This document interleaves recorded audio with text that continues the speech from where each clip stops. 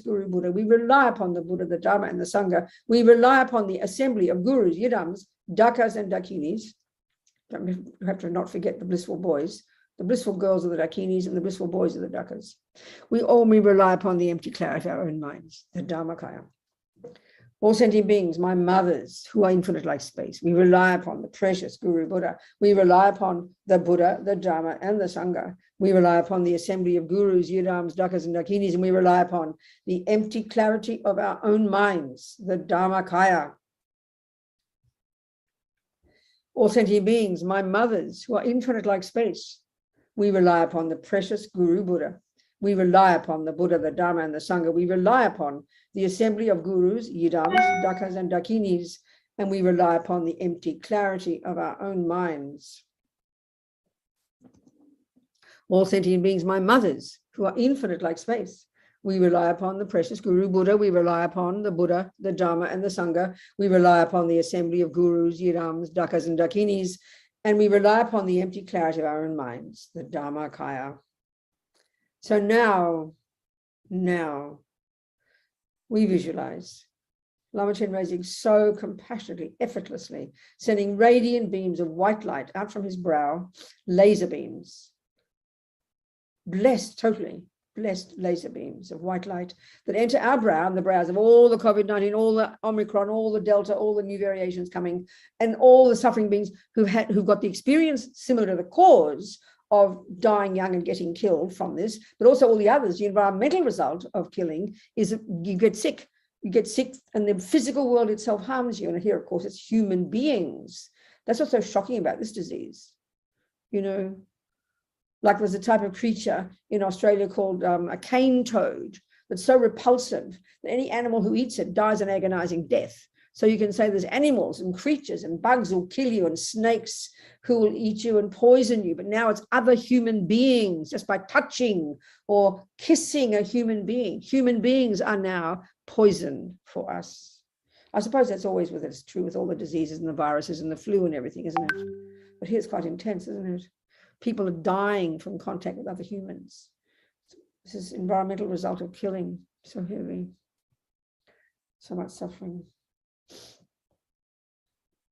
So we visualize this light going out and purifying all this suffering, not just the Omicron, but all the suffering, all the terrible, terrible physical suffering of harming others and sentient beings in the past. Look at all the animal suffering, the physical, the humans, so much physical suffering, agonizing physical suffering as a result of killing and harming, you know.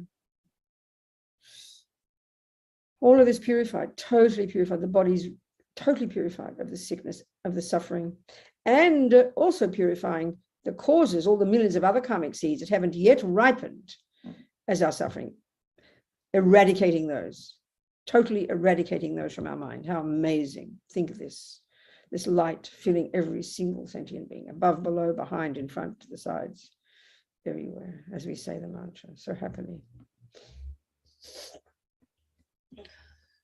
And thinking also the sound, as you say it, wherever you are, it goes out. Blesses whoever's hearing it.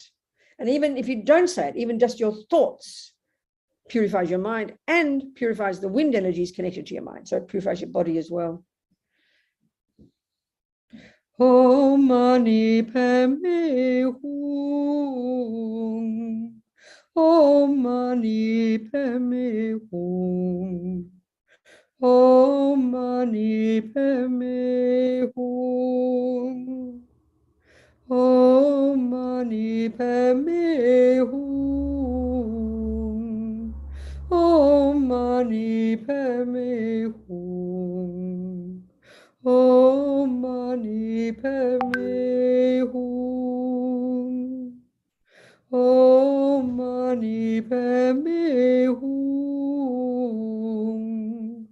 Om Mani Padme Hum. Om Mani Padme Hum. Om Mani Padme Hum. Om Mani Padme Hum. Om Mani Padme Hum. Om Mani Padme Hum. Om Mani Padme Hum.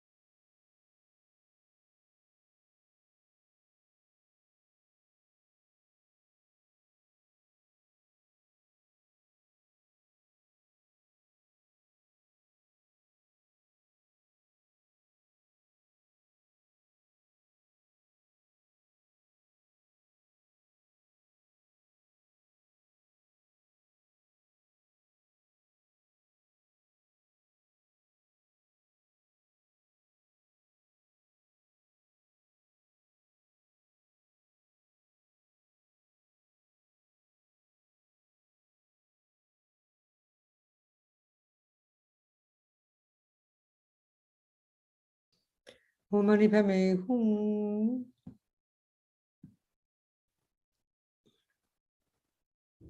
So continuing this, visualizing Lama Chenrezig, sending all these powerful beams of white light, purifying all the suffering sentient beings, as we say now the verses. These aspirations, may this and may that. That's intention. That's the meaning of karma. It surprises to us that everything is driven by intention. If there were no intention, we wouldn't even lift a finger. We don't think we have intention, but it's so programmed. And the intentions are driving us to attachment and all the delusions. They're totally programmed, you know. We're completely programmed. That's what instinct means. We've done it so often that it's automatic. So here we're putting in new intentions in the mind. May sentient beings be free of suffering. May sentient beings have well-being. May sentient beings be happy. These thoughts do not go astray. They program our mind and they invoke the Buddhas. We're requesting all the holy beings to help. They'll do their job. May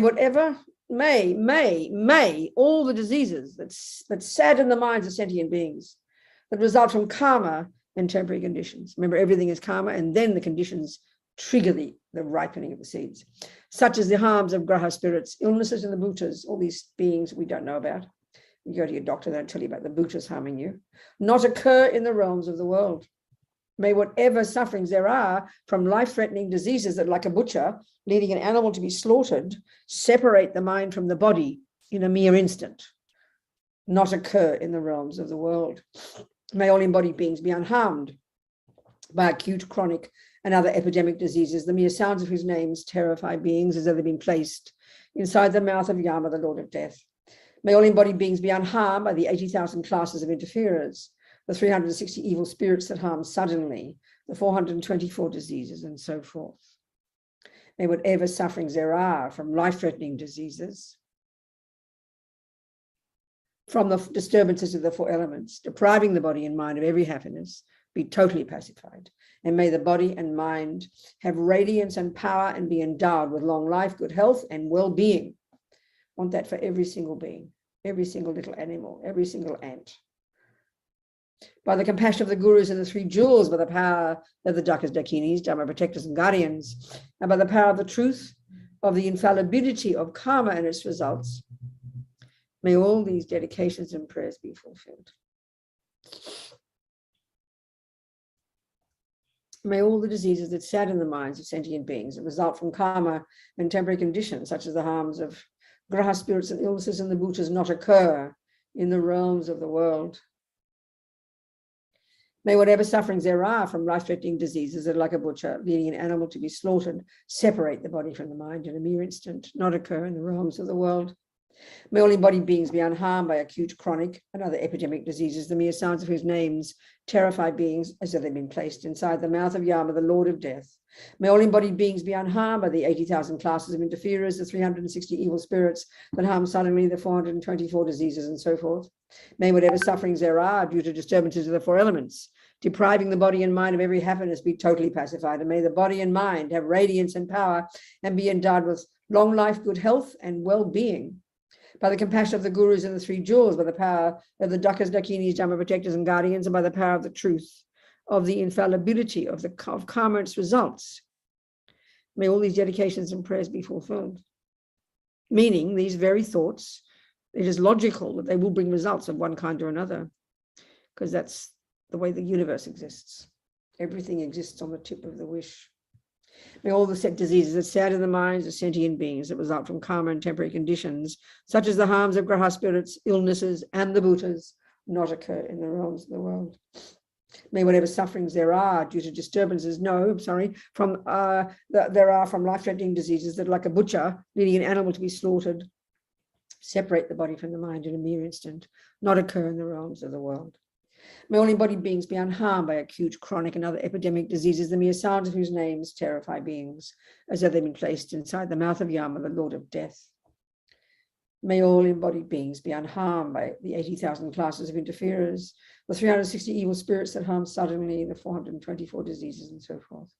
May whatever sufferings there are due to disturbances of the four elements, depriving the body and mind of every happiness, be totally pacified. And may the body and mind have radiance and power and be endowed with long life, good health, and well-being. By the compassion of the gurus and the three jewels, by the power of the Dakas, Dakinis, Dhamma protectors and guardians, and by the power of the truth of the infallibility of karma and its results, may all these dedications and prayers be fulfilled. May all the diseases that sadden the minds of sentient beings that result from karma and temporary conditions, such as the harms of graha spirits, illnesses, and the bhutas, not occur in the realms of the world. May whatever sufferings there are from life-threatening diseases that, like a butcher leading an animal to be slaughtered, separate the body from the mind in a mere instant, not occur in the realms of the world. You do not want to die like that. Remember that. You do not want to die like that. Fear would just be overwhelming. You want to be prepared for death. So be happy if you've told you've been given cancer, you've got cancer. You be prepared for it, because our minds are so stubborn because we believe we're permanent. We don't believe we're going to die. So we need notice. That's a luxury. So you don't want to die like that. If you're a bodhisattva, it's different. You'll be fine anytime. May all embodied beings be unharmed by acute, chronic, and other epidemic diseases. The mere sounds of his names terrify beings as though they've been placed inside the mouth of Yama, the Lord of Death. May all embodied beings be unharmed by the 80,000 classes of interferers, the 360 evil spirits that harm suddenly, the 424 diseases, and so forth. May whatever sufferings there are due to disturbances of the four elements, depriving the body and mind of every happiness, be totally pacified. And may the body and mind have radiance and power and be endowed with long life, good health, and well-being. By the compassion of the gurus and the three jewels, by the power of the Dakas, Dakinis, Dhamma protectors and guardians, and by the power of the truth of the infallibility of karma, its results, may all these dedications and prayers be fulfilled. So now, continue to visualize Lama Chenrezig so compassionately, sending these white beams of laser light, entering the brows of every being in the universe, including ourselves. As we now sing the mantra again, white light coming into us, totally purifying the body, all the pains and suffering, all the results, all the COVID, all the difficulties and the suffering from all the people left over, even though they had the disease a year ago, they're still suffering, so many of them. All of this and all the other physical suffering people are experiencing.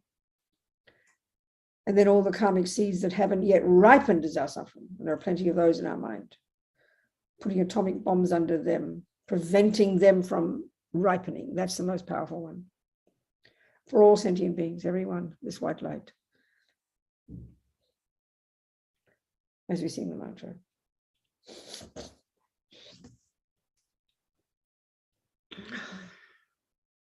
Om Mani Padme Hum. Om Mani Padme Hum. Om Mani Padme Hum. Om Mani Padme Hum. Om Mani Padme Hum. Om Mani Padme Hum.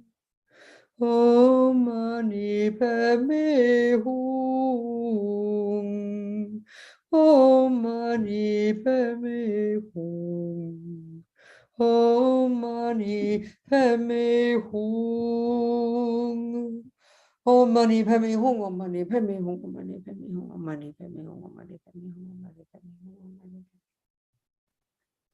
Strongly visualizing, wanting.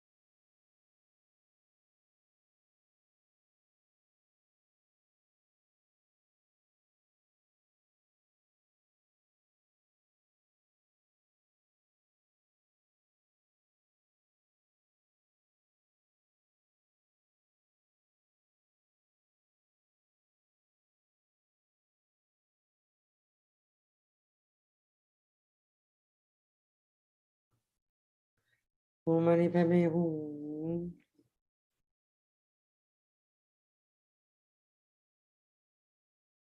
So now, visualize Lama Chenrezig so compassionately sending the red beams, laser beams of red light, purifying laser beams of red light from the red artist's throat, entering into our throats and the throats of every single being above, below, behind, in front, to the sides. All sentient beings of the universe. This time purifying all the karmic results of speech.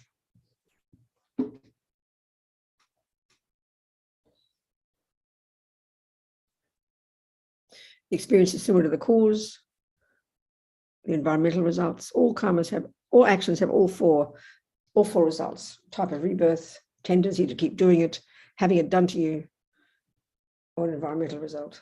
It's just, our minds create the universe. There's nothing apart from these four. That's everything. That's the universe. And everything is our own karmic appearance. So we visualize all the suffering as a result of harmful speech, which mostly is done as humans, of course, as clever humans without clever sounds. Environmental results, things don't, work properly. The elements are all out of balance. Things are disgusting, ugly, broken, harmful.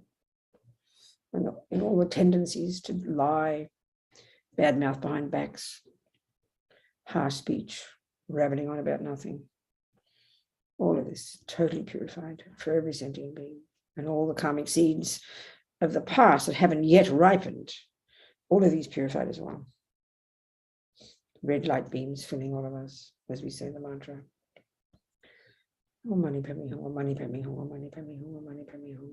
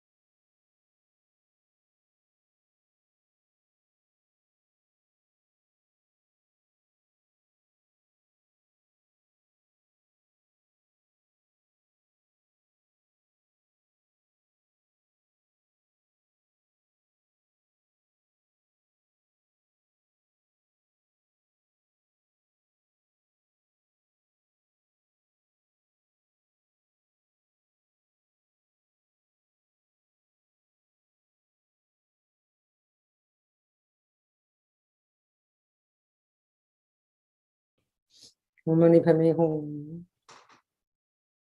Full of this red light, imagine. All negativity purified.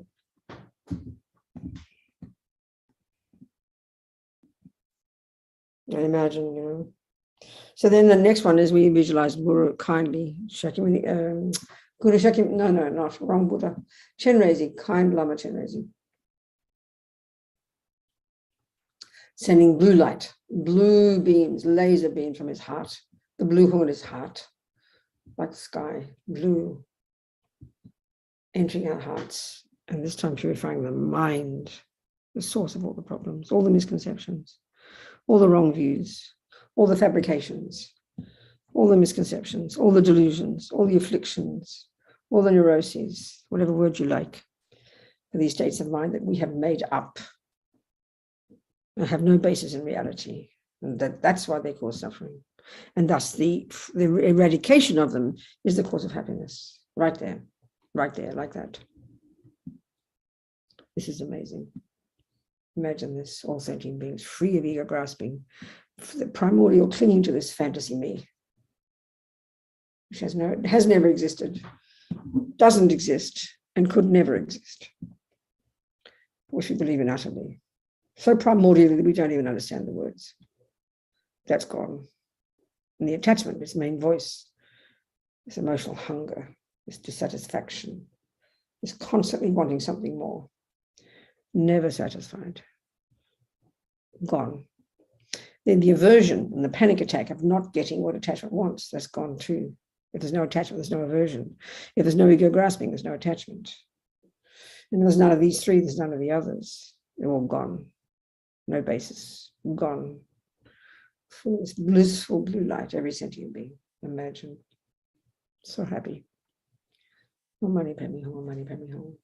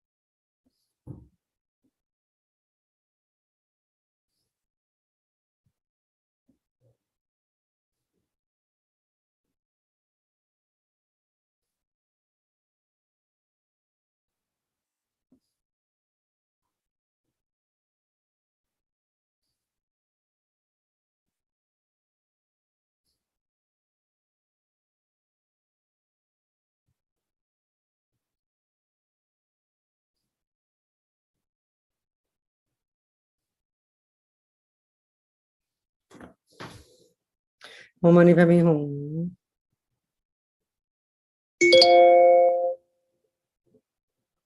So now we continue to say a few more verses as we visualize the white light again, purifying the bodies, continuing to purify the pain and suffering, and then all the seeds we planted in the past that haven't yet ripened as pain and suffering. All of this purified as we say the verses from the heart, all these aspirations, may this and may that. May all the diseases that sadden the minds of sentient beings that result from karma and temporary conditions, such as the harms of graha spirits, illnesses, and the bhutas, not occur in the realms of the world. May whatever sufferings there are from life-threatening diseases, like a butcher leading an animal to be slaughtered, separate the body from the mind in a mere instant, not occur in the realms of the world. Like you think of those people recently, you know, with their hands behind their back, being shot.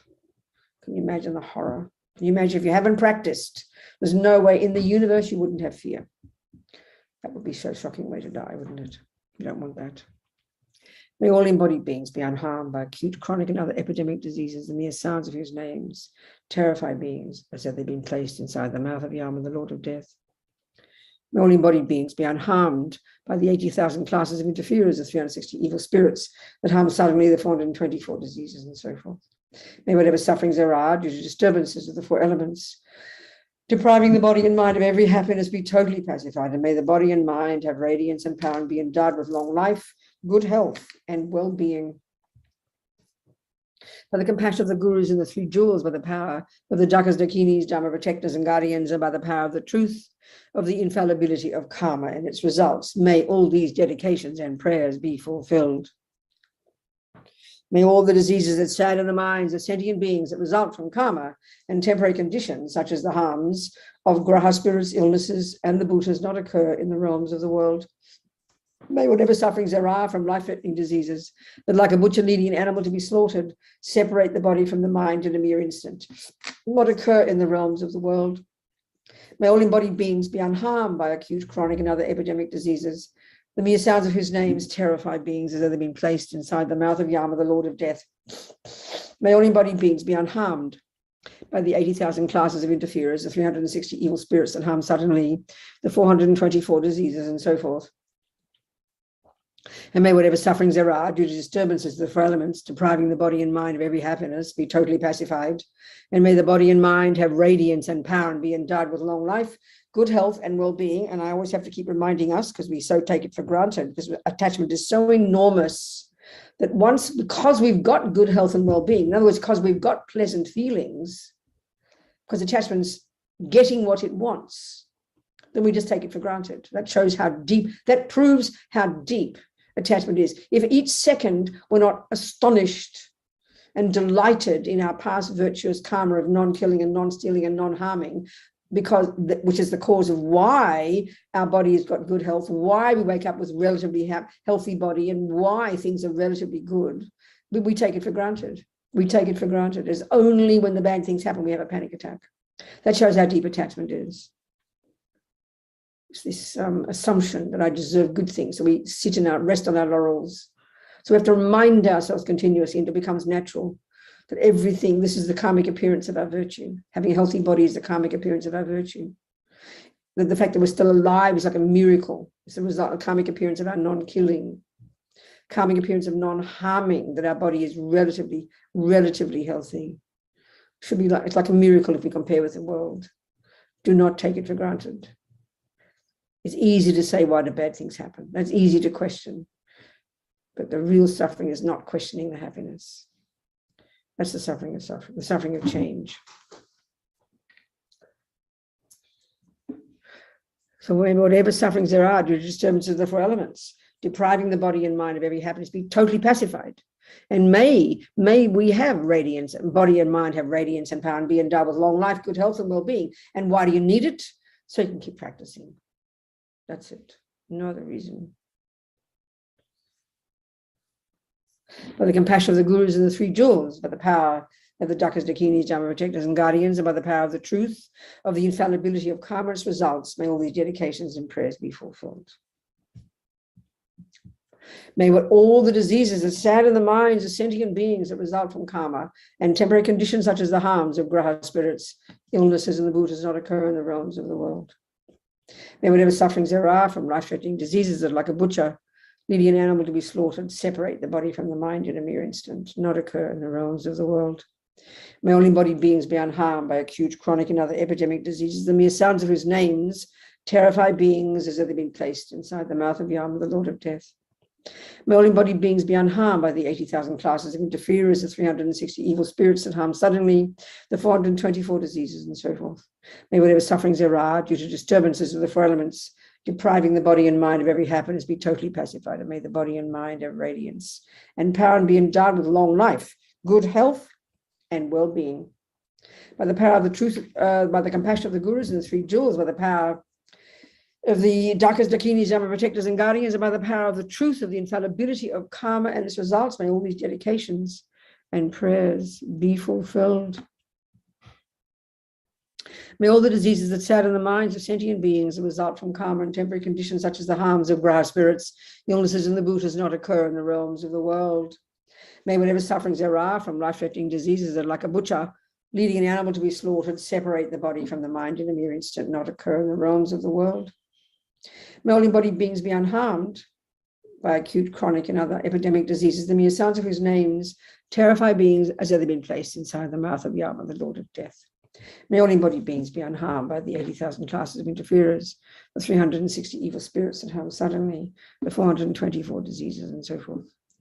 May whatever sufferings there are due to disturbances of the four elements, depriving the body and mind of every happiness, be totally pacified, and may the body and mind have radiance and power and be endowed with long life, good health, and well-being. By the compassion of the gurus and the three jewels, by the power of the Dakas, Dakinis, Dharma protectors, and guardians, and by the power of the truth of the infallibility of karma and its results, may all these dedications and prayers be fulfilled. So now we visualize Lama Chenrezig so kindly sending the three lights together. So imagine now we've purified all the suffering of the body, speech, and the mind. We've achieved liberation. Imagine that. We've achieved liberation from samsara because we've cut the root. We've cut the root. We've achieved our cessation of suffering. We've achieved our nirvana, let's just imagine. But now we have to remove even the subtlest imprints from the mind, which comes with the combination. We're adding bodhicitta into the mix. And now we become omniscient. Now we become insanely, outrageously, amazingly powerful and magnificent and infinite, billion times more compassion, billion times more power, which is what our potential is. Such that now we can manifest our bodies and minds in countless bodies throughout all the universes, throughout all the realms of existence, throughout all time, for the sake of all sentient beings, effortlessly. That's the job of a Buddha. That's the capacity of a Buddha. So removing all the subtlest imprints that prevent that. 3 together, white to the brow, red to the throat, blue to the heart. All sentient beings. Om mani padme hum, om mani padme hum, om mani padme hum, om mani padme hum, om mani padme hum. Om mani padme hum, om mani padme hum.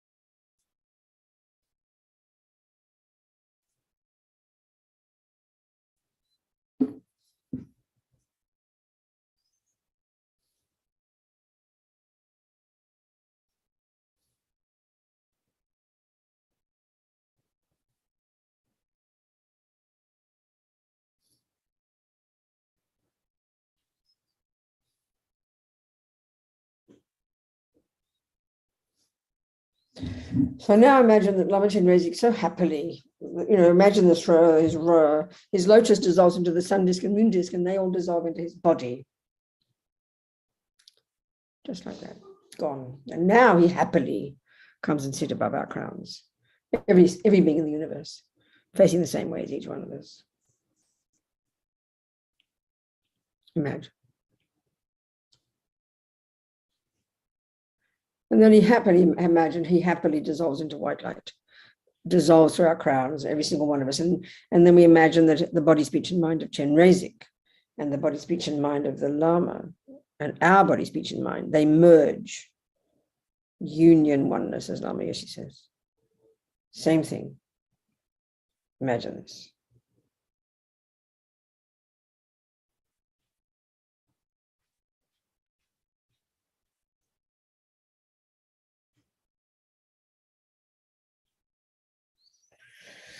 Now imagine all these transformed beings dissolve into us. Imagine that. For all the directions, up, down, behind, below, above, all dissolve into us.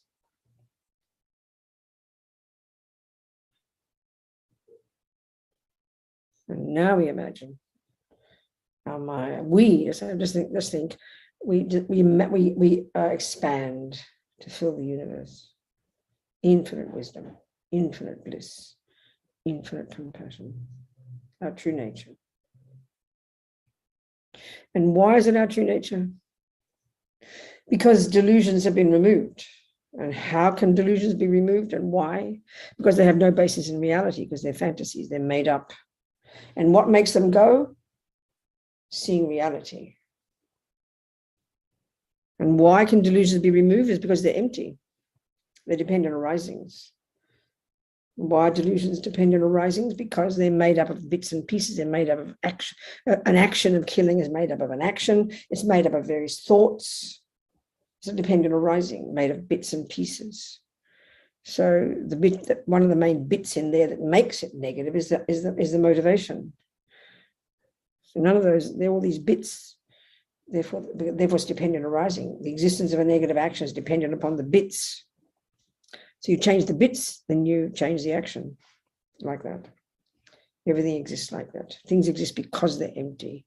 Things exist because they're dependent arising. Our mind possesses Buddha nature because it is empty. Negative actions can be removed because they are empty. Everything that exists has to be empty of intrinsic existence. If it were intrinsically existing, it couldn't exist. It's a fantasy. It's a fabrication. It's a nonsense. It's unreal.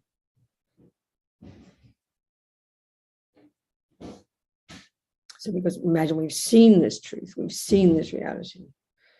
So imagine our mind pervades space in bliss, infinite wisdom, infinite compassion. As vast as space, no thoughts.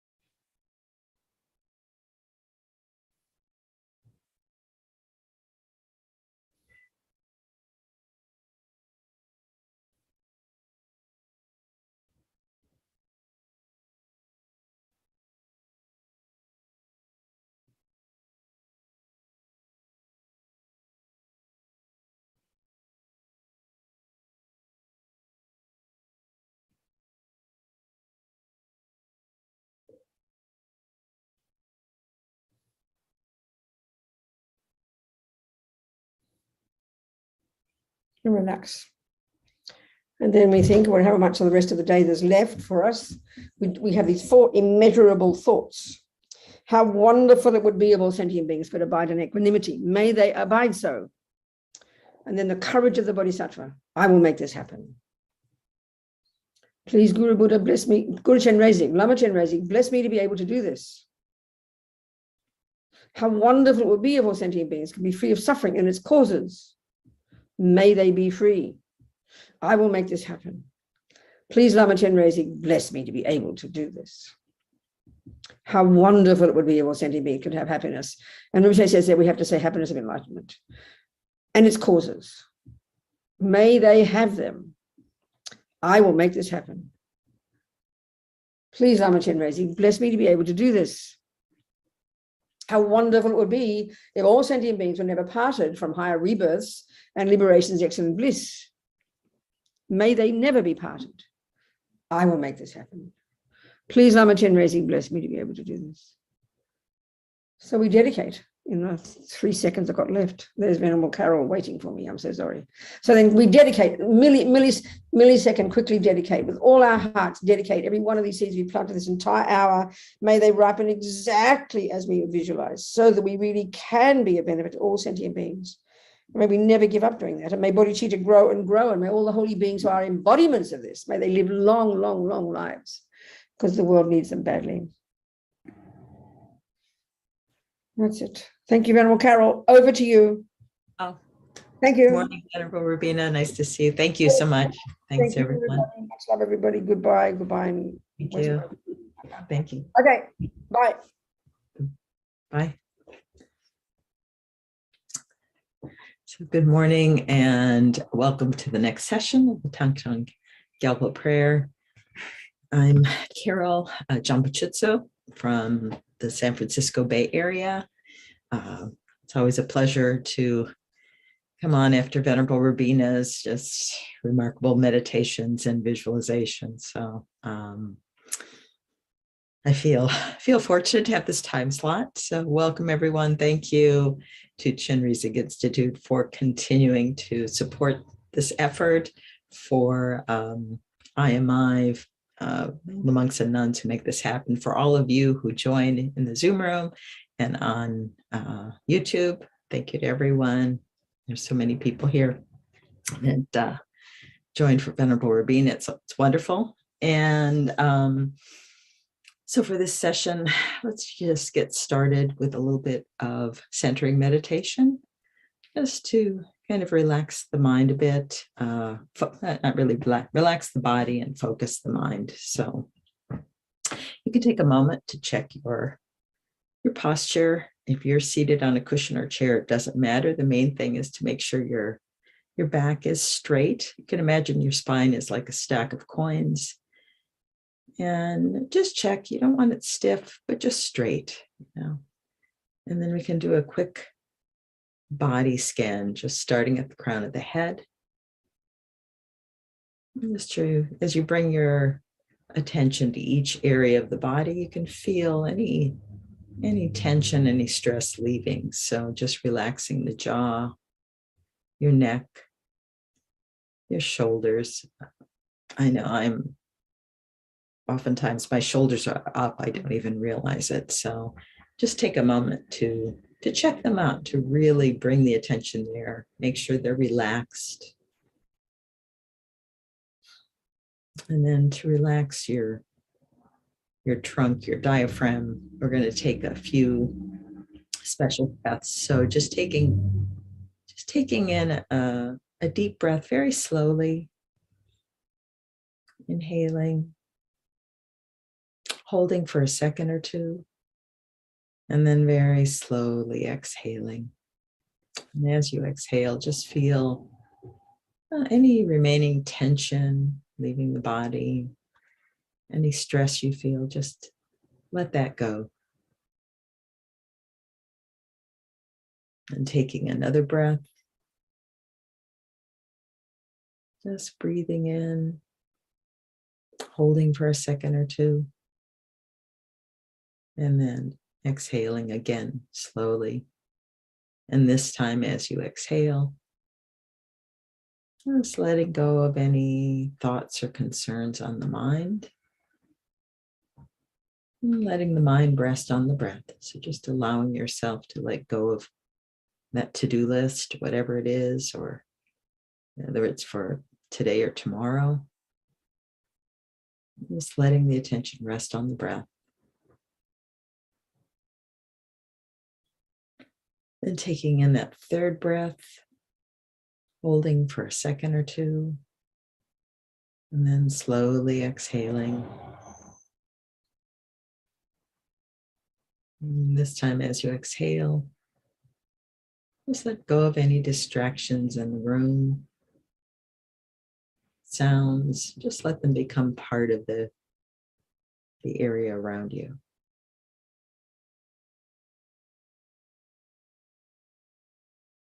And then just feel yourself, your body planted on your cushion or chair. It's very stable. You can feel your hips, your pelvic bones just supported there. Then relaxing that part of your body, continuing on to relax your thighs, your calves, your ankles.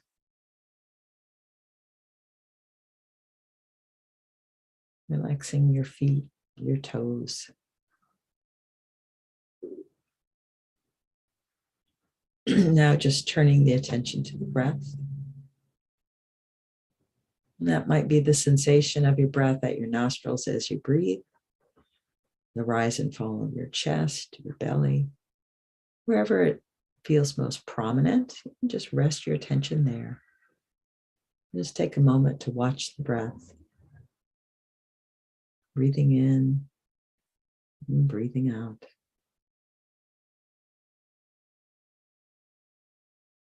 Just at a comfortable pace. Just breathing in, breathing out.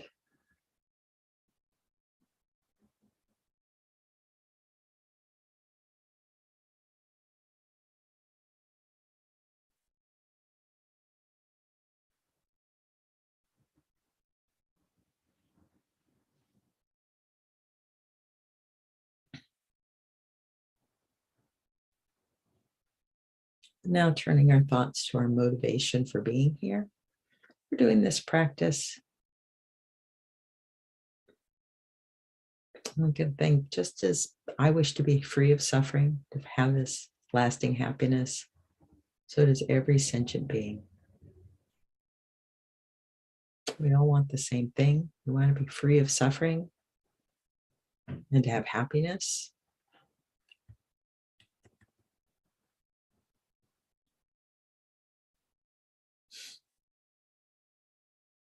And then thinking about how we follow the Buddhist teachings, giving no harm, trying to be of benefit if we can. We can see with our experience that alleviates the suffering, just even in our day-to-day routine. When the mind is absorbed with its own satisfaction, its own, constant needs, there's such stress around that, and it's a kind of suffering. And when we can relax, we can think about others, about see our commonality.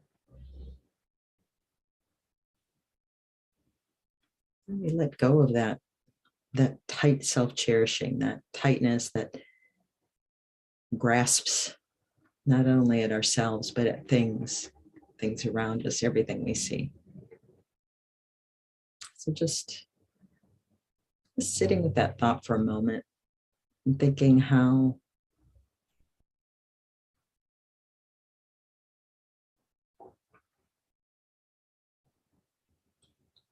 to let go of that, how to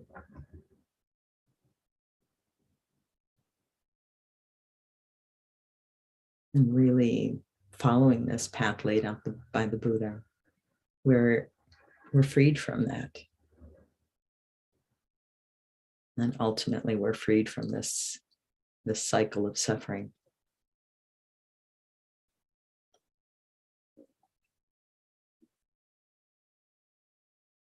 And we even have the potential to attain this full enlightenment, just as the Buddha did.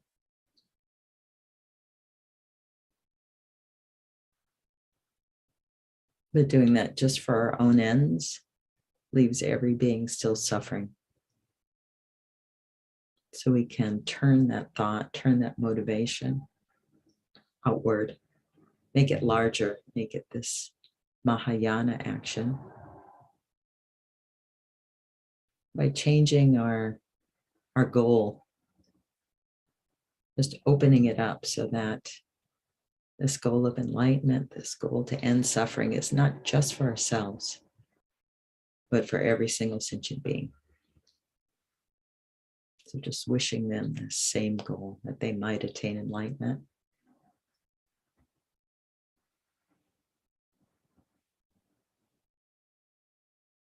That my efforts to attain enlightenment are for their benefit. So just thinking in that way. This is called the mind of bodhicitta, this altruistic wish to attain enlightenment. So it's just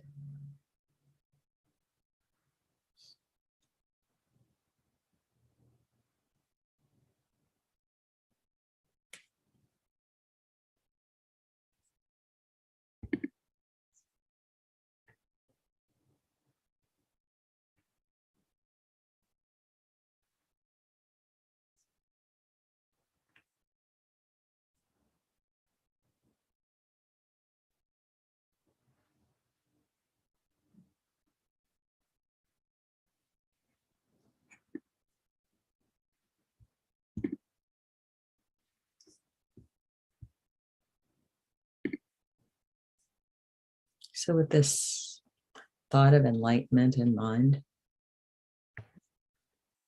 this bodhicitta, let's keep that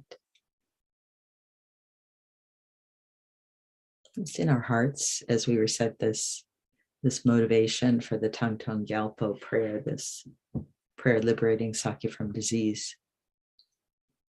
All sentient beings, my mothers, who are infinite like space, go for refuge to the precious Guru Buddha.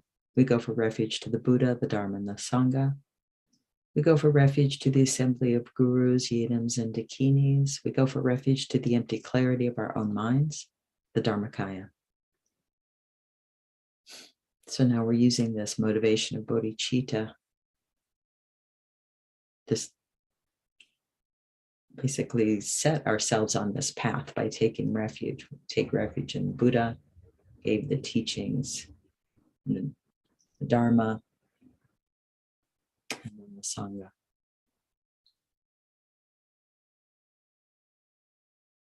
All sentient beings, my mothers, who are infinite like space, go for refuge to the precious Guru Buddha. We go for refuge to the Buddha, the Dharma, and the Sangha. We go for refuge to the assembly of gurus, yidams, and dakinis. We go for refuge to the empty clarity of our own minds, the Dharmakaya. So that last line reminds us of our Buddha nature, this potential that we have, this empty clarity. All sentient beings, my mothers, who are infinite like space, go for refuge to the precious Guru Buddha. We go for refuge to the Buddha, the Dharma, and the Sangha. We go for refuge to the assembly of gurus, yidams, and dakinis. We go for refuge to the empty clarity of our own minds, the Dharmakaya.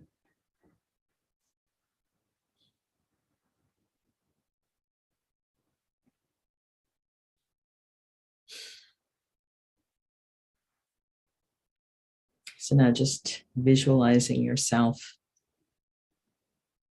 in a lovely green meadow, a lovely place with your friends and family to either side. Just feeling very comfortable, joyful. And then going off in a circle are all sentient beings in human form. And this circle extends out just this all the way to the horizon. Everyone seated very comfortably, It's a harmonious and peaceful atmosphere. There's plenty of room. Everything is pleasant, and in the center of this circle is an aspect of the Buddha of compassion, Chenrezig, this holy white body with 1,000 arms, is ready to help all sentient beings. And just imagine that Chenrezig is in the center of this large circle, just looking out with compassion at you and at every being. That's with this infinite equanimity, just having the same strong wish to benefit each of us. And as we recite the mantra, you can kind of keep this visualization in mind and imagine that rays of radiant white light radiate out from Chenrezig's holy body. You come to the crown of your head and begin to just fill your body with this energy of compassion, beginning this potential, this ability to transform your mind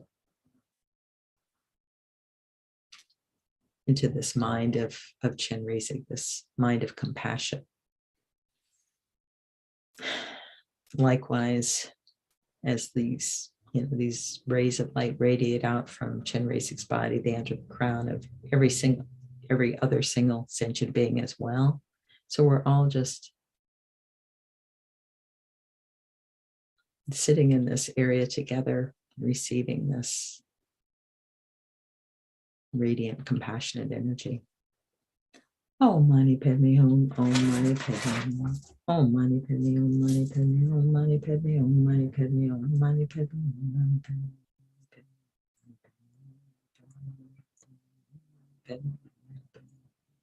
Om Mani Padme, Om Mani Padme.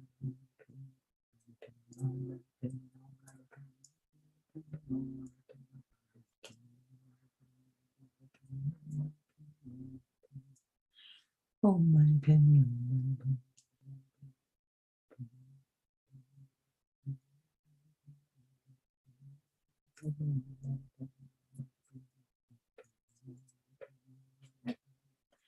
Om Mani Padme, Om Mani Padme.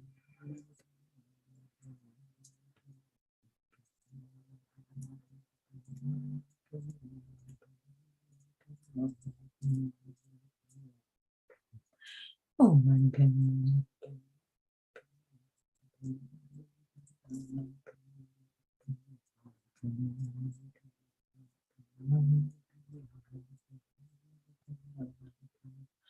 Om Mani Padme.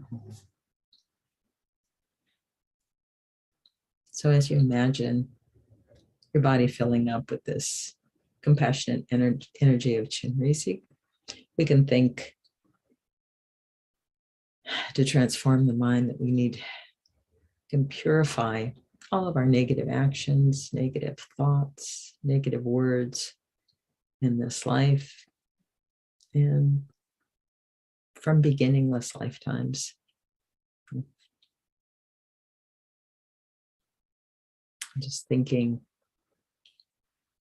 we've taken refuge and reaffirmed our dedication, our commitment to this path laid out by the Buddha. And the next step is to think about, just generate regret for all those negative actions, negative words, negative thoughts, for all the harm we've given. We can just generate regret because we've missed a chance to be of benefit. Regret for harming others. Not judgment, not guilt. But you can imagine it's as though we'd swallowed poison. You want to get it out of your body. So this mantra we're reciting, this heart wish of bodhicitta, it makes this action an antidote to our our negativities to that mind of self-cherishing. So as we recite the mantra, we can think it's like we're taking the medicine, or the antidote to that poison. Om Mani Padme, Om Mani Padme, Om Mani Padme.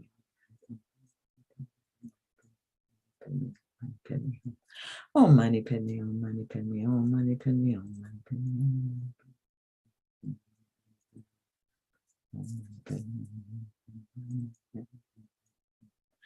Om Mani Padme.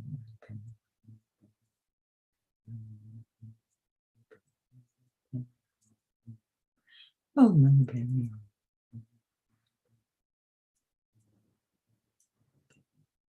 Om Mani Padme.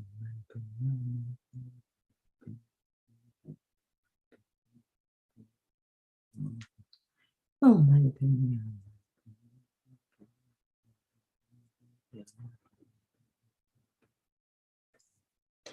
Om Mani Padme, Om Mani Padme.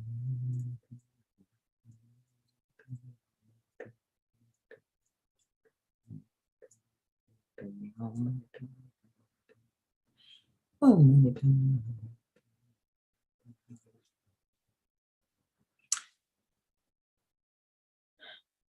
Om Mani Padme.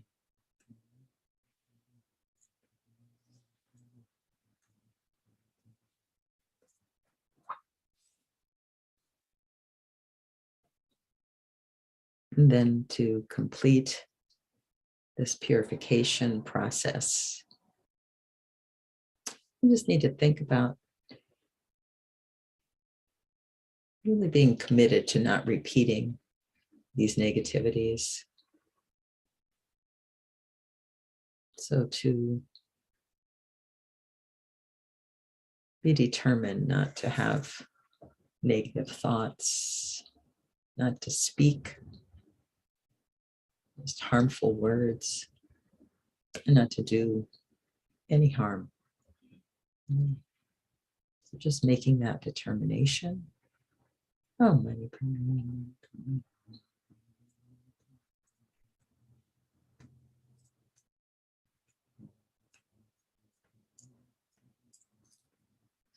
Oh, Mani Padme.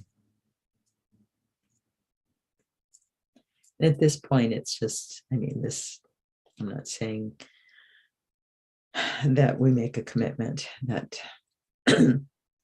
is a lifetime. We work at it. At least I know for my part, I work at it because we're still working on uncontrolling our minds. The part of this process is really transforming the mind so that we can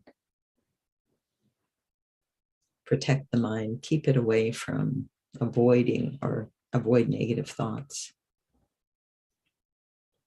Avoid that long-time habit of self-cherishing. So when we make this commitment, you can have in your mind, just even making it for the next 5 minutes, because that's something we can, we have to break it into a manageable time, a manageable task, if you will. So just thinking that way. And if we're doing this purification all the time, then we're really conditioning ourselves. We're really working to transform the mind. So, oh, Mani Padme.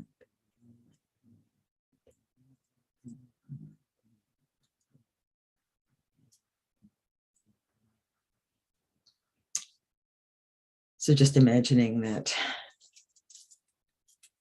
Chenrezig manifests countless bodies, comes to the crown of your head, the crown of each and every sentient being, dissolves into light, and completely fills your body. You can feel your mind transformed, your speech transformed, your body just into this mind of compassion. Just putting aside all harm, the wish to harm, and really fulfilling this motivation of wishing to be of benefit. And a strong wish to attain enlightenment for all sentient beings. With this in mind, let's recite the actual prayer. May all the diseases that sadden the minds of sentient beings that result from karma and temporary conditions, such as the harms of graha spirits, illnesses, and the bhutas, not occur in the realms of the world. May whatever sufferings there are from life-threatening diseases that, like a butcher leading an animal to be slaughtered, separate the body from the mind in a mere instant, not occur in the realms of the world. May all embodied beings be unharmed by acute, chronic, and other epidemic diseases, the mere sounds of whose names terrify beings, as though they'd been placed inside the mouth of Yama, the Lord of Death. May all embodied beings be unharmed by the 80,000 classes of interferers, the 360 evil spirits that harm suddenly, the 424 diseases, and so forth. May whatever sufferings there are due to disturbances of the four elements, depriving the body and mind of every happiness, be totally pacified, and may the body and mind have radiance and power, and be endowed with long life, good health, and well-being. By the compassion of the gurus and the three jewels, by the power of the dakinis, dharma protectors, and guardians, and by the power of the truth of the infallibility of karma and its results, may all these dedications and prayers be fulfilled. So let's try to do another recitation. May all the diseases that sadden the minds of sentient beings that result from karma and temporary conditions, such as the harms of graha spirits, illnesses, and the bhutas, not occur in the realms of the world. May whatever sufferings there are from life-threatening diseases, not like a butcher leading an animal to be slaughtered, separate the body from the mind in a mere instant, not occur in the realms of the world. May all embodied beings be unharmed by acute, chronic, and other epidemic diseases, the mere sounds of whose names terrify beings, as though they'd been placed inside the mouth of Yama, the Lord of Death.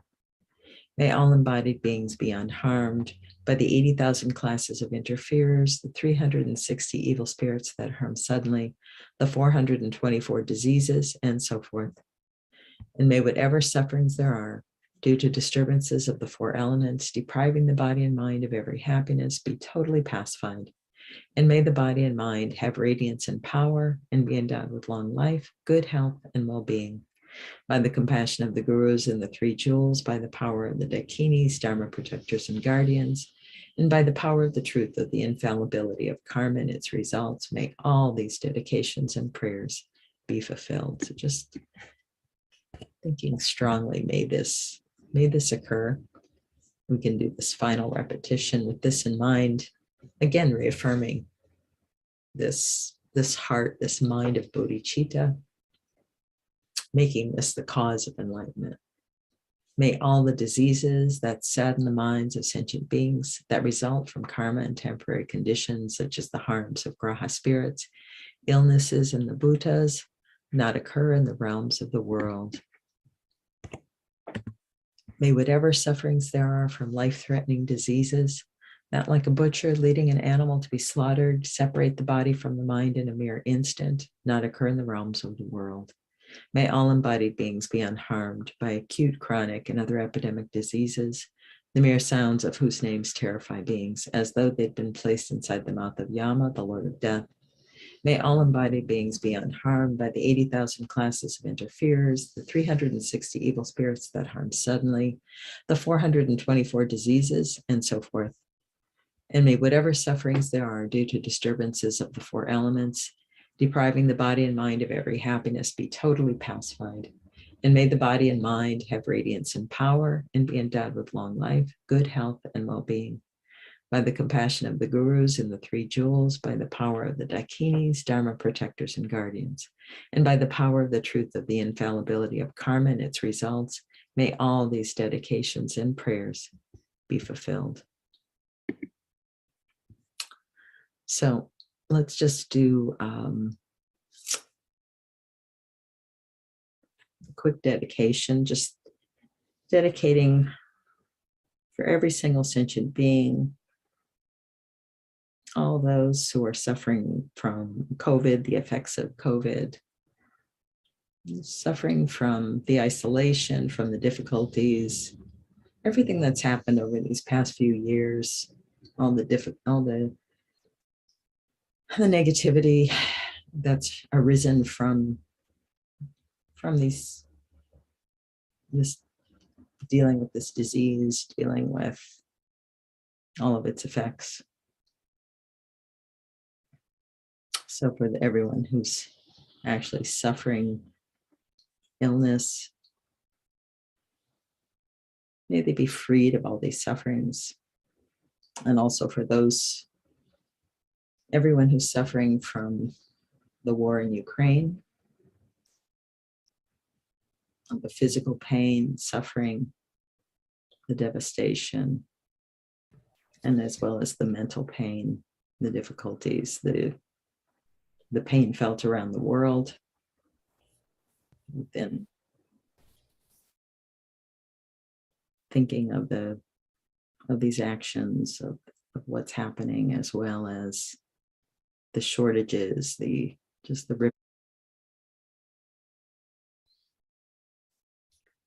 I just arrived late. I'm so sorry, Venerable. Good morning, Venerable Rubina. It's no worries. We had on a recording. Oh, I see. Okay. Yeah, so as soon as I saw you arrived, I turned off the recording and we are ready for you if you're ready for us. Okay. Thank you, Patty. Okay.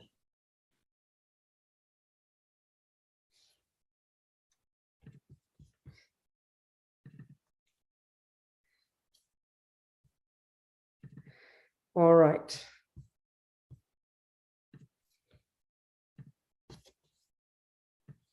Okay, dearest people, we continue this amazing job every Saturday, 24 hours, all over the world, imagining Lama Chenrezig, imagining healing the suffering of the world, particularly, of course, COVID, but also, of course, all the suffering of all the sentient beings everywhere. Remembering. Okay. All right. So we visualize, we imagine in the sky, right there in the sky, in this form of the Buddha that's actually not visible to most of us. Our mind is not subtle enough. We haven't purified enough.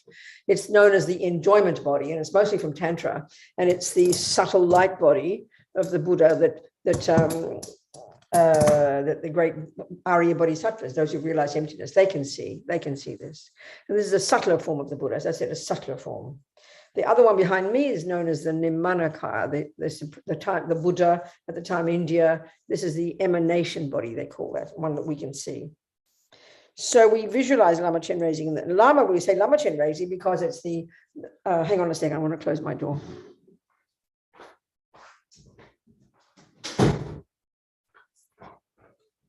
Because we're trying to practice the view that the Lama, the spiritual mentor, the word in Sanskrit is guru, heavy with qualities. It's a wonderful word.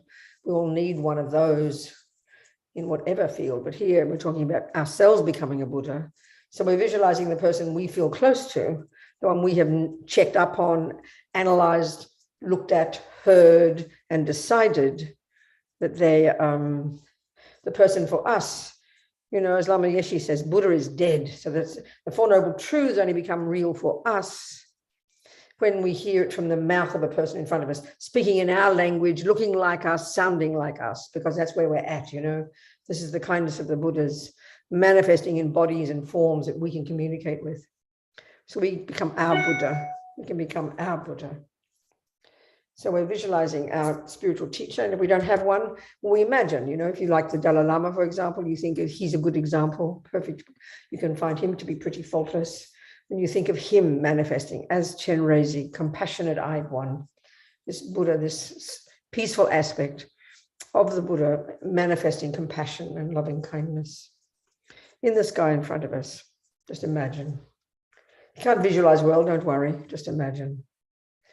Radiant light body, white light, sitting on a multicolored lotus. On the lotus is a sun disk and a moon disk, which represent wisdom and compassion. And it's like a visual language. Everything has a meaning. Everything has a meaning. The general meaning is love and compassion. This unfailing empathy with the suffering of others and the wish to never give up to benefit them. Is the embodiment of those qualities.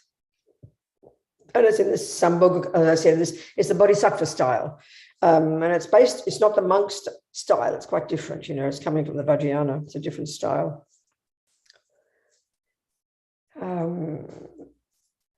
white light body, as I said, beautiful face, very blissful, very compassionate, looking very lovingly at us and every sentient being in the universe, which we'll visualize in a minute.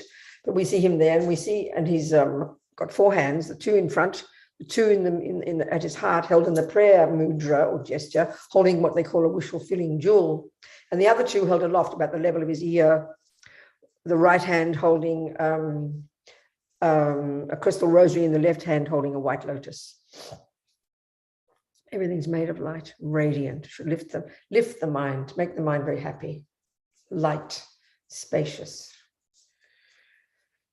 And then we visualize all the sentient beings, pervading space in the form of the enemies, friends, and strangers. So right in front, the objects of our aversion. And maybe now, if we're siding up with the Ukrainians, we have the Russians in the object of aversion. If we're Russian, maybe we'll have the Ukrainians in the object of aversion. If you're a little cat, your mouse will be your enemy. So we keep, all the sentient beings have their own objects of aversion, our objects of attachment, and our objects of indifference. So to the front, the objects of our aversion. To the left, in front of us, the objects of our attachment, our beloveds.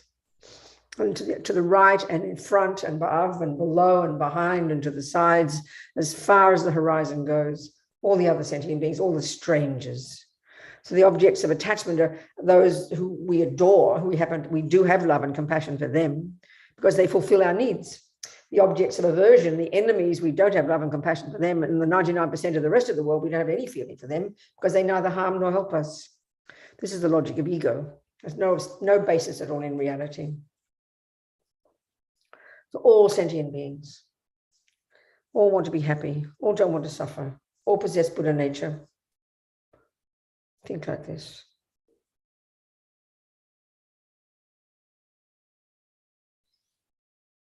Get ourselves out of the equation. That's the whole idea.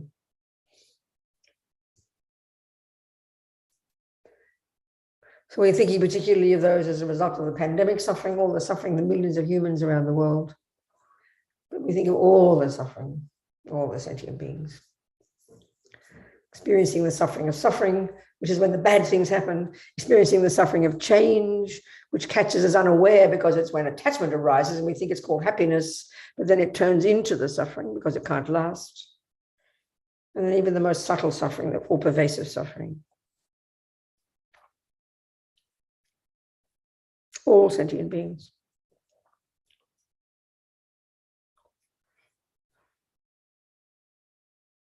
And we see them all in the form of humans, which is the form they can get enlightened in, but all experiencing their own particular sufferings. Imagine this.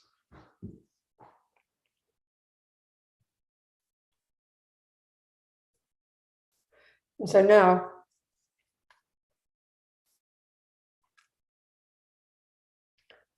at Lama Chenrezig's brow, there's a white Om, the Sanskrit syllables. This is the essence of enlightened body. This represents that. At his throat a red, at his heart a red Ah, enlightened speech. At his heart a blue Hung, enlightened mind. And now we imagine light going out. We're going to now what they call invite the wisdom beings, all the actual Chenrezigs throughout the universe, from pure lands of the countless Buddhas manifesting as Chenrezig. We're going to send light out from the blue Hung, from the heart of our visualization. All these light beams go out and hook the energy of the actual Chenrezigs in their pure lands. And all the energy of all these Chenrezigs throughout the universe all comes back with this light and absorbs back into our visualization. And now it becomes real. Zahung Bam Ho. They become non-dual. Now there's actual Chenrezig in the sky, embodying all the energy of all the Buddhas in the universe.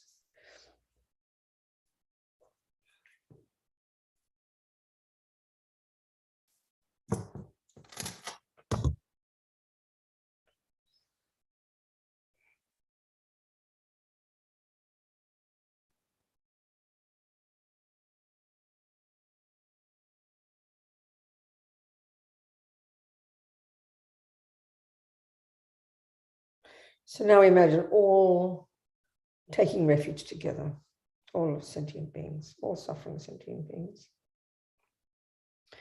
All sentient beings, my mothers, who are infinite like space, We rely upon the precious Guru Buddha. We rely upon the Buddha, the Dharma, and the Sangha. We rely upon the assembly of gurus, yidams, dakas, and dakinis. And we rely upon the empty clarity of our own minds, the Dharmakaya. All sentient beings, my mothers, who are infinite like space. We rely upon the precious Guru Buddha. We rely upon the Buddha, the Dharma, and the Sangha. We rely upon the assembly of gurus, yidams, dakas, and dakinis. And we rely upon the empty clarity of our own minds, the Dharmakaya. All sentient beings, my mothers, who are infinite like space. We rely upon the precious Guru Buddha. We rely upon the Buddha, the Dharma, and the Sangha. We rely upon the assembly of gurus, yidams, dakas, and dakinis. And we rely upon the empty clarity of our own minds, the Dharmakaya. All sentient beings, my mothers, who are infinite like space. We rely upon the precious Guru Buddha. We rely upon the Buddha, the Dharma, and the Sangha. We rely upon the assembly of gurus, yidams, dakas, and dakinis. We rely upon the empty clarity of our own minds, the Dharmakaya. All sentient beings, my mothers, who are infinite like space. We rely upon the precious Guru Buddha. We rely upon the Buddha, the Dharma, and the Sangha. We rely upon the assembly of gurus, yidams, dakas, and dakinis. And we rely upon the empty clarity of our own minds, the Dharmakaya. So as we visualizing Lama Chenrezig now, sending all the white light beams from the white Om at his brow, entering into the brow of every sentient being, every single one, in front, behind, below, above, to the sides. Totally, first of all, totally eradicating all the physical pain, particularly those with COVID and anybody else, all the suffering, the pain, the physical pain, the pain of the body. With all the animals, you know, all the humans, pain of the body, unbelievable pain. Imagine all this white light alleviating, annihilating the weight, taking the pain away. Amazing. And not only that, this white light also purifies all the trillions and trillions of karmic seeds in the minds of all our sentient beings from the actions we've done in the past by harming sentient beings with our bodies, all these karmic seeds that haven't yet ripened as our own suffering. And of course, we want to purify them so they don't ripen, because we do not want suffering for ourselves or anyone else. So imagine these beings, light, purifying all the sickness now and all this past karmic seeds before they ripen as suffering of all sentient beings in the universe. As we sing the mantra. When you sing the mantra, also the sound goes out. And whoever's around us, whoever hears us right here, each one of us, they get purified as well. And the sound purifies our own body and mind as well. Om Mani Padme Hum. Om Mani Padme Hum. Om Mani Padme Hum. Om Mani Padme Hum. Om Mani Padme Hum. Om Mani Padme Hum. Om Mani Padme Hum. Om Mani Padme Hum. Om Mani Padme Hum. Om Mani Padme Hum. Om Mani Padme Hum. Om Mani Padme Hum. Strongly wanting, seeing it all, the white light purifying.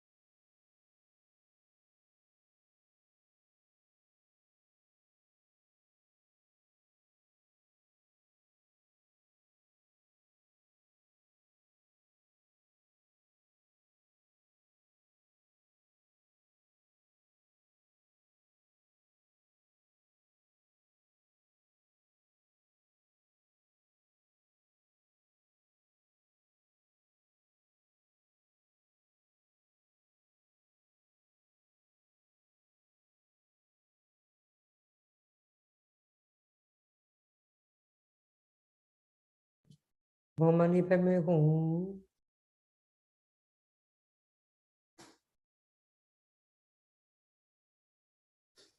So Lama Chenrezig continues to send the white beams of light in every single sentient being, continuing to take away the suffering of the bodies, continuing to purify all the karmic imprints from all the harm in the past done with our bodies before they ripen as our suffering. As we say these verses from our hearts, these aspirations. May all the diseases that sadden the minds of sentient beings that result from karma and the temporary conditions, such as the harms of graha spirits, illnesses, and the bhutas, not occur in the realms of the world. May whatever sufferings there are from life-threatening diseases that, like a butcher leading an animal to be slaughtered, separate the body from the mind in a mere instant, not occur in the realms of the world. May all the embodied beings be unharmed by acute, chronic, and other epidemic diseases, the mere sounds of whose names terrify beings, as though they've been placed inside the mouth of Yama, the Lord of Death. May all embodied beings be unharmed by the 80,000 classes of interferers, the 360 evil spirits that harm suddenly, the 424 diseases, and so forth. May whatever sufferings there are due to disturbances of the four elements, depriving the body and mind of every happiness, be totally pacified, and may the body and mind have radiance and power and be endowed with long life, good health, and well-being. By the compassion of the gurus and the three jewels, by the power of the Dakas, Dakinis, Dharma protectors, and guardians, and by the power of the truth of the infallibility of karma and its results, may all these dedications and prayers be fulfilled. May all the diseases that sadden the minds of sentient beings that result from karma and temporary conditions, such as the harms of graha spirits, illnesses in the bhutas, not occur in the realms of the world. May whatever sufferings there are from life-threatening diseases that, like a butcher leading an animal to be slaughtered, separate the body from the mind in a mere instant, not occur in the realms of the world. May all embodied beings be unharmed by acute, chronic, and other epidemic diseases, the mere sounds of whose names terrify beings as though they've been placed inside the mouth of Yama, the Lord of Death. May all embodied beings be unharmed by the 80,000 classes of interferers, the 360 evil spirits that harm suddenly, the 424 diseases, and so forth. May whatever sufferings there are due to disturbances of the four elements, depriving the body and mind of every happiness, be totally pacified, and may the body and mind have radiance and power and be endowed with long life, good health, and well-being. By the compassion of the gurus and the three jewels, by the power of the Dakas, Dakinis, Dharma protectors, and guardians, and by the power of the truth of the infallibility of karma and its results, may all these dedications and prayers be fulfilled. May all the diseases that sadden the minds of sentient beings that result from karma and temporary conditions, such as the harms of graha spirits, illnesses, and the bhutas, not occur in the realms of the world. May whatever sufferings there are from life-threatening diseases that, like a butcher leading an animal to be slaughtered, separate the body from the mind in a mere instant, not occur in the realms of the world. May all embodied beings be unharmed by acute, chronic, and other epidemic diseases, the mere sounds of whose names terrify beings, as though they've been placed inside the mouth of Yama, the Lord of Death. May all embodied beings be unharmed by the 80,000 classes of interferers, the 360 evil spirits that harm suddenly, the 424 diseases, and so forth. May whatever sufferings there are due to disturbances of the four elements, depriving the body and mind of every happiness, be totally pacified, and may the body and mind have radiance and power and be endowed with long life, good health, and well-being. By the compassion of the gurus and the three jewels, by the power of the Dakas, Dakinis, Dharma protectors, and guardians, and by the power of the truth of the infallibility of karma and its results, may all these dedications and prayers be fulfilled. May all the diseases that sadden the minds of sentient beings that result from karma and temporary conditions, such as the harms of graha spirits, illnesses, and the bhutas, not occur in the realms of the world. May whatever sufferings there are from life-threatening diseases that, like a butcher leading an animal to be slaughtered, separate the body from the mind in a mere instant, not occur in the realms of the world. May all embodied beings be unharmed by acute, chronic, and other epidemic diseases, the mere sounds of whose names terrify beings as though they've been placed inside the mouth of Yama, the Lord of Death. May all embodied beings be unharmed by the 80,000 classes of interferers, the 360 evil spirits that harm suddenly, the 424 diseases, and so forth. May whatever sufferings there are due to disturbances of the four elements, depriving the body and mind of every happiness, be totally pacified, and may the body and mind have radiance and power and be endowed with long life, good health, and well-being. By the compassion of the gurus and the three jewels, by the power of the Dakas, Dakinis, Dharma protectors and guardians, and by the power of the truth of the infallibility of karma and its results, may all these dedications and prayers be fulfilled. May all the diseases that sadden the minds of sentient beings that result from karma and temporary conditions, such as the harms of graha spirits, illnesses, and the bhutas, not occur in the realms of the world. May whatever sufferings there are from life-threatening diseases that, like a butcher leading an animal to be slaughtered, separate the body from the mind in a mere instant, not occur in the realms of the world. May all embodied beings be unharmed by acute, chronic, and other epidemic diseases, the mere sounds of whose names terrify beings as they've been placed inside the mouth of Yama, the Lord of Death. May all embodied beings be unharmed by the 80,000 classes of interferers, the 360 evil spirits that harm suddenly, the 424 diseases, and so forth. May whatever sufferings there are due to disturbances of the four elements depriving the body and mind of every happiness be totally pacified. And may the body and mind have radiance and power and be endowed with long life, good health, and well-being. By the compassion of the gurus and the three jewels, by the power of the Dakas, Dakinis, Dharma protectors and guardians, and by the power of the truth of the infallibility of karma and its results, may all these dedications and prayers be fulfilled. May all the diseases that sadden the minds of sentient beings that result from karma and temporary conditions, such as the harms of graha spirits, illnesses, and the bhutas, not occur in the realms of the world. May whatever sufferings there are from life-threatening diseases that, like a butcher leading an animal to be slaughtered, separate the body from the mind in a mere instant, not occur in the realms of the world. May all embodied beings be unharmed by acute, chronic, and other epidemic diseases, the mere sounds of whose names terrify beings as though they've been placed inside the mouth of Yama, the Lord of Death. May all embodied beings be unharmed by the 80,000 classes of interferers, the 360 evil spirits that harm suddenly, the 424 diseases, and so forth. May whatever sufferings there are due to disturbances of the four elements, depriving the body and mind of every happiness, be totally pacified. But may the body and mind have radiance and power and be endowed with long life, good health, and well-being. By the compassion of the gurus and the three jewels, by the power of the Dakas, Dakinis, Dharma protectors and guardians, and by the power of the truth of the infallibility of karma and its results, may all these dedications and prayers be fulfilled. May all the diseases that sadden the minds of sentient beings that result from karma and temporary conditions, such as the harms of graha spirits, illnesses, and the bhutas, not occur in the realms of the world. May whatever sufferings there are from life-threatening diseases that, like a butcher leading an animal to be slaughtered, separate the body from the mind in a mere instant, not occur in the realms of the world. May all embodied beings be unharmed by acute, chronic, and other epidemic diseases, the mere sounds of whose names terrify beings as though they've been placed inside the mouth of Yama, the Lord of Death. May all embodied beings be unharmed by the 80,000 classes of interferers, the 360 evil spirits that harm suddenly, the 424 diseases, and so forth. May whatever sufferings there are due to disturbances of the four elements, depriving the body and mind of every happiness, be totally pacified. And may the body and mind have radiance and power and be endowed with long life, good health, and well-being. By the compassion of the gurus and the three jewels, by the power of the Dakas, Dakinis, Dharma protectors and guardians, and by the power of the truth of the infallibility of karma and its results, may all these dedications and prayers be fulfilled.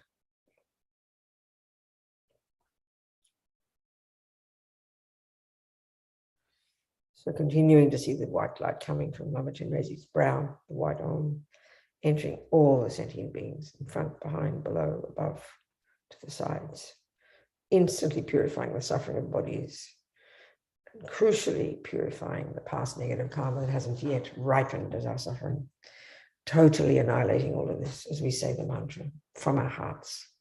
Om Mani Padme Hum, Om Mani Padme Hum, Om Mani Padme Hum.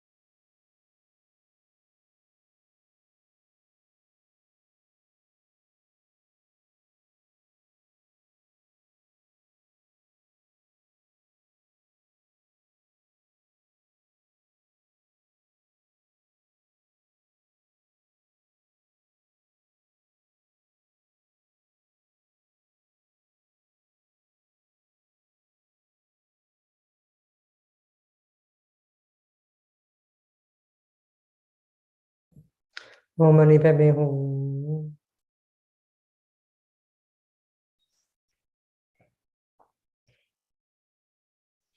So now we can visualize Lama Chenrezig very happily sending red beams of laser light, laser beams of red light from the red at his throat into the throats, our throats and the throats of every single sentient being in the universe, above, below, behind, everywhere. Instantly purifying all the karmic results of past negative speech, which of course is from being human, mostly. All the karmic results. There's always four kinds of karmic results: the type of rebirth, the suffering rebirth, the tendency to do these, to say, to speak lies, harsh words, bad mouthing behind backs, and just meaningless nonsense. All those tendencies, imagine all this purified. And then all the experiences similar to the cause of these things being done to you, people not believing your words, people not interested in what you say, people thinking you're speaking harshly, and all the environmental results. All karmic actions have environmental results of one kind or another. All of this suffering, totally purified. And of course, all the karmic, imagine purifying as well, all the seeds in the mind from countless past human lives where we've done negative speech. All the creatures of the universe have had this before. All these karmic seeds totally purified by this radiant red beams of light filling every one of us. Om Mani Padme Hum, Om Mani Padme Hum, Om Mani Padme Hum, Om Mani Padme Hum.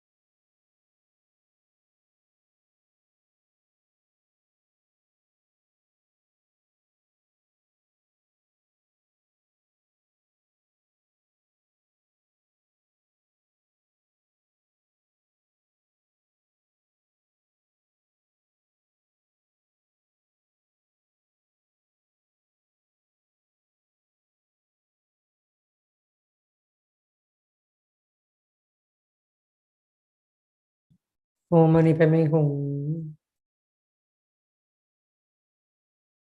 Full of this red light, imagine, totally purified. All sentient beings of the results of negative speech.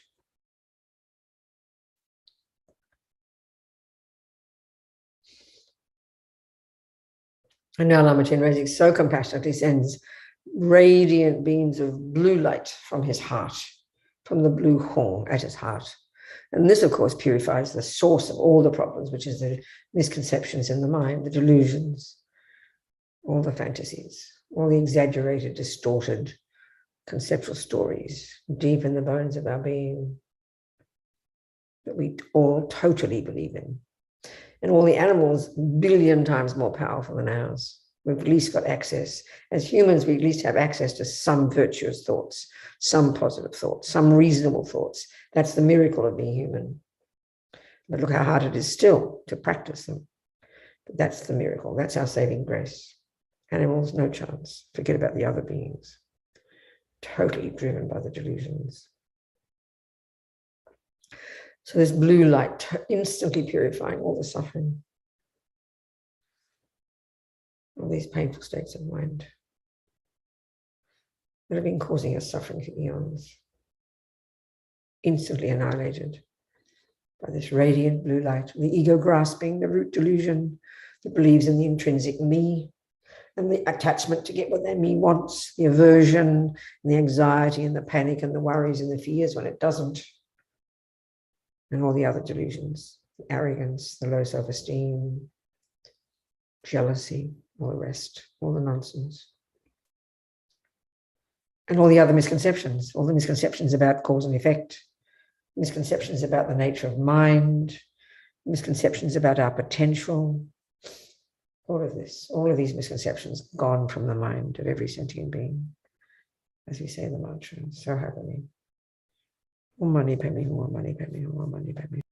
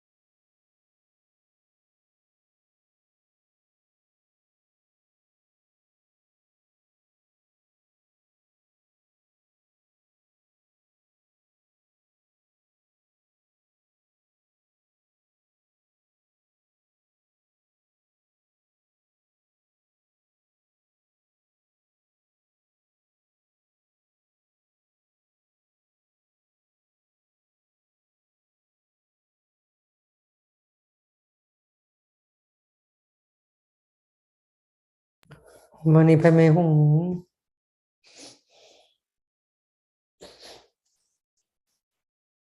So now we again visualize the white light going to the brow, everybody, and purifying the bodies, the terrible suffering of COVID-19 and all the other bits and pieces of it, and all the suffering for everybody, the millions of humans around the planet who've suffered as a result in any way. And of course, all the other suffering, all the terrible suffering that comes out of the blue, seemingly coming out of the blue. No matter how hard we try, we can see we can't stop it because the Buddha's view is we don't understand the causes of suffering. If you can't locate the causes of something, you'll never stop it. You'll never find the solution. This is the tragedy. The Bodhisattvas have such compassion for us all because we don't forget about not realizing emptiness, that we don't realize the cause and effect, that we're in charge. We create our own suffering and our own happiness, and that's the tragedy of all beings in the universe. We don't realize that.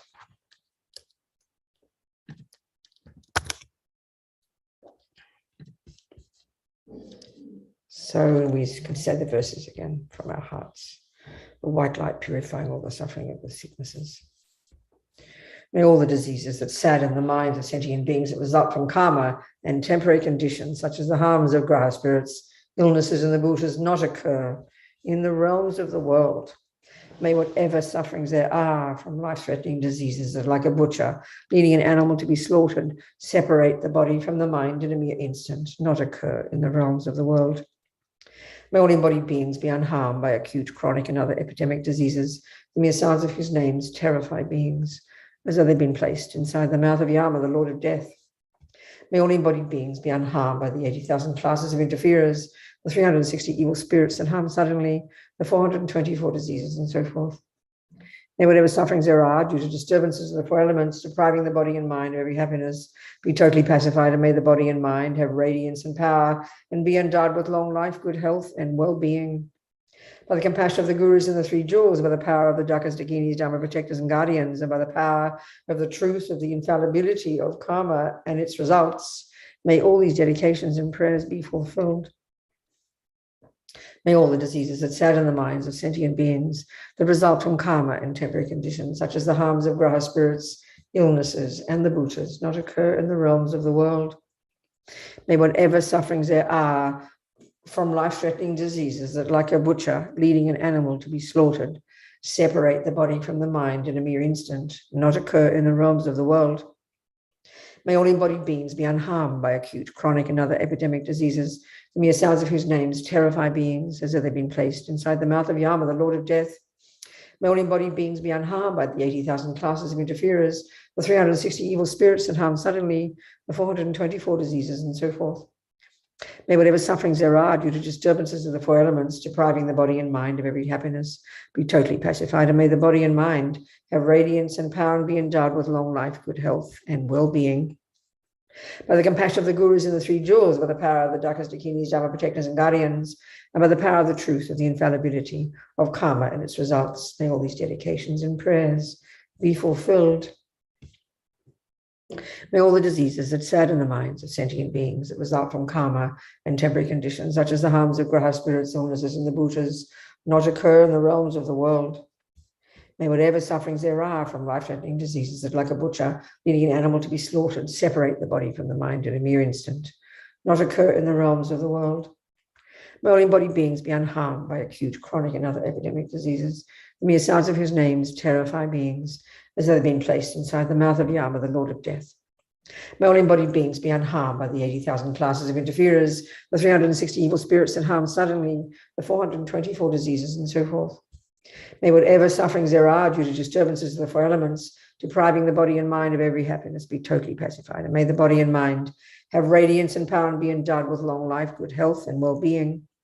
By the compassion of the gurus and the three jewels, by the power of the Dakas, Dakinis, Dharma protectors, and guardians, and by the power of the truth of the infallibility of karma and its results, may all these dedications and prayers be fulfilled. May all the diseases that sadden the minds of sentient beings that result from karma and temporary conditions, such as the harms of graha spirits, illnesses, and the bhutas, not occur in the realms of the world. May whatever sufferings there are from life-threatening diseases that, like a butcher leading an animal to be slaughtered, separate the body from the mind in a mere instant, not occur in the realms of the world.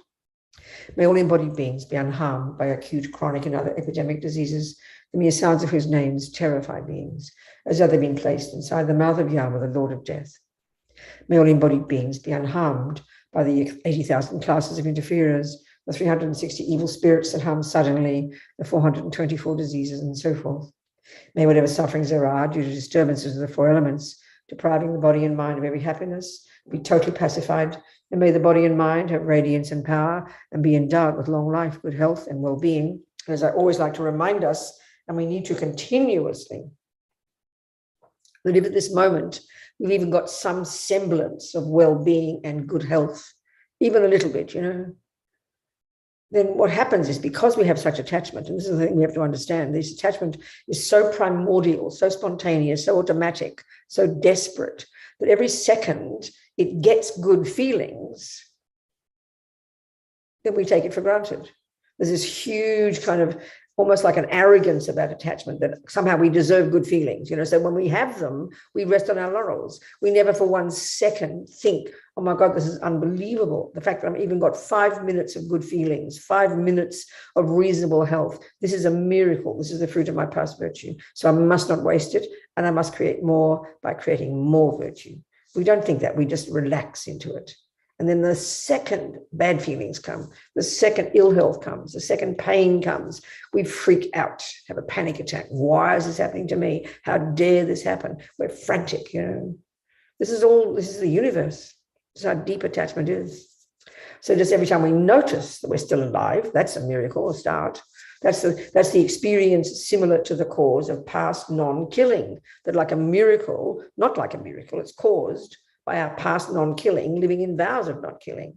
That's how come we're not dead yet. So that, and then if we have good feelings and well-being and good health, this is also the result, all the environmental result and everything else of past non-killing. It's like incredible. So not waste it, notice it as much as possible, delight, know the reason why, our past non-killing and past virtue, and then think I must keep creating it. I must keep creating it because I need that for the future, so I have time to practice. Then we're not wasting our life. Then we're thinking about karma. Then we're understanding karma. By the compassion of the gurus and the three jewels, by the power of the dakas, dakinis, dharma protectors and guardians, and by the power of the truth, of the infallibility of this law of cause and effect that we just described, may all these dedications and prayers be fulfilled. So now we imagine, this time, Lama Chenrezig so compassionately sends all the three lights together, white to the brow, red to the throat, blue to the horn. And what this does, we imagine, first of all, before we did the three, and now we imagine we've got liberation. Now we imagine even removing even the subtlest imprints in the mind, which is when we practice bodhicitta, that brings this extra level of power. And now these three lights are removing even the subtlest imprints. They call this all the obstacles to our actual omniscience, And we become a Buddha, every sentient being. Imagine these three lights together, white to the brow, red to the throat, blue to the heart, totally purifying these subtlest imprints, and we all become Chenrezig. So amazing. Om mani padme hum, om mani padme hum, om mani padme hum, om mani padme hum, om mani padme hum, om mani padme hum, om mani padme hum.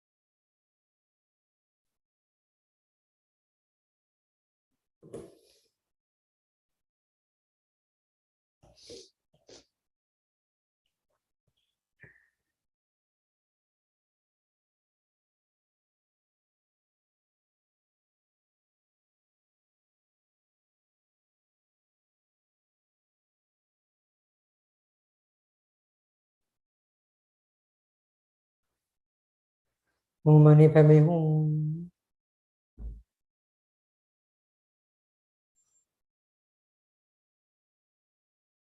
So now imagine that all these billions and trillions of Chenrezigs all dissolve into us. No, Chenrezig, sorry, Lama Chenrezig in the sky, he comes and sits above our crowns. Imagine everybody facing the same way.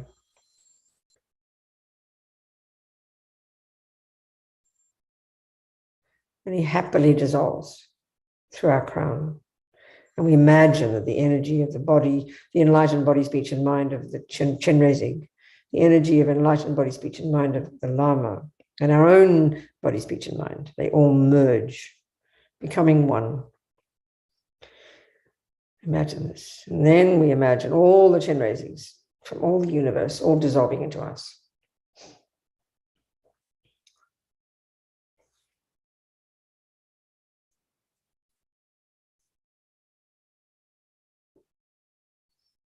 And then we imagine we expand to fill the universe. Infinite bliss, infinite wisdom, infinite clarity, infinite compassion, infinite power. Imagine this. Very spacious, vast, clear, no thoughts.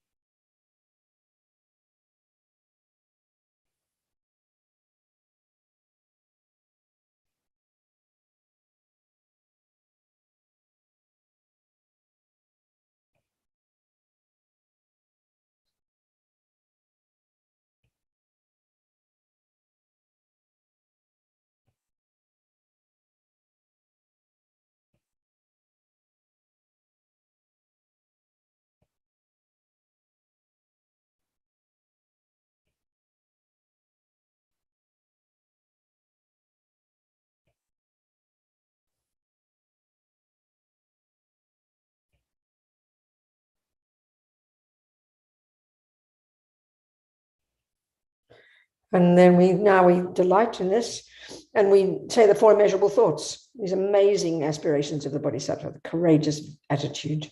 How wonderful it would be if all sentient beings could abide in equanimity, free of attachment, ignorance, and anger.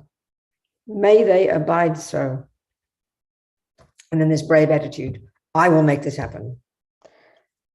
That's the attitude of the Bodhisattva, the courage. I will make this happen. Please, Lama Chenrezig, bless me to be able to do this.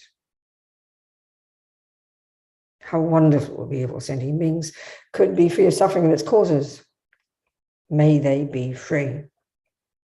I will make this happen. Please, Lama Chenrezig, bless me to be able to do this.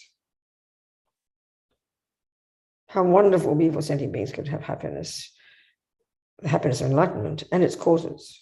May they have them. I will make this happen. Please, Lama Chenrezig, bless me to be able to do this. How wonderful it would be if all sentient beings were never parted from higher rebirth, liberation's excellent bliss. May they never be parted. I will make this happen. Please, Lama Chenrezig, bless me to be able to do this. And then we dedicate this, all this 1 hour, as long as we've been here, all these millions of karmic seeds be planted, be over the moon, be so delighted, you know. And what dedication means literally is that we just done this hour of sowing millions of beautiful seeds. But so instead of grasping at those seeds and mine, and we're grasping at the results, which will be my happiness and my Buddhahood, instead of that, we remind ourselves, why did I plant these seeds? Well, so I can be of benefit to sentient beings. That's what dedication means. So we delight in that. And then we think, may compassion grow and grow in the hearts of all. And then may all the holy beings in this universe who are showing us the way, who are showing us the benefits of all the practice, may they live long. His Holiness the Dalai Lama, our Lama Zopa Rinpoche, all our own teachers, may they live long, long, long lives. And may we live long lives as long as we keep benefiting sentient beings. The world needs virtue badly. May we never give up, never give up, never give up. That's it. Thank you, Venerable Carol. Venerable Okay. Rubina, so nice Thank to you. see you. Yes. Thank you. Goodbye, everybody. Thank you, sweethearts. Much love. Good morning, everyone. Thank you for joining this session. Thank you for being here. Joining Venerable Rubina, this Thangtong Gyalpo Prayer. Thank you to Chenrezig Institute and everybody who supports this program, everybody on YouTube, on, of course, all of the Sangha who lead the sessions. So my name is Jampachutso Carol from Seichen Ling, and very happy to be with you this morning. Always inspiring. I only catch the end of Venerable Rubina's sessions, but they're always very inspiring. So let's just begin with a little bit of centering meditation, just to focus, because we're going to, the first part of this practice is to set our motivation, and we really need some focus to do that. So just taking a moment, whether you're on a cushion or a chair, doesn't matter. If you're on a cushion, you can have your legs crossed. On a chair, it's good to have your feet just flat on the floor. It helps to stabilize the body. We're just going to do a quick body scan to just become a bit more aware of our bodies, so that we can then allow the attention to focus on the mind. So just breathing at a comfortable pace, neither too deeply or too lightly, and resting the attention on the breath. And as we're watching the breath, we can scan through the body, just relaxing the corners of our eyes. Relax your jaw. Relax your neck. As you bring your attention to each part of the body, just feel any stress or tension there leaving. So relax your shoulders.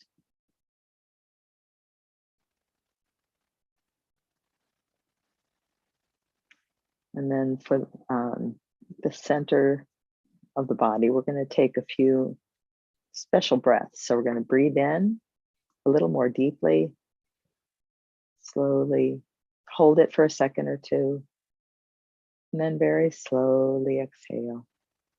And as you exhale, just feel any more tension or stress leaving that area of your body. Just feel the body kind of planted on your cushion or chair. And the mind settling in on the breath. And taking another breath. Breathing in, holding for a second or two. And then just slowly exhaling. This time as you exhale, just let go of the distractions around you, whether could be noises from outside, noises from other part of the house you're in. Just let them become part of the room around you. Fade from your attention.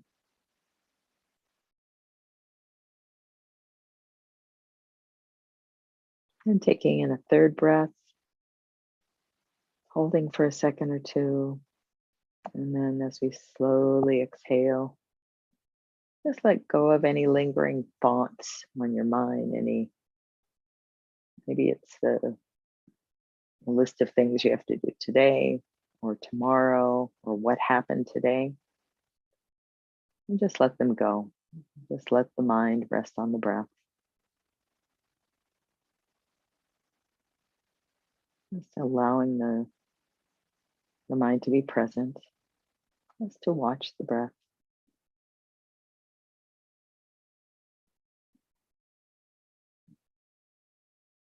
And then continuing with the rest of the body, you can feel your hips kind of planted on your cushion or your chair, just relaxing them, relaxing your thighs, your calves, relax your ankles, and your toes.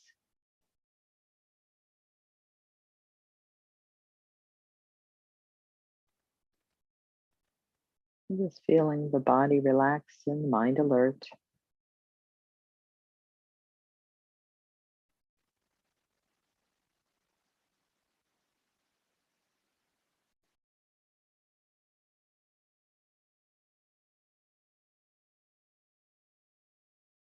And now turning our thoughts to our motivation for being at this practice.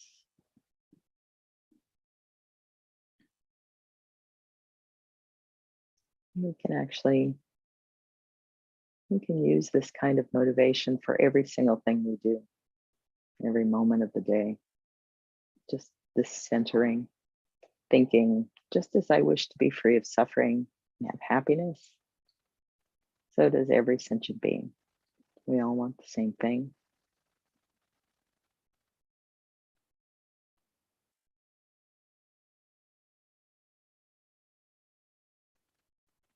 And I think, as Venerable Rabina was pointing out, all of our happiness comes from virtue. We don't think about it that way.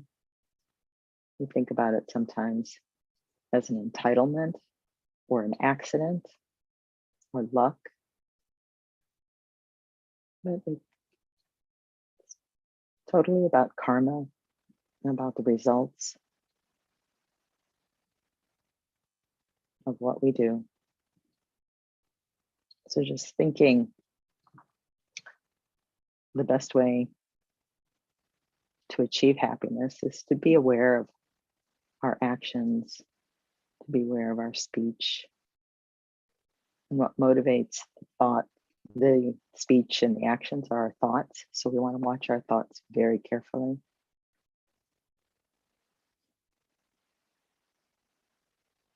And then thinking that by being ethical, by creating virtue, we create the causes to experience happiness. And then thinking, well, the Buddha laid this whole path out for us, this path to enlightenment. That by following this path, we can bring ourselves to a state of lasting happiness, not the kind of intermittent happiness we experience now, the moments, just a brief ups followed by a lot of downs. So thinking, really want to follow this path laid out by the Buddha. I want to reach the state of lasting happiness. And then remembering all our friends, our family, and all the beings we share our experiences, our living our life with, this planet, this world system. Thinking that if I achieve this goal just for my own benefit, I abandon everyone else. So developing this wish of bodhicitta, this wish to attain enlightenment, so that we can be of benefit to others, because that's the best way to help others. As long as you're, suffering in this cyclic existence, we're the same as everyone. We all have these brief moments of happiness, coupled with a lot of suffering on many levels. And that suffering could just be a kind of dissatisfaction. It doesn't have to be constant pain or extremes, but it is constant dissatisfaction. So just thinking, developing this wish to be free. Not only ourselves, but every being. And thinking, may I do this? May I achieve enlightenment to benefit every single sentient being. And I'm going to do this on their behalf.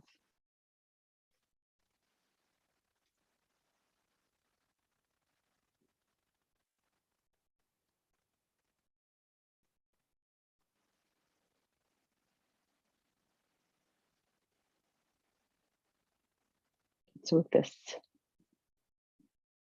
this motivation, this bodhicitta thought. Let's do this refuge prayer, just kind of remembering our refuge and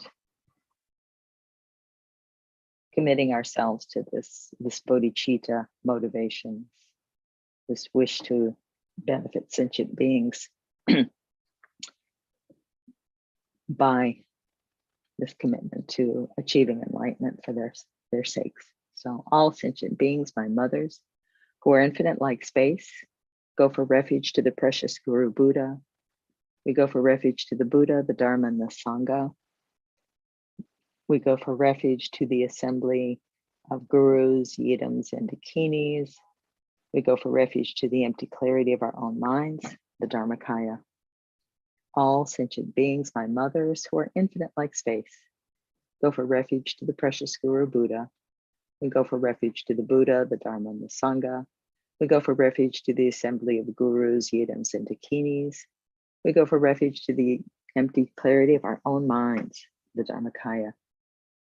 All sentient beings, my mothers, who are infinite like space, go for refuge to the precious Guru Buddha. We go for refuge to the Buddha, the Dharma, and the Sangha. We go for refuge to the assembly of gurus, yidams, and dakinis.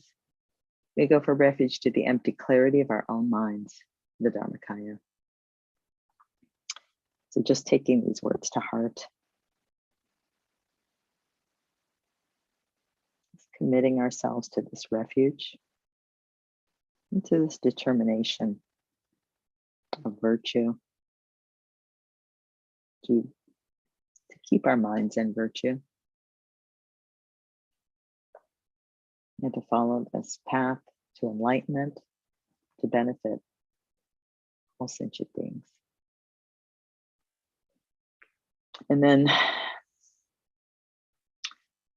now that we've just calmed the mind a little bit and focusing on the breath, we've set our motivation. We can visualize ourselves seated in a lovely green meadow with our friends and family to either side, and then extending off in a circle around us, all sentient beings in human form. Everyone seated very comfortably, sitting harmoniously. It's not crowded, it's just very pleasant. And then in the center of this large circle is the Buddha Chenrezig, this Buddha of compassion, radiant white in color with 1,000 arms, looking out at all sentient beings. Just with this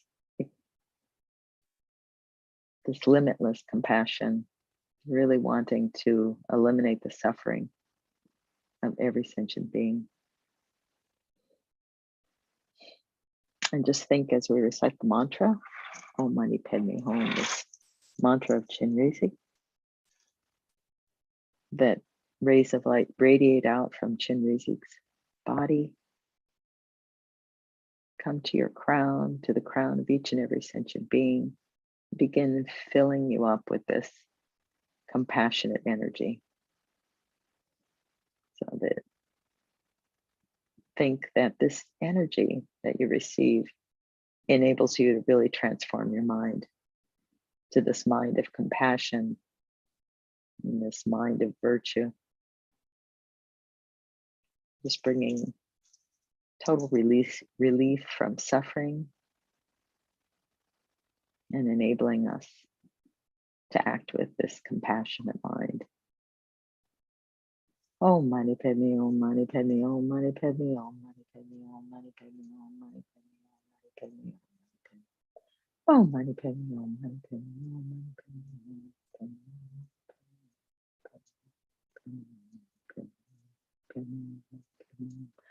Om Mani Padme, Om Mani Padme, Om Mani Padme,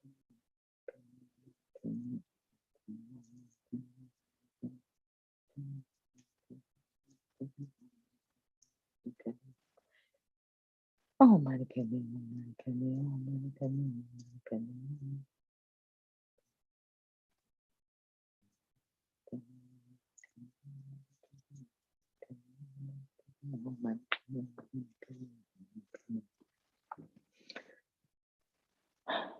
And to help kind of make ourselves more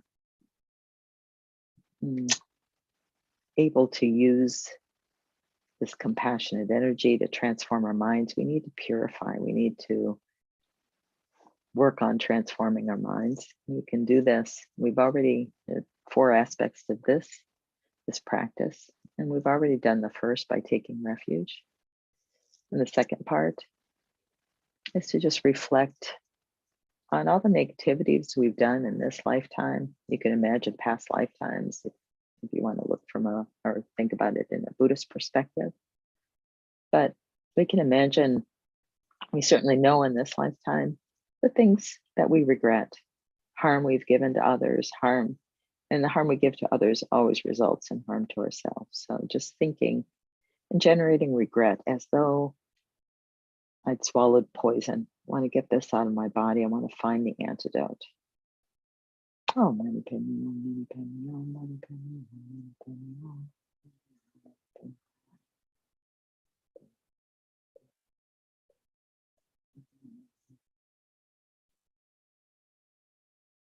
Oh, mani padme hum, mani padme hum, mani padme hum, mani padme hum. Feeling that regret, that I've missed chances, I've missed the opportunity to be of benefit. So I just feel a strong regret. Oh, mani padme hum.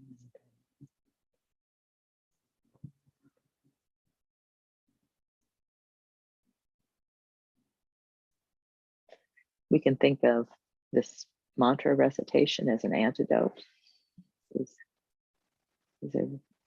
a powerful mantra.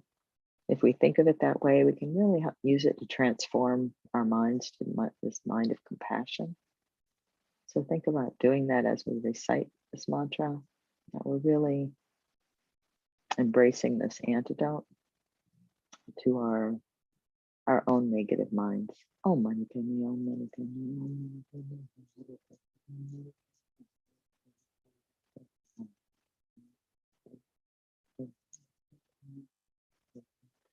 Oh, mani padme hum.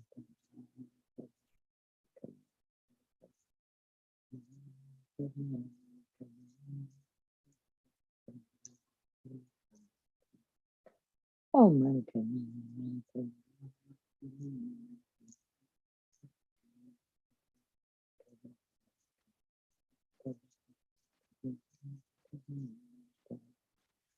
Oh, mani padme hum.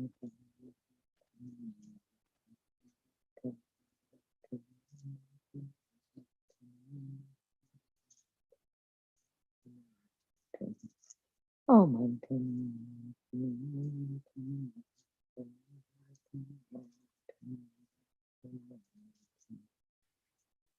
So still having this visualization of receiving, these rays of white light from Chenrezig, we can go on to the 4th part of this purification practice, which is having taken refuge and then having generated regret for all of the negativities we've done over countless eons, and then relying on this antidote, this practice, this powerful mantra, Om Mani Padme Hum. And then the 4th part, the final portion, is to make a determination, a commitment to refrain from repeating these actions, to refrain from any negative actions. So this really reinforces our commitment to virtue. And we can, make an aspiring wish in terms of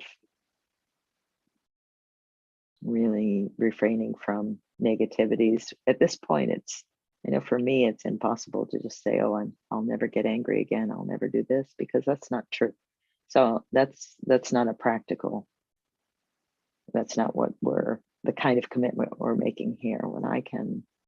The kind of commitment we want to make is that I'm going to watch my mind, and I can say maybe very, with a lot of confidence, I'm not going to get angry for the next 5 minutes. And this may depend on the situation you're in, but it's an awareness of mind. It keeps us just present, if you will, honest, watching, always watching the mind. So we can make that kind of a commitment that in general, we're really going to try to maintain this path of virtue. We're going to try to refrain from all negativities. And then we can, we can add a very specific and practical side of it that, I'm definitely not going to, I'm going to refrain from all negative actions, from negative words, from negative thoughts for the next 5 minutes, and hold ourselves to that, practicing that. So there's a lot of benefit when we do this kind of practice. We hold ourselves accountable, but in a realistic way. We practice, it strengthens our mindfulness, and we create the causes, not to repeat these negative actions. So it may sound like it's, oh, what's 5 minutes, but it's important because 5 minutes becomes another 5 and another 5, depending, as we practice or engage in this kind of practice. So just thinking in that way. Oh, mani padme, oh, mani padme, oh, mani padme,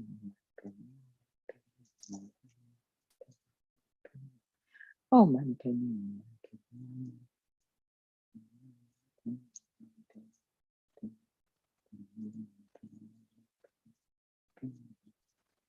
Oh, mani padme. Oh, mani padme hum. So now just imagine that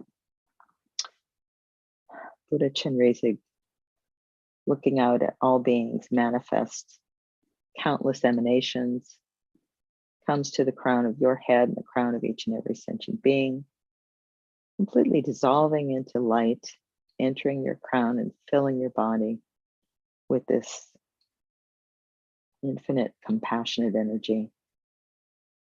And just feel that you have this potential for compassion. The mind can be transformed. We can watch our speech. So our speech is full of compassion and our actions full of compassion.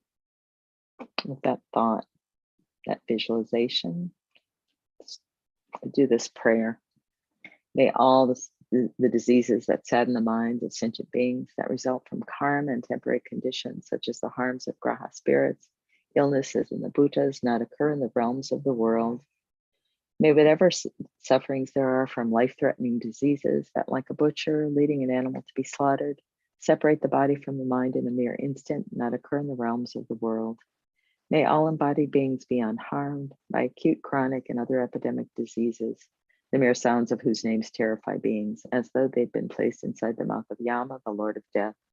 May all embodied beings be unharmed by the 80,000 classes of interferers, the 360 evil spirits that harm suddenly, the 424 diseases, and so forth. And may whatever sufferings there are due to disturbances of the 4 elements, depriving the body and mind of every happiness, be totally pacified. And may the body and mind have radiance and power and be endowed with long life, good health, and well-being. By the compassion of the gurus and the 3 jewels, by the power of the dakinis, dharma protectors and guardians, and by the power of the truth of the infallibility of karma and its results, may all these dedications and prayers be fulfilled. May all the diseases that sadden the minds of sentient beings that result from karma and temporary conditions, such as the harms of graha spirits, illnesses, and the bhutas, not occur in the realms of the world. May whatever sufferings there are from life-threatening diseases that, like a butcher leading an animal to be slaughtered, separate the body from the mind in a mere instant, not occur in the realms of the world. May all embodied beings be unharmed by acute, chronic, and other epidemic diseases, the mere sounds of whose names terrify beings, as though they'd been placed inside the mouth of Yama, the Lord of Death.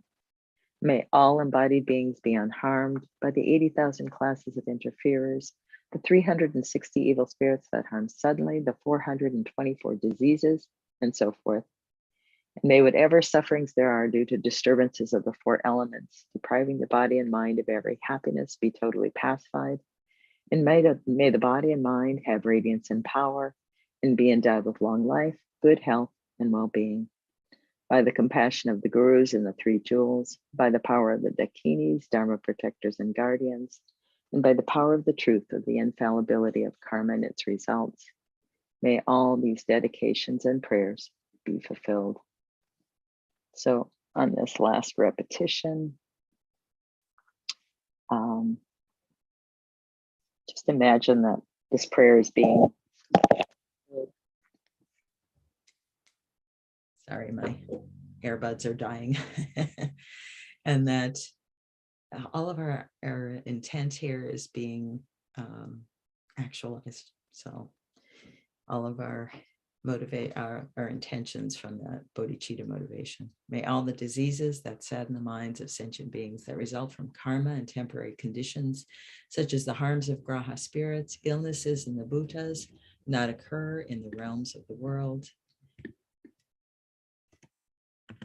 May whatever sufferings there are from life-threatening diseases, that like a butcher leading an animal to be slaughtered, separate the body from the mind in a mere instant, not occur in the realm of the world.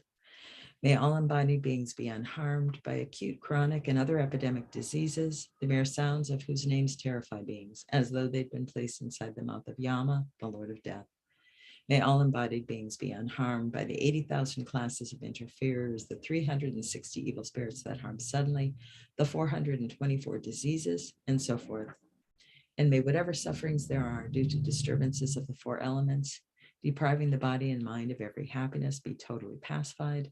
And may the body and mind have radiance and power and be endowed with long life, good health, and well-being.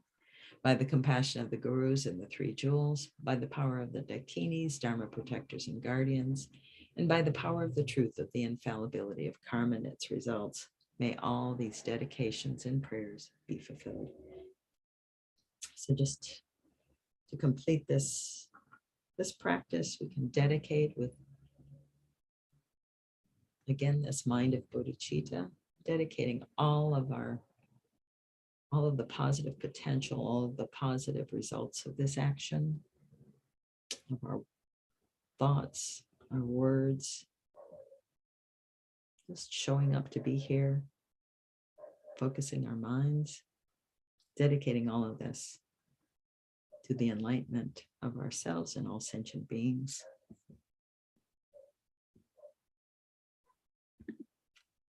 And then we can formalize this with a few dedication verses. Sorry for the scrolling. This, to actualize bodhicitta, may the precious supreme bodhicitta not yet born arise. May that arisen not decline, but increase more and more.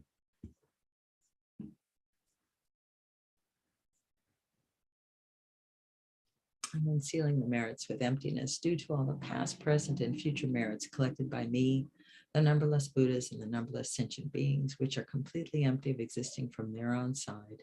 May I, who am completely empty of existing from my own side, achieve the state of full enlightenment, which is completely empty of existing from its own side, and lead all sentient beings who are completely empty of existing from their own side to that state, which is completely empty of existing from its own side by myself alone. I'm completely empty of existing from my own side. So just thinking about how, we remembering that all of our attachment arises from this grasping ignorance, where we grasp at ourselves as inherently existing and the world around us as inherently existing. So just remembering that's just a thought. It's the result of a mistaken view, a misconception.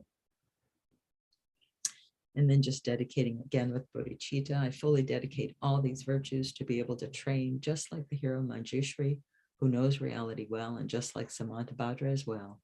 I fully dedicate all my roots of virtue with the dedication praised as the best, by all the gone beyond victorious ones of the 3 times in order to have good conduct. For His Holiness the Dalai Lama, incomparably kind and Supreme Tenzin Gyatso, the wish-granting, wish-fulfilling jewel, source of every single benefit and happiness in this world, may you have a long life and all your holy wishes be spontaneously fulfilled. From Lama Zopa Rinpoche, you who uphold the subduer's moral way, who serve as the bountiful bearer of all, sustaining, preserving, and spreading Manjunat's victorious doctrine, who masterfully accomplished magnificent prayers, honoring the 3 sublime ones, Savior of myself and others, your disciples, please, please live long. So thank you so much, everyone. Carol, nice to see you. Chenrezig, hi. Paula, everyone. Hi, thank you so much. Thank you. Yeah. Is don't see Venerable Tendran, somebody coming No, on? she's not here today, but I'm going to put on a recording of hers. Perfect. And then we'll do that till Venerable Amy comes. So thank you so much. Thank you. Thank you, everyone. Have a lovely day. Thank you.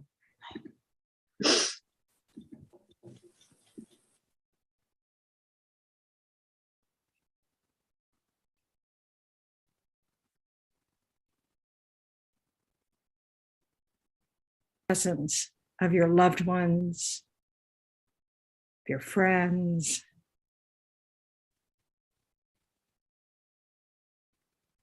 knowing that everyone is suffering. Either the suffering of the body, suffering, or the suffering of change, or just the all-pervasive suffering of samsara.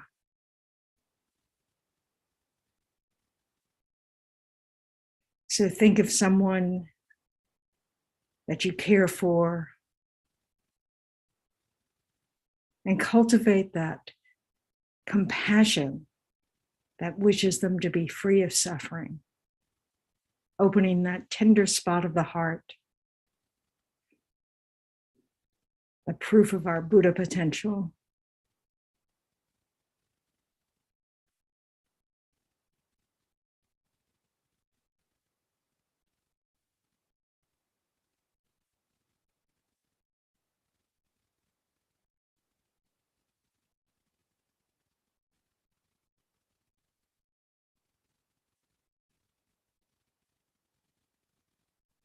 So we know that suffering arises due to causes and conditions that we've created in the past. But it's not because we're trying to create suffering. It's because we're ignorant. We don't understand the causes of happiness, the causes of suffering. We don't understand how we actually exist. We're fooled by appearances.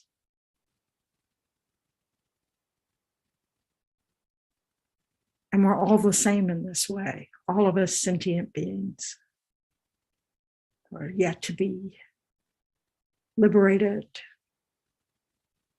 still suffering from the veil of ignorance. So really try to acknowledge the suffering we're all experiencing, allowing our heart to open up and deeply wish that we be free of this, and how wonderful that would be.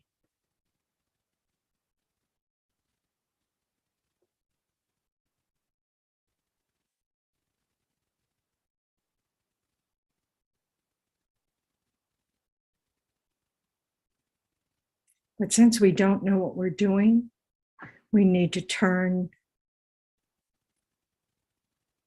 to the sources of refuge.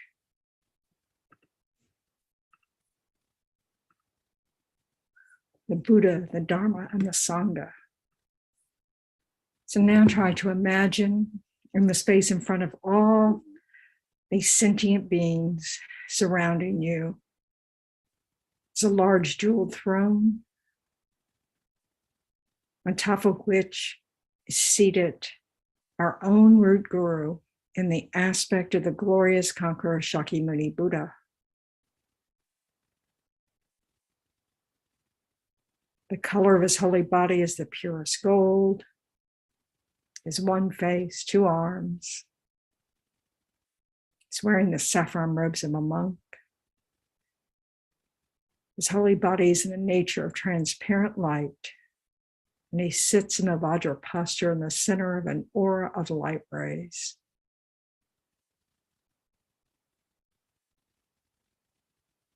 He's gazing upon us only with love and compassion.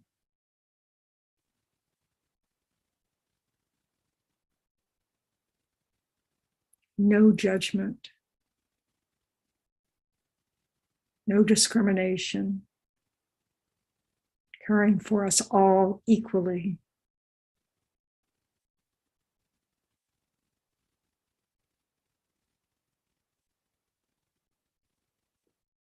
Surrounded by all the direct and indirect gurus.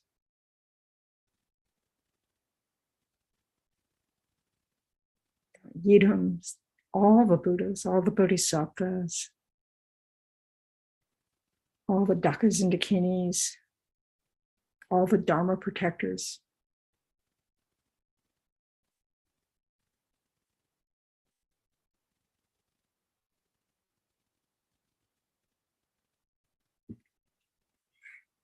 So now imagine that you are leading all these sentient beings with this motivation for the prayer of liberating Shakya from disease. All sentient beings, my mothers who are infinite like space, go for refuge, the precious Guru Buddha. We go for refuge, the Buddha, the Dharma, and the Sangha. We go for refuge to the assembly of gurus, yidams, and dakinis. We go for refuge, the empty clarity of our own minds, the Dharmakaya, the mind that goes to enlightenment. Our resultant refuge, our future Buddhahood. All sentient beings, my mothers who are infinite like space, go for refuge, the precious Guru Buddha. We go for refuge to the Buddha, the Dharma, and the Sangha. We go for refuge to the assembly of gurus, yidams, and dakinis. We go for refuge to the empty clarity of our own minds, the Dharmakaya.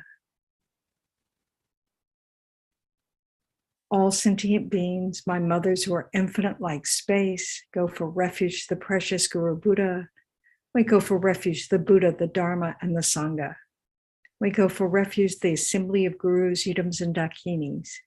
We go for refuge to the empty clarity of our own minds, the Dharmakaya.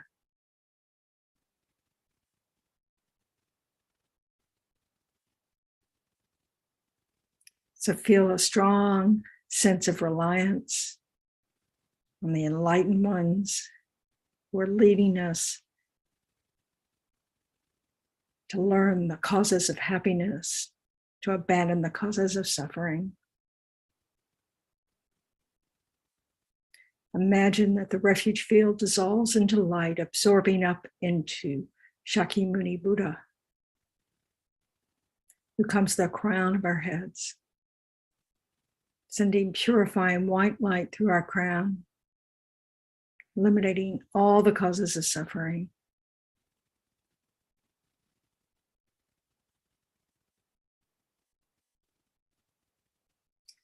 And he sends radiating golden light, filling us with all the perfected good qualities, all the causes of happiness.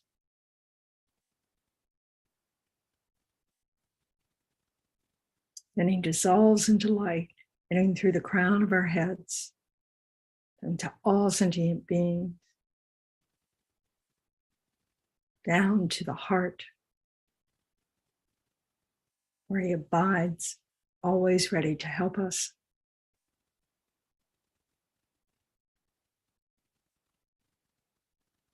Now imagine that in the space in front, glorious thousand-armed Chenrezig arises. He's youthful, magnificent, radiating white light, looking at us with loving compassion. He's the embodiment of all the Buddha's compassionate wisdom.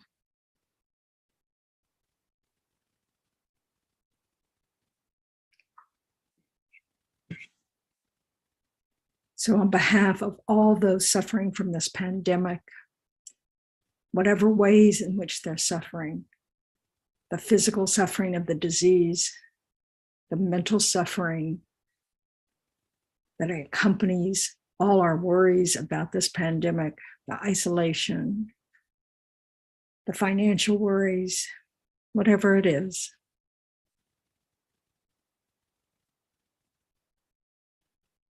So we'll recite the mantra of great compassion, Om Mani Padme Hum, imagining that rays of light are coming from Chenrezig's heart, penetrating all sentient beings wherever they are, bringing transformative energy to provide whatever is needed for temporary and ultimate happiness. Wouldn't that be wonderful?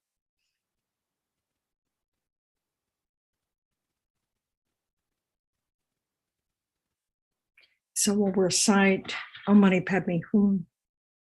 So you can bring to mind if there's someone in particular you're concerned for, really hold them in your heart, visualizing them receiving all these rays of light. The strong wish that we knew exactly how to eliminate all suffering. We could lead others into that state. We want to become enlightened quickly, in order to benefit all suffering sentient beings. So with this highest intention of bodhicitta, we'll recite the mantra for a few minutes. Om Mani Padme Hum, Om Mani Padme Hum, Om Mani Padme Hum, Om Mani Padme Hum, Om Mani.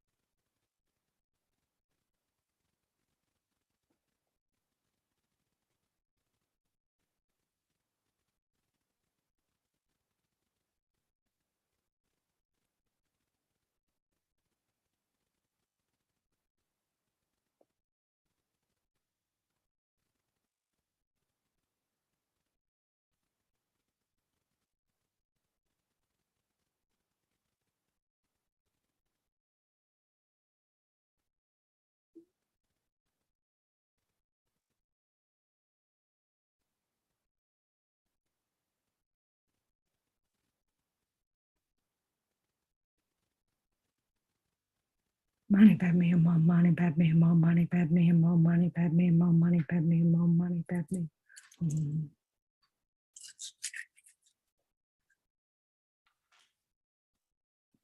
Now let your heart feel joy,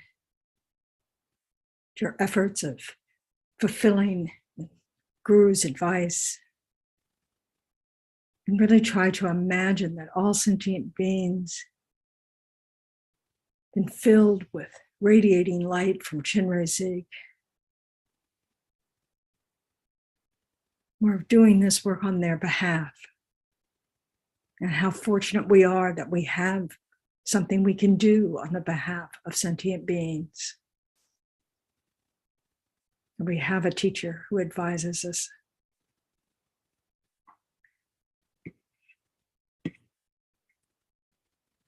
So we'll recite these prayers 3 times. May all the diseases that sadden the minds of sentient beings that result from karma and temporary conditions, such as the harms of graha spirits, illnesses, and the bhutas, not occur in the realms of the world. May whatever sufferings there are from life-threatening diseases that, like a butcher leading an animal to be slaughtered, separate from the body from the mind in a mere instant, not occur in the realms of the world.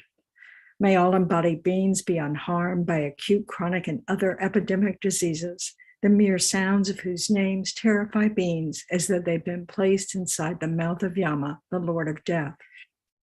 May all embodied beings be unharmed by the 80,000 classes of interferers, the 360 evil spirits that harm suddenly, the 424 diseases, and so forth. May whatever sufferings there are due to disturbances of the 4 elements, depriving the body and mind of every happiness, be totally pacified. And may the body and mind have radiance and power and be endowed with long life, good health, and well-being. By the compassion of the gurus and the 3 jewels, by the power of the dakinis, dharma protectors, and guardians, and by the power of the truth of the infallibility of karma and its results, may all these dedications and prayers be fulfilled.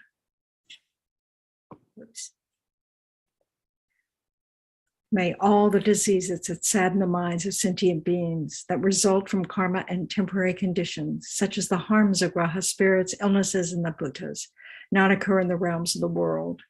May whatever sufferings there are from life-threatening diseases that, like a butcher leading an animal to be slaughtered, separate the body from the mind in a mere instant, not occur in the realms of the world. May all embodied beings be unharmed by acute, chronic, and other epidemic diseases, the mere sounds of whose names terrify beings as though they've been placed inside the mouth of Yama, the Lord of Death. May all embodied beings be unharmed by the 80,000 classes of interferers, the 360 evil spirits that harm suddenly, the 424 diseases, and so forth. May whatever sufferings there are due to disturbances of the 4 elements, depriving the body and mind of every happiness, be totally pacified. And may the body and mind have radiance and power and be endowed with long life, good health, and well-being. By the compassion of the gurus and the 3 jewels, by the power of the dakinis, dharma protectors, and guardians, and by the power of the truth of the infallibility of karma and its results, may all these dedications and prayers be fulfilled. May all the diseases that sadden the minds of sentient beings that result from karma and temporary conditions, such as the harms of graha spirits, illnesses, and the bhutas, not occur in the realms of the world. May whatever sufferings there are from life-threatening diseases that, like a butcher leading an animal to be slaughtered, separate the body from the mind in a mere instant, not occur in the realms of the world. May all embodied beings be unharmed by acute, chronic, and other epidemic diseases, the mere sounds of whose names terrify beings as though they've been placed inside the mouth of Yama, the Lord of Death. May all embodied beings be unharmed by the 80,000 classes of interferers, the 360 evil spirits that harm suddenly, the 424 diseases, and so forth. May whatever sufferings there are due to disturbances of the 4 elements, depriving the body and mind of every happiness, be totally pacified. And may the body and mind have radiance and power and be endowed with long life, good health, and well-being. By the compassion of the gurus and the 3 jewels, by the power of the dakinis, dharma protectors, and guardians, and by the power of the truth of the infallibility of karma and its results, may all these dedications and prayers be fulfilled. So now we'll continue with more prayers from Mahasiddhi Thangtong Gyalpo, the words of truth pacifying the dangers of weapons. So, as we all know, there are wars all over the planet. Devastation is occurring in Ukraine. So we want to send our prayers out to all those suffering from the harms of weapons, whatever kind of weapons they are, weapon of oppression, people who live in dangerous areas, who face death every day.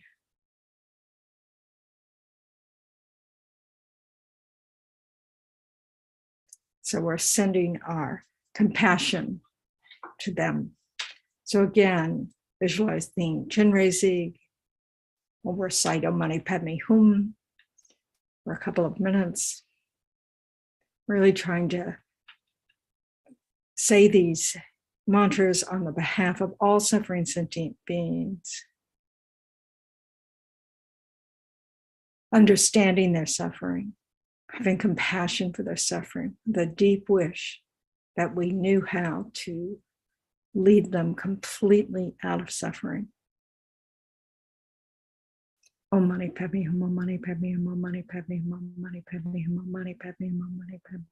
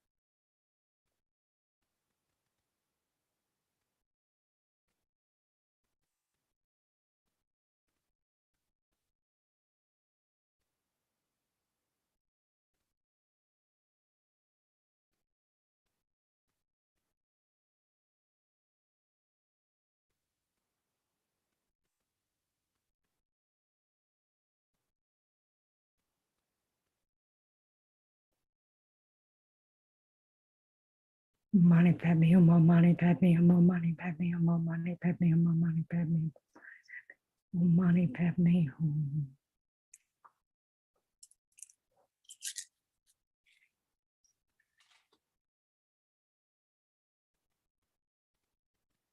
Great, loving, victorious one, Arya, sublime, compassionate eye, looking one, wrathful, victorious, Hayagriva, perfect, pure Tara, and so forth. Objects of refuge whose holy names eliminate all dangers upon mere hearing. We're compassionate in nature. Please pay attention to us. When the sentient beings of the time of quarreling and flourishing of the 5 degenerations are tormented by fighting and intense suffering from the explosion of a great ocean of evil karma and jealousy, please dry this ocean up by the strength of your transcendental wisdom and compassion. Also by letting fall a great nectar rain of loving kindness on the transmigrating beings whose hatred is a blazing fire. Please grant your blessings for happiness and auspiciousness to increase by their recognizing each other as being like parents. Through your defeating the multitude of vicious evil spirits who by entering someone's mental continuum, change it instantly into the mind of an asura. From now on, may they never roam in this region. Please also cause all the sentient beings who've died in war from now on to abandon all evil karma, the cause and result, and be miraculously reborn in blissful land. Please also lead all others to this pure land.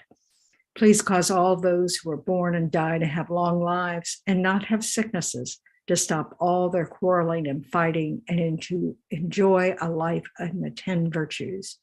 Please make rain fall at the right time, harvest to always be good, and auspiciousness to increase in all habitats for all inhabitants. By the ultimate reality, which is pure nature, unbetraying cause and result, which has that ultimate reality, may the compassionate Guru, mind-sealed deity, and rare sublime ones, may my pure and extensive prayers be accomplished. So now imagine that Chenrezig is extremely pleased with us, dissolves into light, absorbing into each of us, blessing our body, speech, and mind with his holy body, speech, and mind. So rejoicing in all the efforts of all sentient beings, all enlightened beings, not just in this life, but in all past lives. And that we can be certain will happen in the future.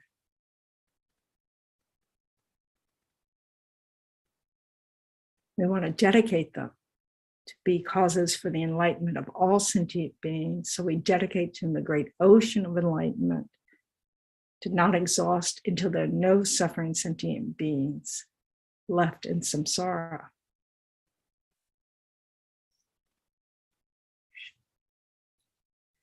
May the precious supreme bodhicitta not yet born arise. May that arisen not decline, but increase more and more. Please bless us that the lives of the glorious gurus be long, that all beings equaling the extent of space be happy, that I and others without exception collect merits and purify obscurations, and that we quickly achieve Buddhahood. We want to remember emptiness, that our efforts are empty. All the enlightened beings are empty. Nothing exists inherently. All the result of cause and effect. Due to all the past, present, and future merits collected by me, the numberless Buddhas, and the numberless sentient beings who exist but are completely empty of existing from their own side, may I, who exist but am completely empty of existing from my own side, achieve that state of full enlightenment which exists but is completely empty of existing from its own side, and lead all sentient beings who exist but are completely empty of existing from their own side to that state by ourselves alone. And then for the long, healthy, happy lives of our teachers, for His Holiness the Dalai Lama, the wish-granting, wish-fulfilling jewel, source of every single benefit and happiness in this world, to the incomparably kind Tenzin Gyatso, I beseech, may you have a long life and may all your holy wishes be spontaneously fulfilled. And for Lama Zopa Rinpoche, you will uphold the subduer's moral way, who serve as the bountiful bearer of all, sustaining, preserving, and spreading Manjana's victorious doctrine, who masterfully accomplish magnificent prayers honoring the three rare sublime ones. Savior of myself and others, your disciples, please, please live long.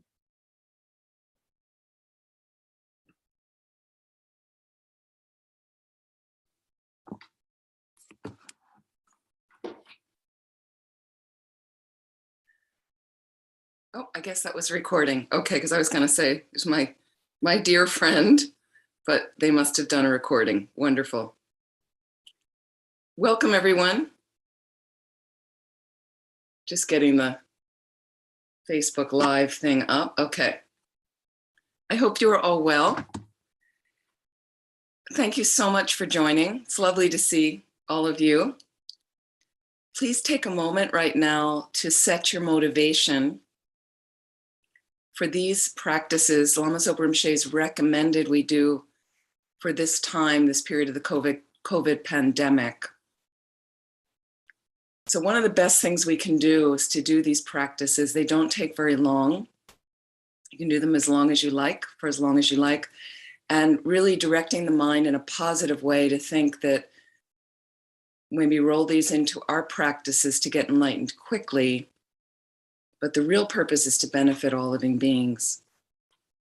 So please just take a moment setting that intention for why we're doing these practices right now.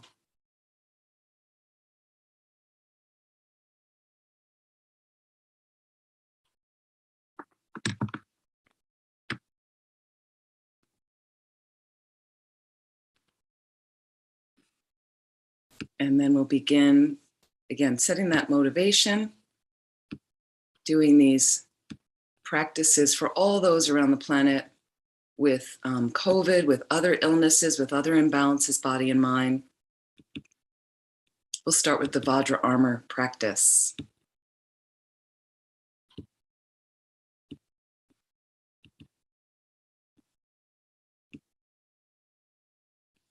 So please visualize in the space in front of you is a blue-black Vajrapani facing a few feet in front of you, is about 6 inches in height, surrounded by a transcendental wisdom fire, and he's seated on a multi-headed donkey. And imagine out of all the pores of his body come signs of purification that chase COVID off the planet. So different colored light rays that represent purification to you. Garudas like this one above his head here. This is for those in the Zoom audience. Iron pigs, scorpions, all coming out of every pore of his body and also coming over to you, entering your forehead, throat, and heart with white nectar rays, red nectar rays, blue nectar rays, completely purifying your body, speech, and mind as we recite his mantra. Om benza pe om pema shavari pe nembar shignaganen tayata sarvavedi hana hana vajrena rege rege soha. Om benza pe om pema shavari pe nembar shignaganen tayata sarvavedi hana hana vajrena rege rege soha. Om benza pe om pema shavari pe nembar shignaganen tayata sarvavedi hana hana vajrena rege rege soha. Om benza pe om pema shavari pe nembar shignaganen tayata sarvavedi hana hana vajrena rege rege soha. Om benza pe om pema shavari pe nembar shignaganen tayata sarvavedi hana hana vajrena rege rege soha. Om benza pe om pema shavari pe nembar shignaganen tayata sarvavedi hana hana vajrena rege rege soha. Om benza pe om pema shavari pe nembar shignaganen tayata sarvavedi hana hana vajrena rege rege soha. Om benza pe om pema shavari pe nembar shignaganen tayata sarvavedi hana hana vajrena rege rege soha. Om benza pe om pema shavari pe nembar shignaganen tayata sarvavedi hana hana vajrena rege rege soha. Om benza pe om pema shavari pe nembar shignaganen tayata sarvavedi hana hana vajrena rege rege soha. Om benza pe om pema shavari pe nembar shignaganen tayata sarvavedi hana hana vajrena rege rege soha. Om benza pe om pema shavari pe nembar shignaganen tayata sarvavedi hana hana vajrena rege rege soha. Om benza pe om pema shavari pe nembar shignaganen tayata sarvavedi hana hana vajrena rege rege soha. Om benza pe om pema shavari pe nembar shignaganen tayata sarvavedi hana hana vajrena rege rege soha. Om benza pe om pema shavari pe nembar shignaganen tayata sarvavedi hana hana vajrena rege rege soha. Om benza pe om pema shavari pe nembar shignaganen tayata sarvavedi hana hana vajrena rege rege soha. Om benza pe om pema shavari pe nembar shignaganen tayata sarvavedi hana hana vajrena rege rege soha. Om benza pe om pema shavari pe nembar shignaganen tayata sarvavedi hana hana vajrena rege rege soha. Om benza pe om pema shavari pe nembar shignaganen tayata sarvavedi hana hana vajrena rege rege soha. Om benza pe om pema shavari pe nembar shignaganen tayata sarvavedi hana hana vajrena rege rege soha. Om benza pe om pema shavadi pe nemparshig naganen tayata sarva vedita hana hana vadrena reke reke soha. Imagine because you just blessed your speech with this very powerful mantra. If you'd like, you can put your hand over your mouth. As you continue to breathe, imagine that your exhalation goes up your nose, continuing the purification.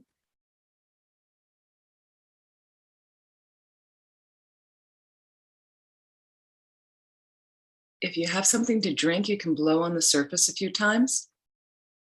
Taking a few sips, again, continuing to experience that purification.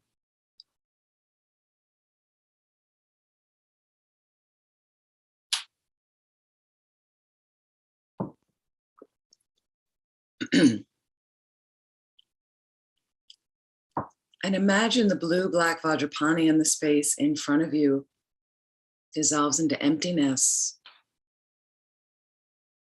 From that wisdom arises Black Manjushri. This is a standing form of the Buddha of infinite wisdom. He holds a sword in his right hand to slash, in this case, illness and disease, mental and physical imbalances. So a similar visualization, but he's over top your crown, about 6 inches in height, facing the same direction as you, black in color, standing, surrounded by transcendental wisdom fire. Imagine out of all the pores of his body come signs of purification again, disseminating through the entire planet. And also coming down through your crown, cleansing you of COVID, of any causes to get COVID, any other imbalances, body and mind, as we recite his mantra. Om taso jusu tu taso tu miso ningo la chokala ja kamsham jambe peso. Om taso jusu tu taso tu miso ningo la chokala ja kamsham jambe peso. Daso chusu tur daso tur miso ningo lacho kalaja kamsham jambe peso. There's my dear friend Pasandiki, welcome. Om taso chusu tur taso tur miso ningo lacho kalaja kamsham jambe peso. Om taso chusu tur taso tur miso ningo lacho kalaja kamsham jambe peso. Om taso chusu tur taso tur miso ningo la chokalaja kamjam jambe peso. Om taso chusu tur taso tur miso ningo la chokalaja kamjam jambe peso. Om taso chusu tur taso tur miso ningo la chokalaja kamjam jambe peso. Om taso chusu tur taso tur miso ningo la chokalaja kamjam jambe peso. Om taso jusu tur taso tur miso ningo lacho kalaja kamsham jambe peso. Om taso jusu tur taso tur miso ningo lacho kalaja kamsham jambe peso. Om taso jusu tur taso tur miso ningo lacho kalaja kamsham jambe peso. Om taso jusu tur taso tur miso ningo lacho kalaja kamsham jambe peso. Om taso chusu tur taso tur miso ningo lacho kalaja kamsham jambe peso. Om taso chusu tur taso tur miso ningo lacho kalaja kamsham jambe peso. Om taso chusu tur taso tur miso ningo lacho kalaja kamsham jambe peso. Om taso chusu tur taso tur miso ningo lacho kalaja kamsham jambe peso. Om taso chusu tur taso tur miso ningo lacho kalaja kamsham jambe peso. Om taso chusu tur taso tur miso ningo lacho kalaja kamsham jambe peso. Om taso chusu tur taso tur miso ningo lacho kalaja kamsham jambe peso.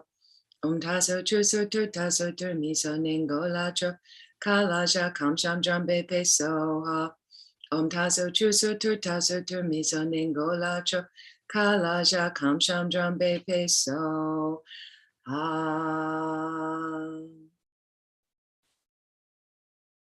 Please imagine the black manjushri over top your crown slowly dissolves from the edges of the visualization into a radiant drop of light that melts into your crown. Just feel the purification and feel all the blessings of his holy body, holy speech, holy mind.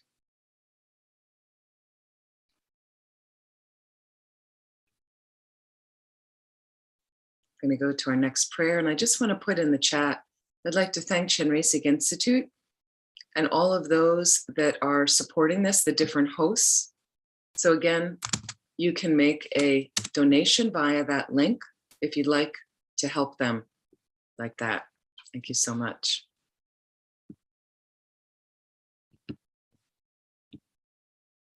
Our next prayer is from Mahasiddha Thangtong Gyalpo, the blessed prayer known as liberating Sakya from disease. And we're going to do this motivation 3 times. So if you're in Zoom, I'm sorry, I don't have a way to share the prayers, but you can, I'm sorry, if you're on Facebook Live, you can just listen to the words that are being said and have a heartfelt motivation that this will help to eliminate, to lessen the pandemic on the planet. And for all those who are sick from COVID, will heal them immediately. For those who've recently passed away, may they take a precious human rebirth quickly to get enlightened, to benefit all. For all those with imbalances, body and mind, just feel that we're doing this for all of them. All sentient beings, my mothers who are infinite like space, go for refuge to the precious Guru Buddha. We go for refuge to the Buddha, the Dharma, and the Sangha. We go for refuge to the assembly of gurus, yidams, and dakinis. We go for refuge to the empty clarity of our own minds, the Dharmakaya. All sentient beings, my mothers who are infinite like space, go for refuge to the precious Guru Buddha. We go for refuge to the Buddha, the Dharma, and the Sangha. We go for refuge to the assembly of gurus, yidams, and dakinis. We go for refuge to the empty clarity of our own minds, the Dharmakaya. All sentient beings, my mothers who are infinite like space, go for refuge to the precious Guru Buddha. We go for refuge to the Buddha, the Dharma, and the Sangha. We go for refuge to the assembly of gurus, yidams, and dakinis. We go for refuge to the empty clarity of our own minds, the Dharmakaya. So let's recite the mantra of the Buddha of compassion, Om Mani Padme Hum. Om Mani Padme Hum. And for those of you in the Zoom room, while gazing at this image of Mahasiddha Thangtong Gyalpo. Om Mani Padme Hum, Mani Padme Hum. Om Mani Padme Hum, Om Mani Padme Hum. Om Mani Padme Hum, Mani Padme Hum. Om Mani Padme Hum, Om Mani Padme Hum. Om Mani Padme Hum, Om Mani Padme Hum, Om Mani Padme Hum, Mani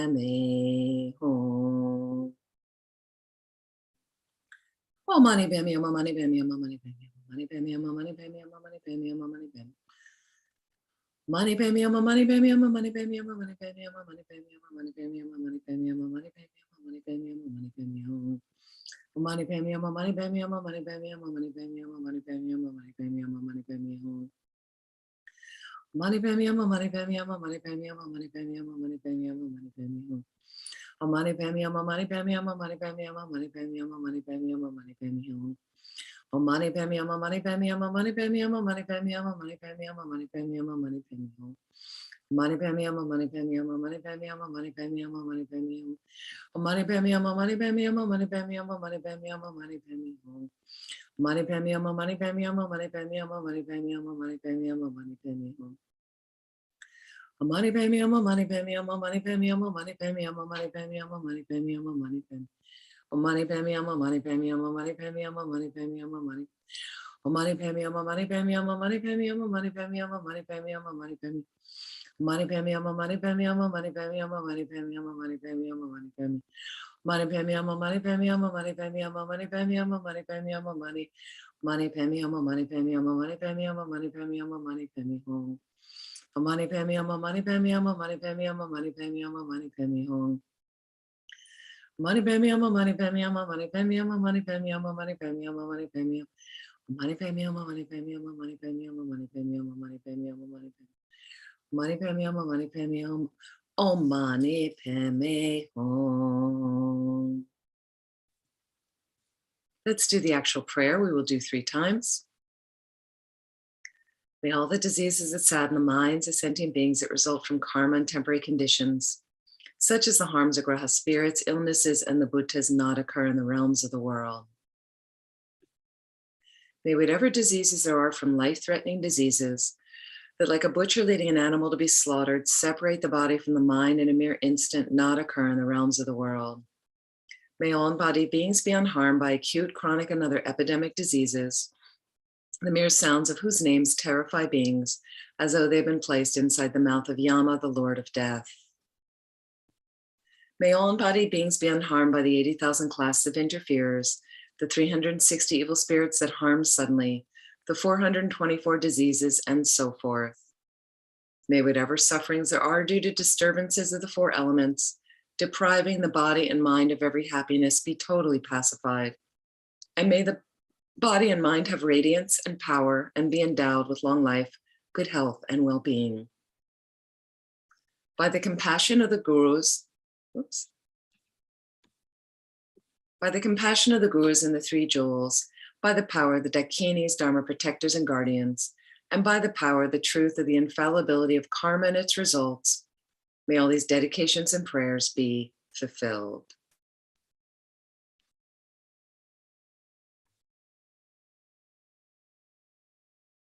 May all the diseases that sadden the minds of sentient beings that result from karma and temporary conditions, such as the harms of graha spirits, illnesses, and the bhutas, not occur in the realms of the world. May whatever sufferings there are from life-threatening diseases, like a butcher leading an animal to be slaughtered, separate the body from the mind in a mere instant, not occur in the realms of the world. May all embodied beings be unharmed by acute, chronic, and other epidemic diseases, the mere sounds of whose names terrify beings, as though they've been placed inside the mouth of Yama, the Lord of Death.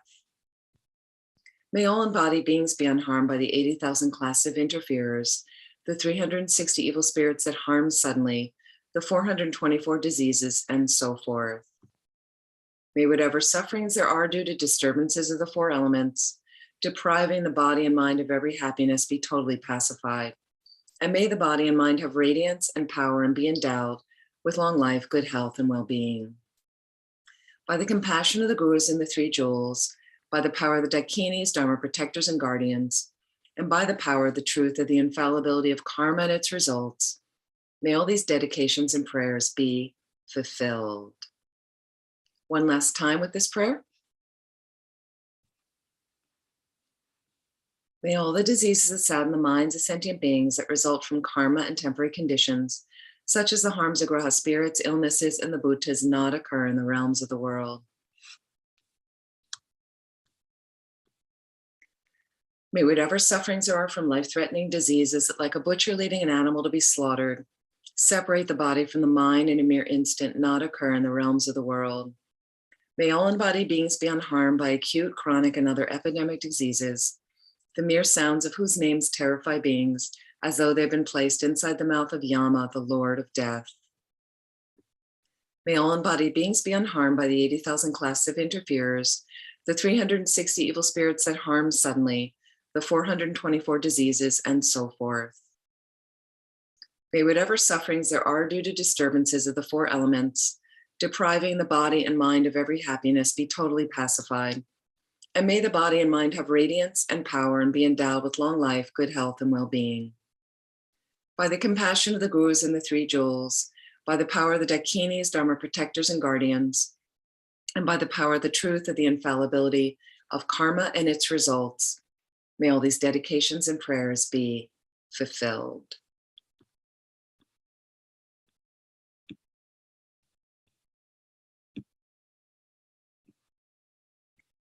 Our next prayer. So especially for Ukraine, especially for Afghanistan, all the war-torn countries where there is and this is words of truth, pacifying the danger of weapons. So also for all of our cities and violent places in the world, especially in the States where there's a lot of guns, may all of this be pacified by the virtue of our prayer. Om Mani Padme Hum. Great, loving, victorious one, Arya, sublime, compassionate, eye-looking one, wrathful, victorious, Hayagriva, perfect, pure Tara, and so forth. Objects of refuge whose holy names eliminate all dangers upon mere hearing, who are compassionate in nature, please pay attention to me. When the sentient beings of the time of quarreling and of flourishing of the 5 degenerations are tormented by fighting and intense suffering, from the explosion of a great ocean of evil karma and jealousy, please dry this ocean up by the strength of your transcendental wisdom and compassion. Also by letting fall a great nectar rain of loving kindness on the transmigrating beings whose hatred is a blazing fire, please grant your blessings for happiness and auspiciousness to increase by their recognizing each other as being like parents. Through your defeating the multitude of vicious evil spirits who by entering someone's mental continuum change it instantly into the mind of an asura. From now on, may they never roam in this region. Please also cause all sentient beings who have died in war from now on to abandon all evil karma, the cause and result, and be miraculously reborn in blissful land. Please also lead all others to that pure land. Please cause all those who are born and die to have long lives and not have sicknesses, to stop all their quarreling and fighting, and to enjoy a life in the 10 virtues.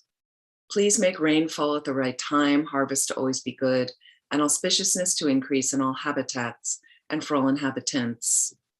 By the ultimate reality which is pure in nature, unbetraying cause and result which has that ultimate reality, and the compassionate Guru, mind, sealed deity, and rare sublime ones, may my pure and extensive prayers be accomplished.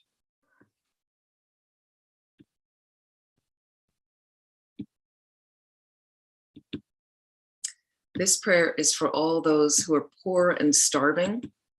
This request to pacify the fear of famine.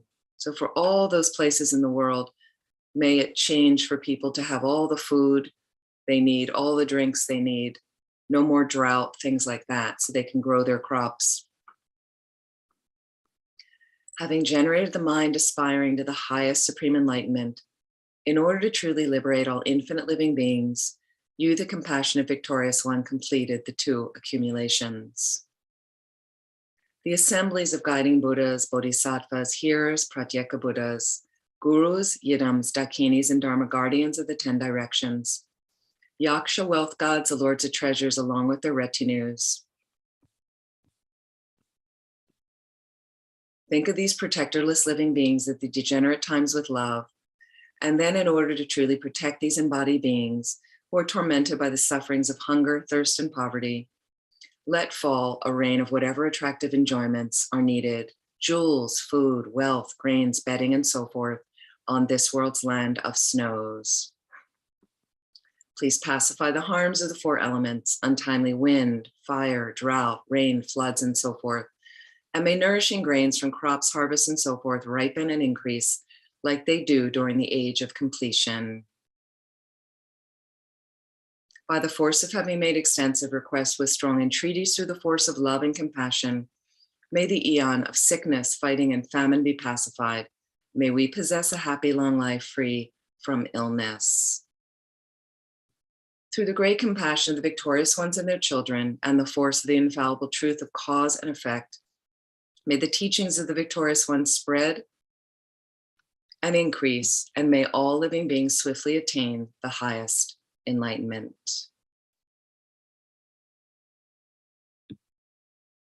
And our dedication prayers, I would in particular like to dedicate right now to Sean Tanaka with our New York Center, Shantideva Center, who's having, continues to have very serious health issues.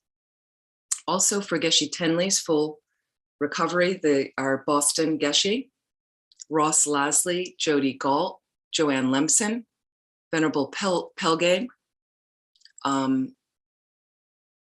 Josh and Kathleen Raffat, Jean McGarvey, Trish Flaherty, Norma Harris, Debbie Warner, Vanessa Hardy, Will, and Venerable Punsok, Arunas, and also Barb Hutton, and also Kathy DeGiorgio, Nancy Sainberg. Thank you so much.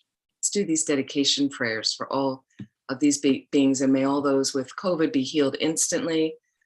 May those who've recently passed away in the last 49 days, may they immediately take a good rebirth to get enlightened to benefit all living beings. Let's do these dedication prayers.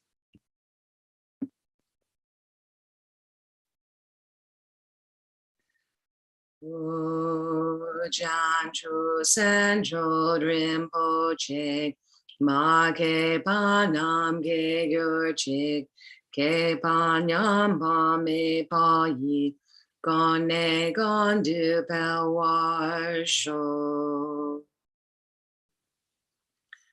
However many sick sentient beings there are, may they quickly be freed from all sickness. May all the sicknesses without exception of transmigratory beings never occur again.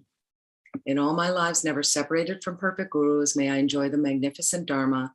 By completing the qualities of the grounds and paths, may I quickly attain the state of Vajradhara. By the force of the victorious One Tsongkhapa, acting as our direct Mahayana virtuous friend in all our lives, may we never turn away for even a second from the pure path highly admired by the victorious ones. Like the earth, water, fire, and wind, medicines, and monastery firewood, may it always be enjoyed by all sentient beings as they like and without resistance. May I cherish all sentient beings like my own life. May I cherish them much more than myself. May all their negative karma ripen on me. May all my virtue ripen on them. As long as any sentient being has not been liberated from samsara, may I abide in samsara to help them, even though I could achieve highest enlightenment. This very important dedication with emptiness, due to all the past, present, and future merits collected by me, the numberless Buddhas and the numberless sentient beings, which are completely empty of existing from their own side, may I, when completely empty of existing from my own side, achieve the state of full enlightenment, which is completely empty of existing from its own side, and lead all sentient beings who are completely empty of existing from their own side to that state which is completely empty of existing from its own side, by myself alone, who am completely empty of existing from my own side. Whatever understanding you have of emptiness, please reflect for a moment.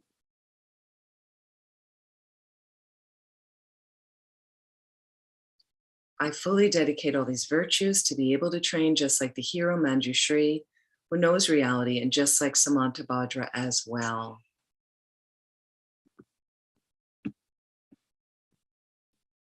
I fully dedicate all my roots of virtue with the dedication praised as the best by all the gone beyond victorious ones of the 3 times in order to have good conduct.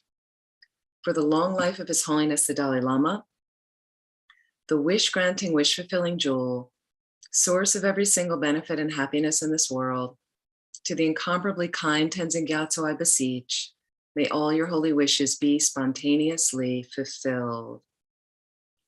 For the long life of Lama Zopa Rinpoche, you who uphold the Sadhua's moral way, who serve as the bountiful bearer of all, sustaining, preserving, and spreading Manjunath's victorious doctrine, who masterfully accomplish magnificent prayers honoring the 3 sublime ones, Savior of myself and others, your disciples, please, please live long. So if you're interested, in an hour, I'm leading a meditation, guided meditation. You're welcome to join. Facebook Live it will be on. I'm not sure if the registration link is still working, but we are looking for a spiritual program coordinator for Land of Medicine Buddha. So you can go to our website and apply, landofmedicinebuddha.org. Thank you so much for joining, and lovely to see you, Venerable. Please have a good day and please be well. And thank you so much for joining.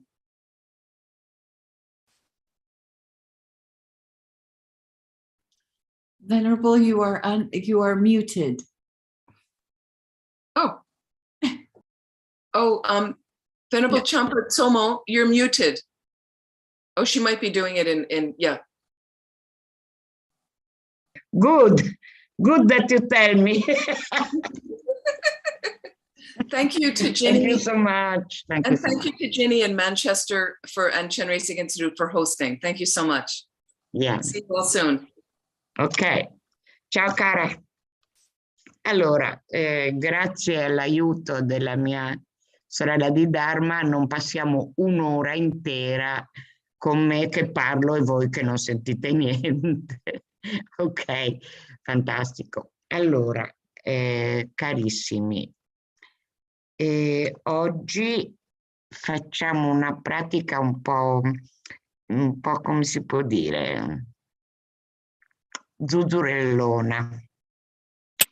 Zuzzurellona in questo senso che innanzitutto meditiamo prima ancora di prendere rifugio, prima ancora di pensare agli esseri senzienti che li vogliamo liberare, che qui, che là, che su, che giù. Prima ancora pensiamo che stiamo partecipando a qualcosa di davvero speciale, cioè stiamo partecipando a un'attività in comune con altri praticanti spirituali che sono moltissimi, cioè noi siamo una ventina, noi monache e monaci che guidiamo le sessioni siamo una ventina, ma molti altri seguono noi, no? Perciò ci può essere, ma secondo me almeno un centinaio siamo, penso di più.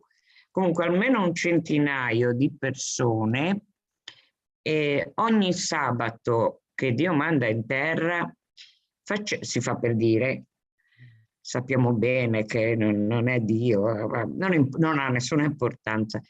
Ogni sabato facciamo 24 ore consecutive di pratica di pacificazione di ogni tipo di conflitti. E ora che siete qua, condividete questa cosa eccezionale, cioè che stiamo partecipando a un evento di amici spirituali e dice Buddha Sakyamuni, l'ho scritto su Facebook per chi l'ha letto, ma per chi non l'ha letto è molto interessante questa citazione di Buddha Sakyamuni. È una citazione fatta da Bhikshuni Jetsuma Tenzin Palmo, che è una monaca inglese che ha fondato un monastero femminile in India e fa delle cose molto belle. È una persona speciale, è quella monaca che ha fatto 12 anni di ritiro in una grotta, eccetera. Comunque, insomma, questa è la sua osservazione. Il Buddha, aspettate che vi metto il testo in condivisione. Eccolo qua. Il Buddha elogiava molto l'amicizia. C'è un dialogo curioso nei sutra, in cui Ananda, il compagno del Buddha, dice al Buddha: penso che una buona compagnia sia la metà del percorso spirituale, cioè secondo lui diceva che era una parte molto importante del percorso spirituale, giusto? Stava dicendo questo Ananda. E Buddha gli ha detto: non dirlo Ananda, non dire così. La buona compagnia è l'intero sentiero, il cammino, sentiero spirituale. E questo ci dovrebbe riempire di una gioia trionfante, di una gioia che schiaccia tutte le tristezze, tutte le paure, tutti gli scoraggiamenti, perché noi ce l'abbiamo questa buona compagnia. Come minimo ce l'abbiamo ogni sabato, ma proprio lo strano minimo. Ce l'abbiamo ogni sabato con questa maratona, che tra l'altro è molto potente perché ha appunto le caratteristiche di una maratona, cioè non si interrompe mai per un secondo, ogni sabato 24 ore di pratica virtuosa che si diffondono in tutto il mondo perché sono dedicate per tutto il mondo. Quindi questo ci dovrebbe veramente far esplodere di gioia e di sicurezza, perché abbiamo questa buona compagnia, e cioè abbiamo un cammino spirituale. La buona compagnia, dice Buddha, è l'intero cammino spirituale. Ora commenta Tenzin Palmo, venerabile Tenzin Palmo, la compagnia di menti che sono di supporto, utili e comprensive è molto importante. In che cosa ora ci stiamo dando supporto? Anche se non sappiamo i fatti l'uno dell'altro e non stiamo facendo niente di specifico rispetto ai nostri problemi. Siamo di supporto perché siamo insieme per fare la cosa che vale più la pena di fare al mondo. Lo vedremo quando la faremo, che adesso la stiamo per fare. Allora, il supporto utile e comprensive è molto importante, dice Getsuma Tenzin Palmo. E mentre percorriamo questa nuova direzione spirituale nelle nostre vite, sono queste persone a venire da noi, queste persone vengono da noi, sono predisposte, lei non lo dice perché l'inglese è molto sintetico, ma lei dice, lei intende, sono predisposte a venire verso di noi come magneti che vanno verso il polo magnetico il ferro, no? Che va verso il polo magnetico di appartenenza. Allora, quindi il punto è questo: noi abbiamo tutto quello che ci serve, dato che l'ha detto il Buddha, come ha detto il Buddha. Ciao Irene, mi sembrava strano che non c'eri. Purtroppo i laici non devono intervenire, però io mi permetto queste irregolarità di parlare per le persone, parlare alle persone che vedo che fanno un intenso sforzo. Mi dispiace Irene, perché finora abbiamo parlato di quanto sia splendido questo fatto che ci riuniamo sempre, tu sei la più costante di tutti. Però te lo riascolti nella registrazione, domattina la metto sul mio, sulla mia pagina Facebook, spero che tu abbia Facebook. Vabbè, ok. Quindi adesso che vi ho spiegato, questo è già un argomento di meditazione. Tecnicamente lo chiamiamo rigioire, rejoicing in inglese, e noi traduciamo rigioire, ma va bene anche gioire. Gioire di qualcosa che già crea gioia. Il punto è questo. La pratica spirituale svolta con il supporto dei compagni di Dharma crea gioia già di per sé. Lasciamo perdere che poi ci bisticciamo sempre. Quello non ha tutto quel peso, non ha tutto quel valore. A noi piace lamentarci, ma se poi tra compagni ci bisticciamo non ha niente a che vedere con l'importanza e il valore di fare pratica insieme, ok? Allora, facciamo qualche minuto di meditazione. Allora, un minuto di meditazione semplicissima sul respiro. Ricordatevi la posizione, diritta non rigida, diritta non rigida, la schiena diritta, il bacino non si deve irrigidire, il collo non si deve irrigidire. E le spalle cascano giù ai lati della spina dorsale, il naso è allineato con l'ombelico, le orecchie sono allineate con le spalle, non sono come quando non sono sul computer, non sono allineate col computer, non sono allineate col piatto, non sono protese verso la persona con cui parliamo. Questi sono tutti modi in cui denunciamo di sentirci mancanti di qualcosa. Ci buttiamo avanti per ricevere qualcosa. No, invece qua in questa meditazione anche di un solo minuto, che è semplicemente sul respiro, che è anche semplicemente sul respiro, la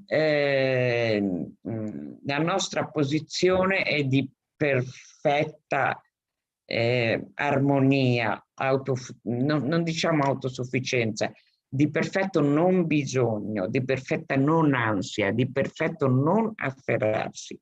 Un minuto osservando il respiro con questa posizione bellissima, meravigliosa.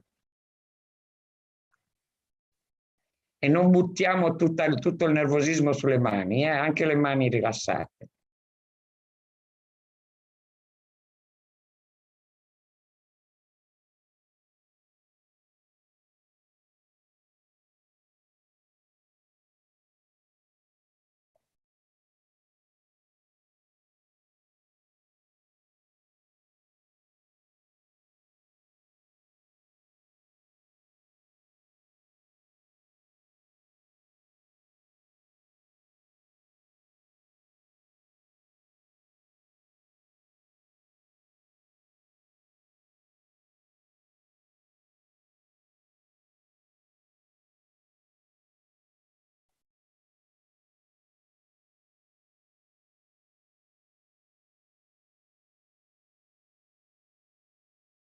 Bene, dopo questo minuto, ora facciamo 5 minuti di semplicemente dimorare nella gioia di star facendo una pratica spirituale molto potente insieme ai compagni di Dharma che sono tutto il sentiero spirituale.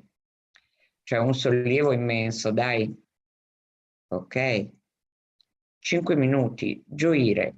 Vi distrarrete da questo oggetto, non è un oggetto semplice su cui concentrarsi. Quando vi distraete, notate qual è il pensiero che vi ha distratto, lo notate e rendete omaggio a questo pensiero, qualunque esso sia, non lo punite. Va bene, qualunque pensiero sia, è sorto da qualche motivo. Però adesso stiamo facendo un'altra cosa, esercitiamo la consapevolezza sulla gioia di fare pratica spirituale insieme ai compagni di Dharma, quindi stiamo facendo un'altra cosa. Come un gattino quando vi disturba e voi state lavorando o meditando, eccetera. Adesso sto facendo un'altra cosa. Quindi gioiamo ricordandoci di tornare continuamente all'oggetto del gioire, che è di essere insieme ai compagni spirituali. 5 minuti.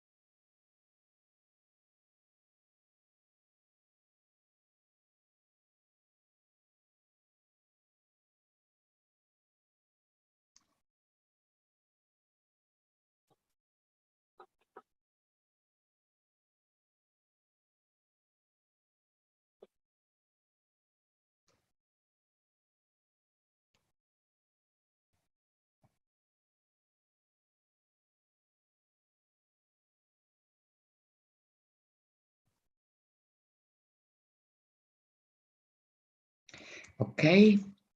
Ora immaginiamo che questa gioia, questa sicurezza, questo senso di riconoscimento di tutto il meglio che c'è nel mondo,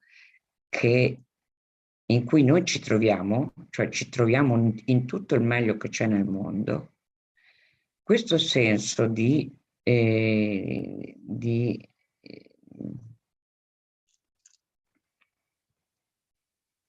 grande trasformazione, perché di questo poi si tratta, lo applichiamo alla pratica del prendere e dare. Immaginiamo sia la nostra mente che non vuole ammettere quanto siamo fortunati, quanto siamo, quanta potenzialità c'è in noi, quanto aiuto riceviamo non solo dai compagni di Dharma in carne ed ossa, ma proprio dagli esseri illuminati che non possiamo vedere, non possiamo percepire coi sensi, ma hanno come solo unico scopo quello di aiutare noi a liberarci dalla sofferenza, e quindi ci mandano benedizioni, input imprevedibili tramite le dachini, eccetera, no? Allora, non abbiamo molto spesso questa consapevolezza, e quindi ci abbandoniamo ai difetti mentali e siamo gelosi, siamo pigri, siamo arrabbiati, siamo criticoni, siamo, come si può dire, ottusi, egoisti, tutto ci abbiamo, va bene? Perché volendo abbiamo tutti questi difetti mentali, un po' più uno, un po' meno l'altro, però il punto è che questi difetti mentali sorgono perché trovano spazio. C'è una frase del Dalai Lama, credo, ma non sono sicura che sia del Dalai Lama, comunque dice, no, non è del Dalai Lama, sono sicura, vabbè, non importa. Questa frase dice, se nel tuo cuore c'è felicità, non puoi fare qualcosa di negativo. Invece noi la felicità la ignoriamo, sebbene sia a portata di mano, e quindi ci dedichiamo a ciò a cui ci spingono i difetti mentali, va bene? Scontentezza, e questo e quell'altro, e su e giù, eccetera. Paura, paura, paura, paura, illusioni, illusioni, illusioni, illusioni. Tutto oscurato. Allora, questa nostra incapacità di avvertire la nostra fortuna, che dà luogo a tutti i difetti mentali, la immaginiamo come un mucchietto di polvere nera al centro del nostro cuore, ok? E immaginiamo davanti a noi tutti gli esseri senzienti, in forma di esseri umani per comodità, che hanno la stessa situazione, anzi probabilmente molto peggio, quelli che non hanno in questa vita presente loro, in questa loro vita presente non hanno la fortuna di capire quello che noi invece possiamo capire. Quindi immaginiamo le loro sofferenze, i risultati di questi loro errori, anche gravissimi risultati come rinascere in un posto dove ci sono guerre, carestie, anche che ci sono anche disastri naturali come siccità, inondazioni, terremoti, eccetera.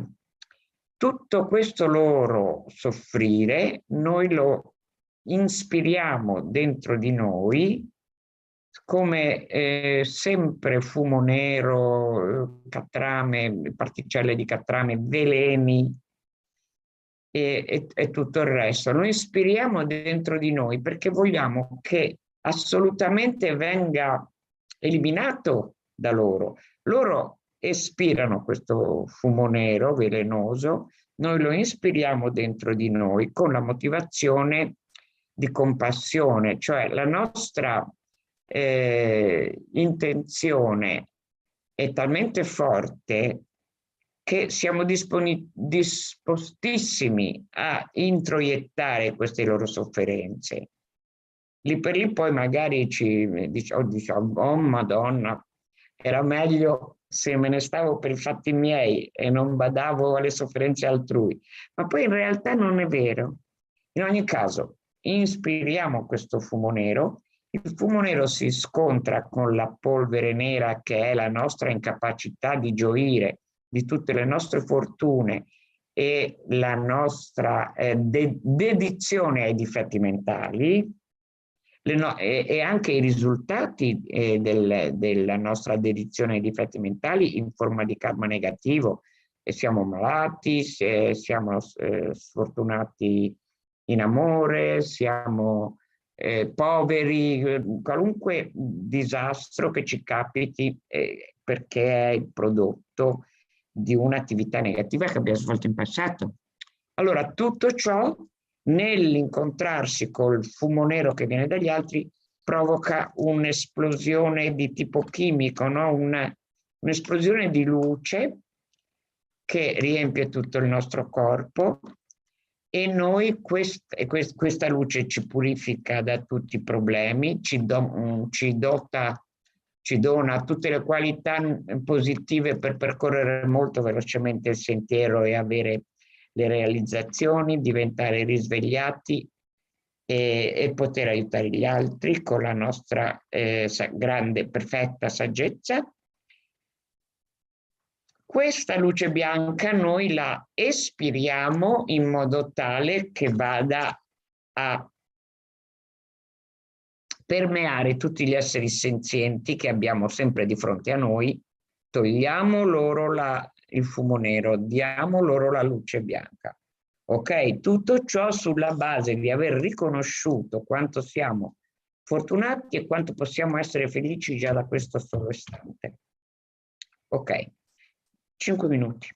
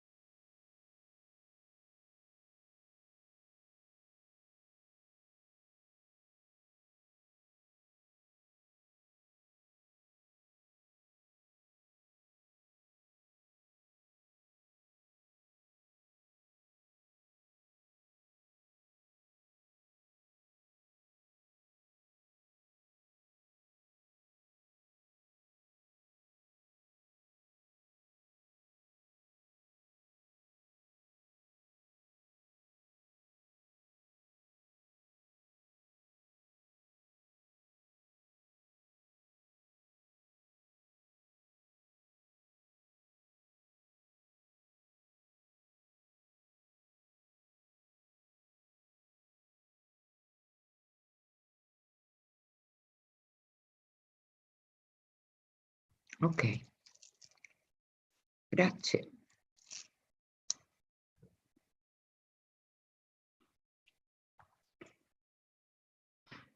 Ora ripetiamo praticamente quello che abbiamo già fatto in termini più formali.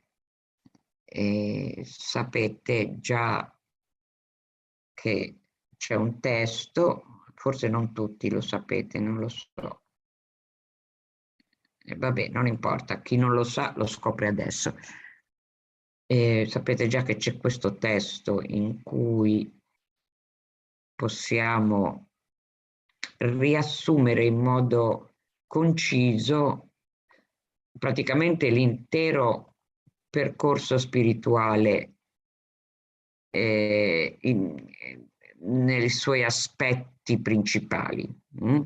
Perché è vero che gli amici sono tutto il percorso spirituale, ma perché fanno certe cose, non perché ci vediamo con gli amici, andiamo a bere la birra, andiamo al mare e allora abbiamo fatto il percorso spirituale. Gli amici spirituali. Allora, gli amici spirituali fanno questo. Punto primo, prendono rifugio in coloro che hanno già ottenuto ciò che noi ci proponiamo di ottenere. Perché coloro che l'hanno già ottenuto, ciò che noi ci proponiamo di ottenere, ci aiutano, ci danno consigli, di insegnamenti, testi, tutto. Cioè gli esseri risvegliati, no? Io e tutti gli esseri senzienti, uguali allo spazio, prendiamo rifugio nel prezioso Guru Buddha.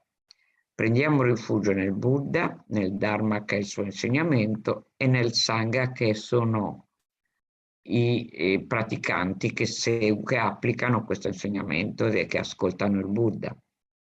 Ripetiamolo altre 2 volte. Io e tutti gli esseri senzienti uguali allo spazio. Prendiamo rifugio nel prezioso Guru Buddha. Prendiamo rifugio nel Buddha, nel Dharma e nel Sangha. Io e tutti gli esseri senzienti uguali allo spazio. Uguali allo spazio significa infiniti, per quanto è infinito lo spazio, così infiniti sono gli esseri senzienti. Prendiamo rifugio nel prezioso Guru Buddha, prendiamo rifugio nel Buddha, nel Dharma e nel Sangha. Perché gli esseri senzienti, infiniti come lo spazio, dovrebbero prendere rifugio? Uno potrebbe dire, ma non sono mica buddisti, o sono atei, o sono cristiani o induisti, oppure addirittura sono animali che non hanno la possibilità di fare queste concettualizzazioni, eccetera. Allora, il rifugio cos'è? Il rifugio è ciò che dà protezione dalla paura. Un rifugio è ciò che dà protezione dalla paura e che dà, diciamo così, il sostentamento per andare avanti, quando poi lo potremo non abbandonare, quando poi potremo incamminarci nel sentiero, ok?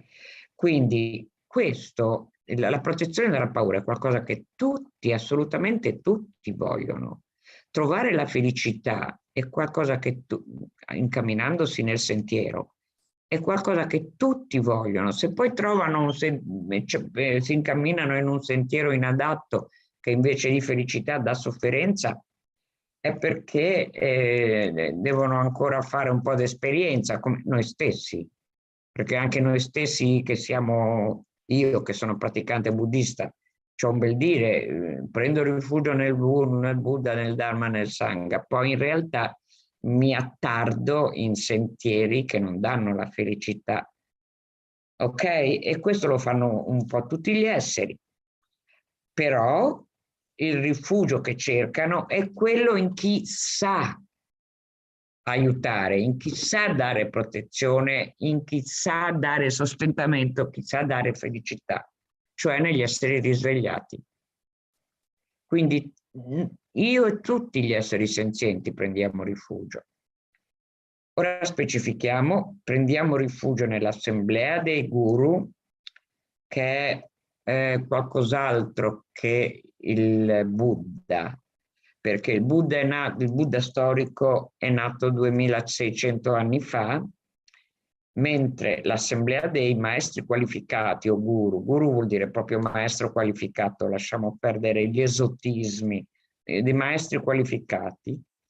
I maestri qualificati esistono anche adesso perché il lignaggio di Buddha si è mantenuto assolutamente ininterrotto fino ad ora.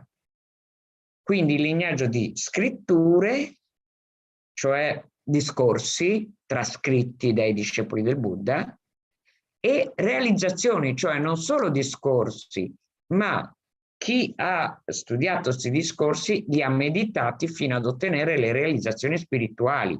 E da una generazione all'altra questo si è mantenuto perfettamente.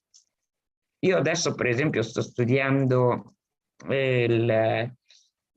i voti monastici e ci sono proprio tutte le prove nella scienza dei voti monastici che dimostrano che c'è questo lignaggio ininterrotto. Cioè io con i miei voti sto proseguendo una tradizione, un lignaggio ininterrotto che parte dal Buddha. Insomma, e anche se non si tratta di voti monastici, ci sono i voti del Bodhisattva, ci sono i voti del rifugio stesso, anche quelli provengono dal Buddha in un sentiero ininterrotto, in un lignaggio ininterrotto. Allora, quindi l'assemblea dei guru significa che anche ora io che non ho conosciuto Buddha ho potuto prendere i miei voti monastici, i voti dell'illuminazione che possono non essere per monaci, e i voti del rifugio, l'ho potuti prendere in un lignaggio ininterrotto, in un'assemblea di maestri qualificati. Allora, prendiamo rifugio nell'assemblea dei maestri, nell'assemblea delle divinità meditative, poi ne praticheremo 2 di queste divinità meditative, e nell'assemblea delle dakini. Siccome sto facendo tardi, tanto per cambiare, non spiego cosa sono queste dakini, ma rappresentano in termini molto sintetici la mente del Buddha che conosce la vacuità di tutti i fenomeni, e sono femminili, sono le dakini, perché la vacuità è la madre di tutti i Buddha, Bodhisattva, esseri senzienti. La vacuità è la nostra madre. La mancanza di vera esistenza è la nostra madre. Questo va studiato, perché se io mi metto a parlarvene ora non si finisce più. Bisogna che vi ascoltiate insegnamenti. Ce n'è uno fantastico che è stato pubblicato ieri di Kyabje Lama, è stato tradotto solo in inglese finora. Ok. Prendiamo il rifugio fondamentale, proprio il rifugio senza il quale tutti gli altri rifugi sono solo bla bla. Nella chiarezza vuota delle nostre menti, il Dharmakaya. Prima dicevo, le dakini sono come si può dire, l'attività che ci porta in contatto con la comprensione della vacuità di tutti i Buddha. Tutti i Buddha hanno realizzato la vacuità. Perché l'hanno realizzata?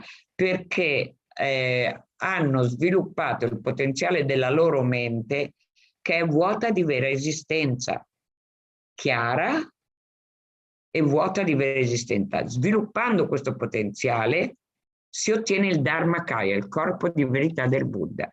Quindi noi prendiamo rifugio, così come hanno fatto i Buddha, con la chiarezza vuota delle nostre menti. Non è che la mente del Buddha era vuota e per quello lui è diventato illuminato, mentre la nostra non è vuota e quindi noi non possiamo diventare illuminati. È l'identica, assolutamente identica mente, con le stesse caratteristiche fondamentali. Chiarezza vuota della mente, che diventa il corpo di verità.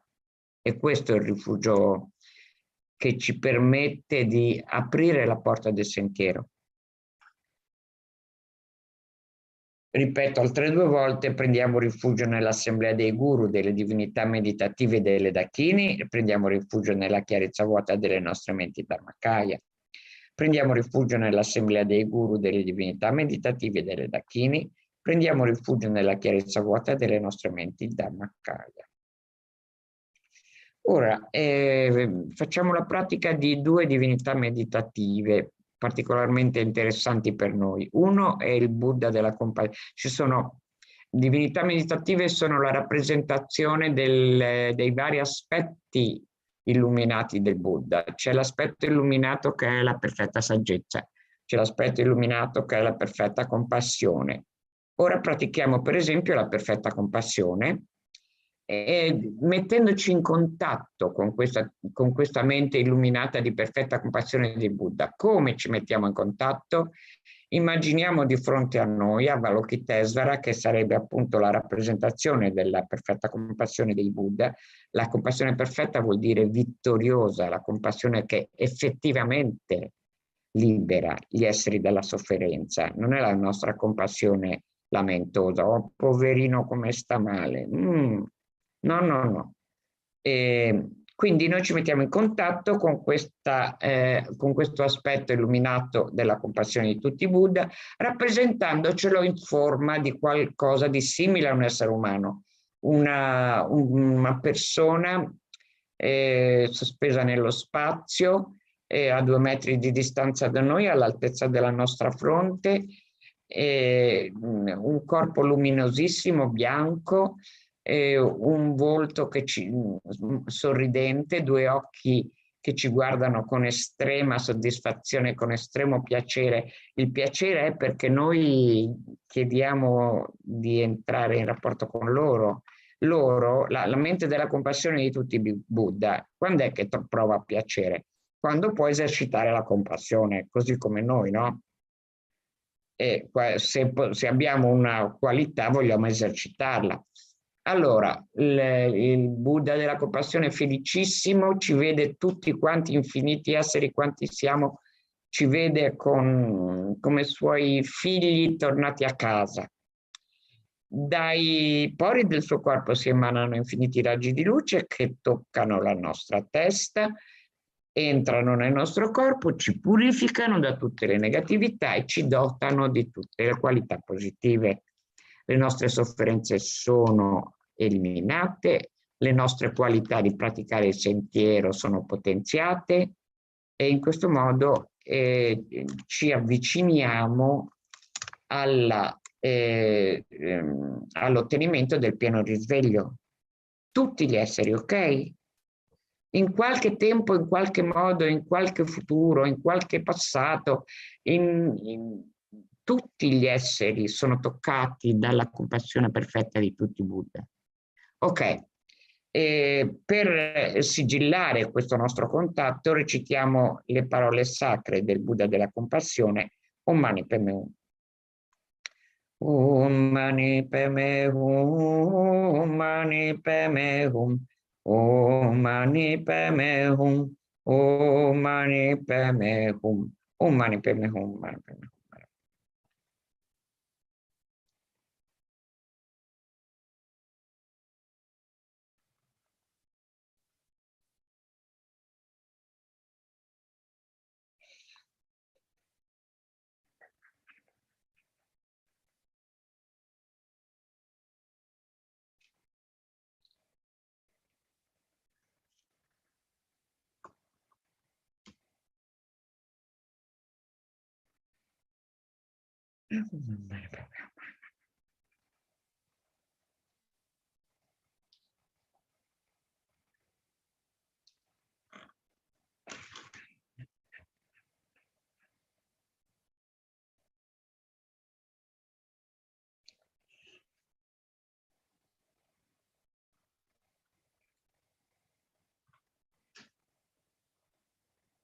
Om Mani Padme Hum.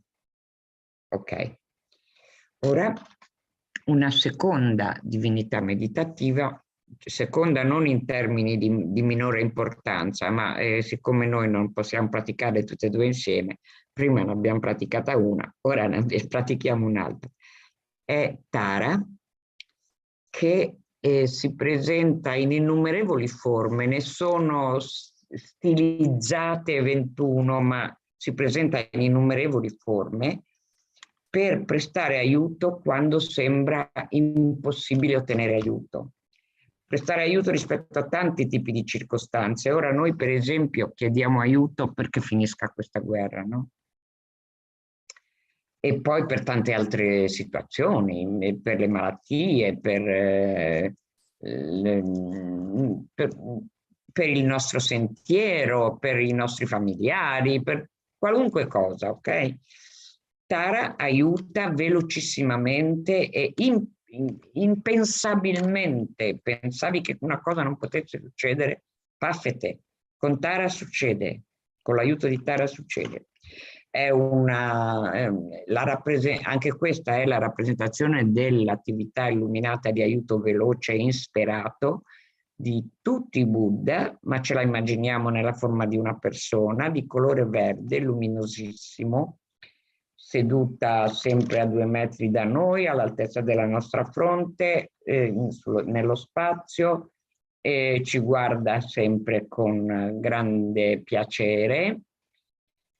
E dai pori del suo di colore verde, dai pori del suo corpo si emanano raggi di luce che toccano tutti gli esseri senzienti e noi e ci danno tutto ciò di cui abbiamo bisogno, tutto l'aiuto incredibile lo otteniamo. Ok, ci connettiamo ancora più solidamente recitando il suo mantra.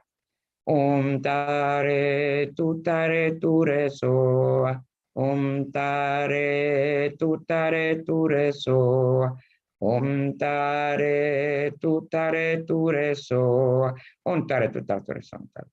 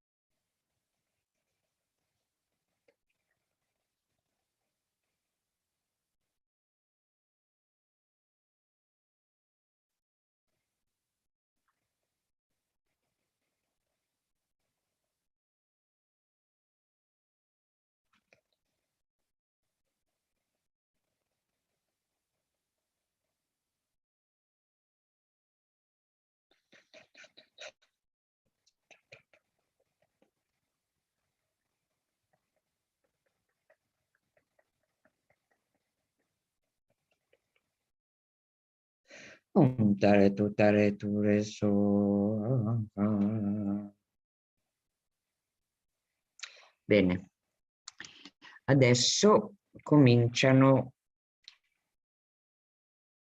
le dediche, prima quelle specifiche, cioè ne faremo 2, una più bella dell'altra, tutte e 2 composte dal Mahasi, da Thangtong Gyalpo, che era un grande praticante che è stato di immenso aiuto per i tibetani in tantissime occasioni, per esempio nell'occasione di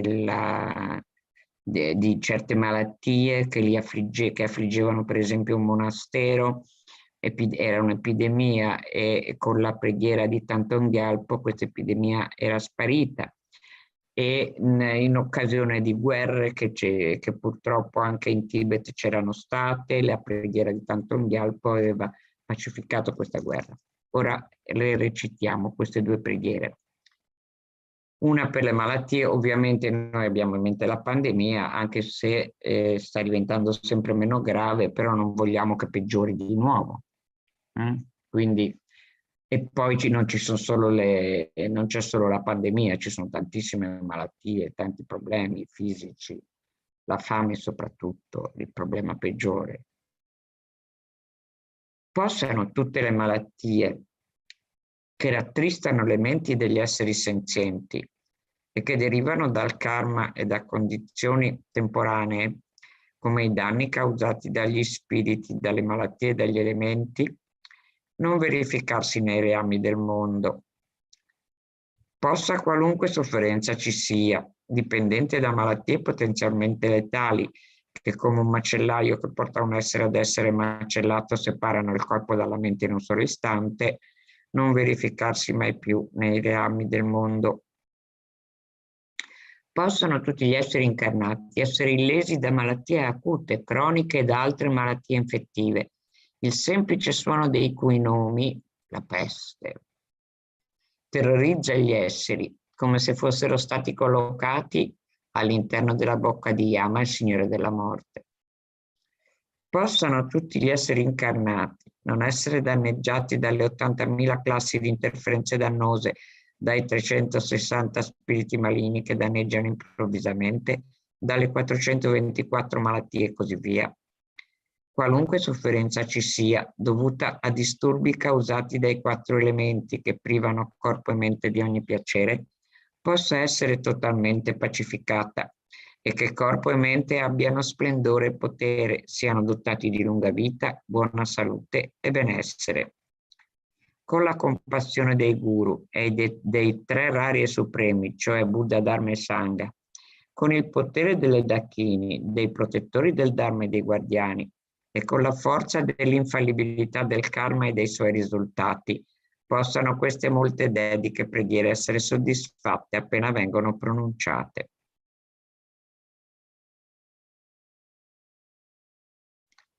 Ora la preghiera di Thangtong Gyalpo contro la guerra. Om Mani Padme Hum. Grande e amorevole e vittorioso Maitreya Buddha, occhio trascendentale, sublime e compassionevole, Avalokitesvara, Hayagriva vittorioso adirato, Tara completamente compiuta e totalmente pura e così via.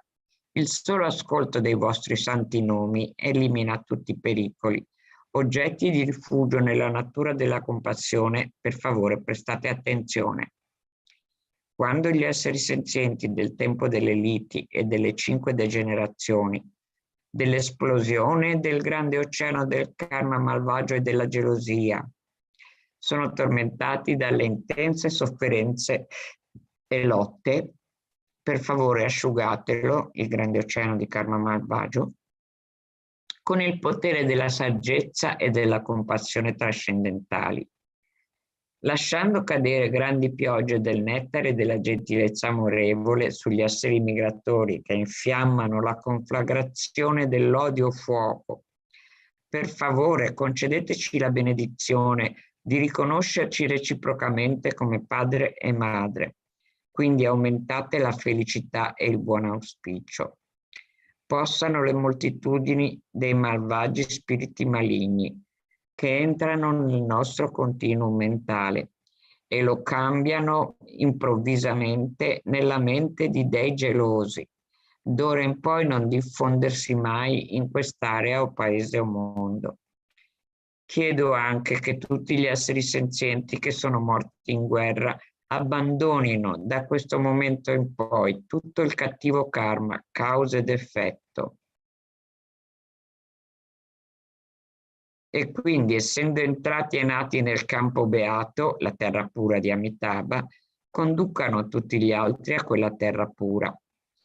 Per favore, benedite tutti coloro che nascono e muoiono, cioè gli esseri del ciclo dell'esistenza incontrollata o samsara, perché abbiano una vita lunga, senza malattie, pacifichino tutti i litigi e le lotte, ottengano il godimento delle 10 virtù, le piogge al momento giusto, sempre buoni raccolti, e che tutti gli ambienti e gli abitanti siano di buon auspicio e si sviluppino per la realtà ultima che è pura per natura, per i fenomeni che hanno realtà ultima e per i quali causa e risultato sono ineluttabili, e per la compassione del Guru, delle divinità del sigillo della mente e dei rari e sublimi 3 gioielli, possano queste pure vaste preghiere giungere al risultato,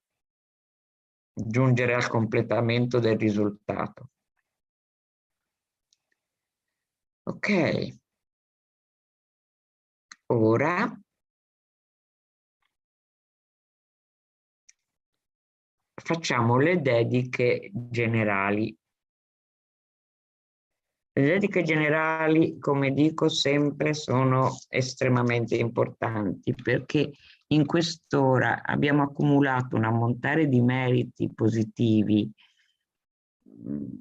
enorme, enorme. Pensiamo alla fortuna che abbiamo avuto, che moltissimi esseri non hanno. Per esempio i miei gatti qua, sì, sentono le parole, ma non capiscono il significato di una capacità, di una possibilità di trasformazione così bella e così vicina che si può toccare con mano.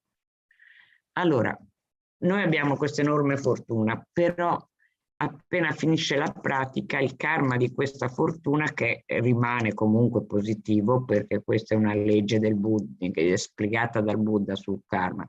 Se il karma è positivo, rimane positivo e il risultato sarà positivo. Però noi possiamo inquinare la maturazione del risultato, rallentandone moltissimo l'effetto, invece che per esempio il risultato maturare nella prossima vita, che rinasciamo vicino ai maestri, eccetera, matura tra 10.000 vite come risultato di, diciamo così, essere persone pacifiche. Capito? Cioè è sempre positivo, ma noi vogliamo che questo karma positivo si mantenga nel suo enorme potenziale di risveglio. Allora, per questo è molto importante dedicarlo, questo karma positivo, è come se lo mettessimo in banca a fruttare, capito? Lo mettiamo a fruttare perché cosa vogliamo? Ottenere il risveglio. Ok, allora quindi adesso facciamo queste dediche generali. Possa la preziosa mente dell'illuminazione non ancora sorta, sorgere, quella già sorta possa non declinare mai, ma accrescersi sempre più. Per realizzare la vacuità, questo è un po' difficile, ma se lo capiamo anche questo è fantastico. Sempre ricordiamoci che queste dediche significano: a causa di quest'ora di pratica che abbiamo compiuto con i compagni di Dharma, che sono tutto il sentiero, a causa che possiamo noi realizzare ciò, che samsara e nirvana mancano anche di un solo atomo di esistenza intrinseca. Eppure cause ed effetto e sorgere dipendenti sono infallibili. Chiedo le vostre benedizioni per capire il significato di questo pensiero di Nagarjuna, che è uno dei massimi commentatori dell'insegnamento del Buddha sulla vacuità. Che questi due pensieri, queste due realtà, cioè uno, samsara e nirvana mancano anche di un solo atomo di esistenza intrinseca. Due, ma causa ed effetto e sorgere dipendente ci sono infallibilmente. Dice, ma se mancano di esistenza intrinseca, come mai causa ed effetto funzionano? Allora sarebbe tutto uguale. No, non è così, dice Nagarjuna. Queste due realtà, la mancanza di esistenza intrinseca, che non vuol dire mancanza di esistenza in assoluto, vuol dire mancanza di esistenza vera, mancanza di esistenza allucinata. Perché noi quando parliamo di esistenza, quando vediamo le cose, le vediamo in modo allucinato come intrinsecamente esistenti, come veramente esistenti, ma non è così, ok? Allora, samsara e nirvana mancano di questa esistenza intrinseca, eppure causa ed effetto e sorgere dipendente funzionano, sono infallibili. Allora, chiedo le vostre benedizioni per discernere il significato del pensiero di Nagarjuna, per cui queste due realtà sono mutualmente complementari e non contraddittorie. Questo è molto importante, in tutte le mie vite, a causa di aver fatto quest'ora di pratica, eccetera, eccetera, mai separato dai guru, dai maestri perfetti, possa io godere del magnifico Dharma e completando le qualità di terreni e sentieri, possa io velocemente ottenere lo stato del Buddha primordiale Vajradhara.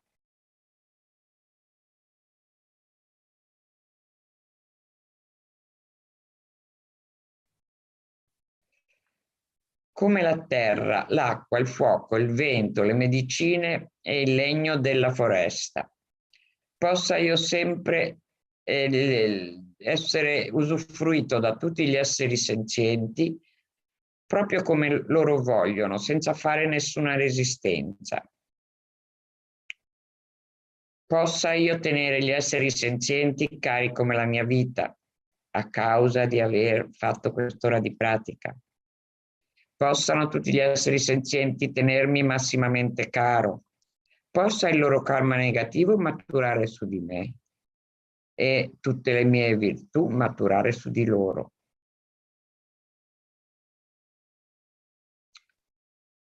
Finché tutti gli esseri senzienti non saranno liberati dal samsara, possa io dimorarvi nel samsara per aiutarli, anche se ho già ottenuto la suprema beatitudine dell'illuminazione.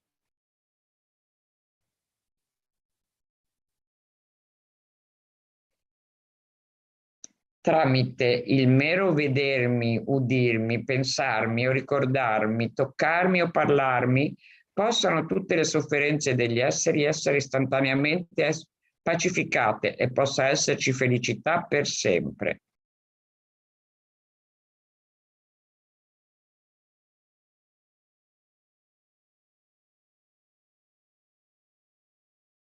Ora recitiamo preghiere di lunga vita per due delle manifestazioni dei guru perfetti che esistono ora in carne ed ossa come umani in questo mondo. Ce ne sono tantissime, ricordiamocelo. Non stiamo soltanto settariamente pregando per la lunga vita di due di essi e gli altri non contano. Facciamo preghiere per due di loro pensando che le facciamo per tutti gli esseri dell'assemblea dei guru, dei maestri perfetti. Perché facciamo preghiere per la loro lunga vita? Perché in questo modo loro possono essere di beneficio più a lungo a tutti gli esseri. Questo è per il Dalai Lama. Tu che sei il gioiello che esaudisce tutti i desideri, sorgente di ogni beneficio e felicità in questo mondo, incomparabilmente gentile supremo Tenzin Gyatso, possa tu avere lunga vita e tutti i tuoi santi desideri essere spontaneamente soddisfatti. Per Lama Zopa Rinpoche, tu che sostieni la moralità del soggiogatore, tu che servi come potente aiuto per tutti, tu che supporti, preservi e diffondi la vittoriosa dottrina di Mangiusri, tu che magistralmente compi magnifiche preghiere che onorano i tre sublimi gioielli, salvatore di me stesso e degli altri tuoi discepoli, ti prego, vivi a lungo. Ok. Grazie a tutti, molto felice di aver fatto questa sessione. Venerabile Elio, tocca a te. Tocca a me, sì, grazie. Ciao caro. Ciao, ciao. Buona pratica. Grazie anche a te, grazie tanto, ci vediamo. Et donc, on va continuer cette pratique en français cette fois-ci, hein, puisque c'est le groupe français. Donc, bienvenue à tous ceux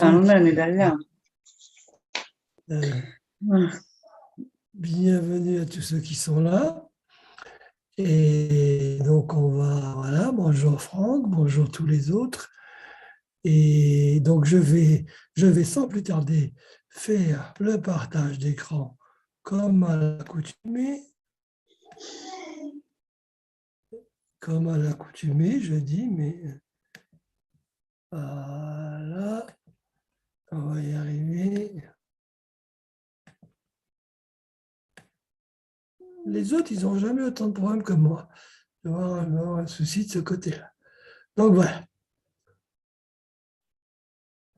Donc, on continue cette pratique qui a été lancée par Lama Zopa pour la guérison de la pandémie, qui, bien qu'elle semble se résorber un petit peu, a encore beaucoup d'effets. Et donc, on ne voudrait surtout pas que ça redémarre sous d'autres formes.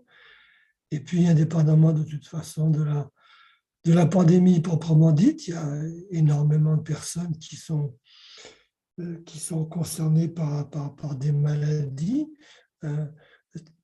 qui semblent moins graves, mais ce n'est pas vrai, parce qu'il y a des tas de gens qui ont des cancers, des tas de gens qui ont des maladies extrêmement graves, il y a des tas de gens qui ont des tas de soucis vraiment vitaux, et donc la prière pour guérir le monde, elle est toujours d'actualité. Et également, donc, cette prière de Thangtong Gyalpo pour pacifier le danger des armes, puisque nous voyons que dans ce domaine, il y a toujours des escalades, il y a toujours, ça ne s'arrête jamais. Il est difficile de prendre une position. Faut-il se défendre, pas se défendre? C'est une situation qui interpelle, pour laquelle il n'y a pas de bonne solution. C'est difficile. Donc, nous sans trop prendre position ni pour l'un ni pour l'autre, parce que tout le monde est à plaindre. Hein. Les agressés sont à plaindre parce qu'ils sont agressés. Les agresseurs sont à plaindre parce qu'ils créent les causes pour une plus grande souffrance plus tard. Et donc, il n'y a pas de gagnant dans cette histoire.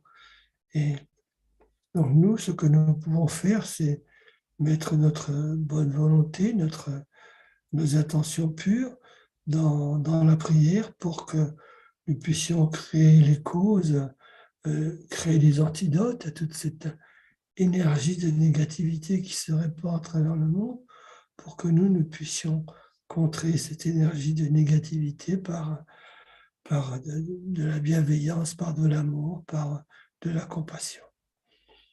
Et donc, c'est pour cette raison qu'avec une motivation pure et grâce à l'aide de Thangtong Gyalpo et de Chenrezig, nous allons faire ces pratiques pour dissiper la source de tout cela, pour dissiper l'ignorance des êtres. Et donc, on commence par les 4 pensées à commencera, hein, qui sont un petit peu la base de toute cette attitude altruiste. Comme ce serait merveilleux si tous les êtres demeuraient dans l'équanimité, libres de l'attachement qui les rapproche des uns et de la haine qui les éloigne des autres. Puisse-t-il demeurer ainsi? Puisse-je faire en sorte qu'il demeure dans cet état? Maître Bouddha, veuillez me bénir afin que je puisse accomplir cela.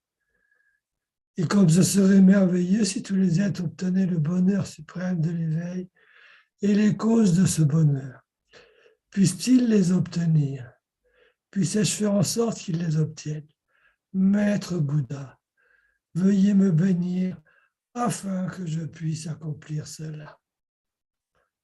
Et comme ce serait merveilleux si tous les êtres étaient libérés de la souffrance et des causes de la souffrance, puissent-ils en être libérés? Puisse-je faire en sorte qu'ils en soient libérés? Maître Bouddha, veuillez me bénir afin que je puisse accomplir cela. Et comme ce serait merveilleux si tous les êtres n'étaient jamais séparés du bonheur de renaissance supérieure et de la libération, puissent-ils ne jamais en être séparés? Puisse-je faire en sorte qu'ils n'en soient jamais séparés? Maître Bouddha, veuillez me bénir afin que je puisse accomplir cela.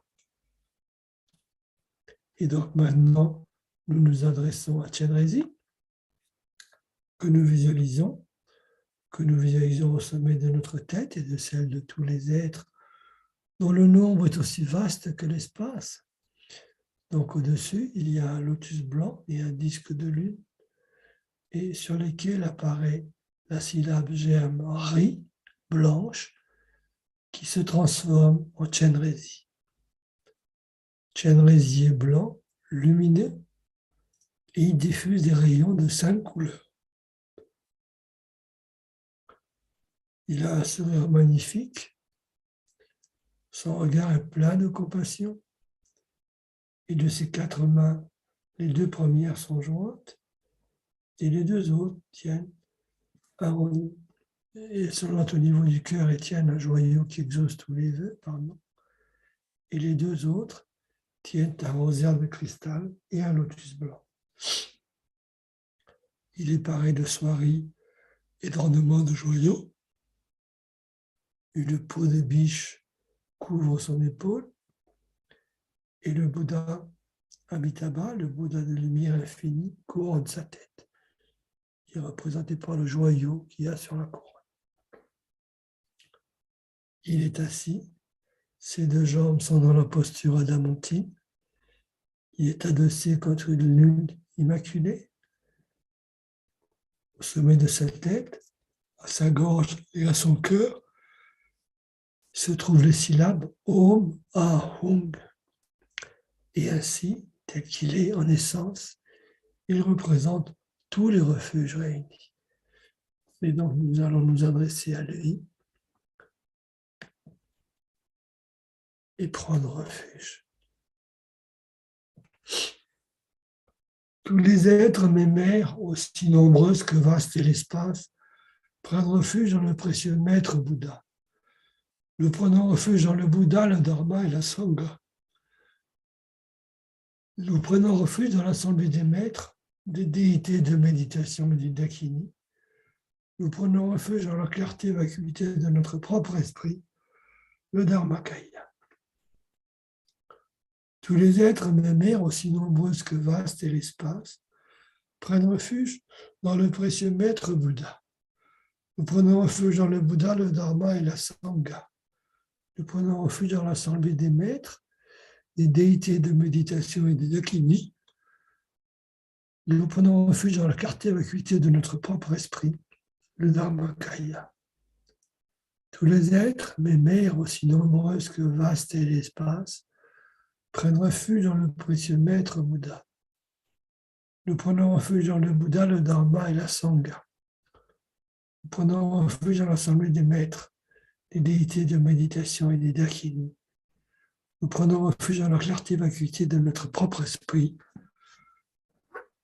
le Dharmakaya.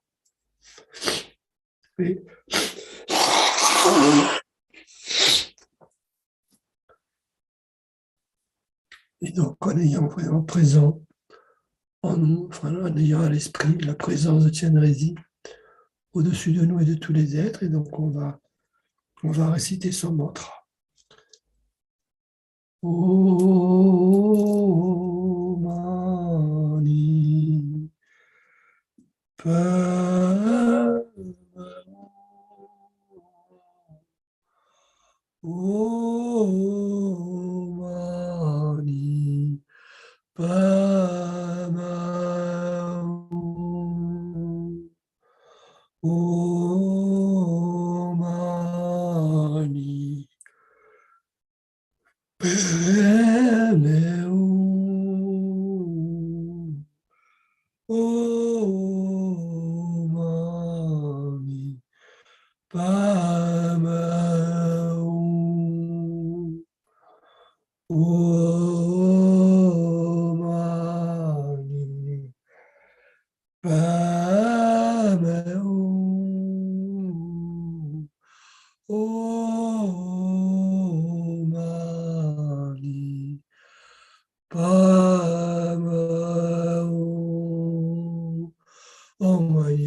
Om Mani Padme Om Mani Padme Om Mani Padme Om Mani Padme Om Mani Padme Om Mani Padme Om Mani Padme Om Mani Padme Om Mani Padme Om Mani Padme Om Mani Padme Om Mani Padme Om Mani Om Mani Padme Om Mani Padme Om Mani Padme Om Mani Padme Om Mani Padme Om Mani Padme Om Mani Padme Om Mani Padme Om Mani Padme Om Mani Padme Om Mani Padme Om Mani Padme Om Mani Padme Om Mani Padme Om Mani Padme Om Mani Padme Om Mani Padme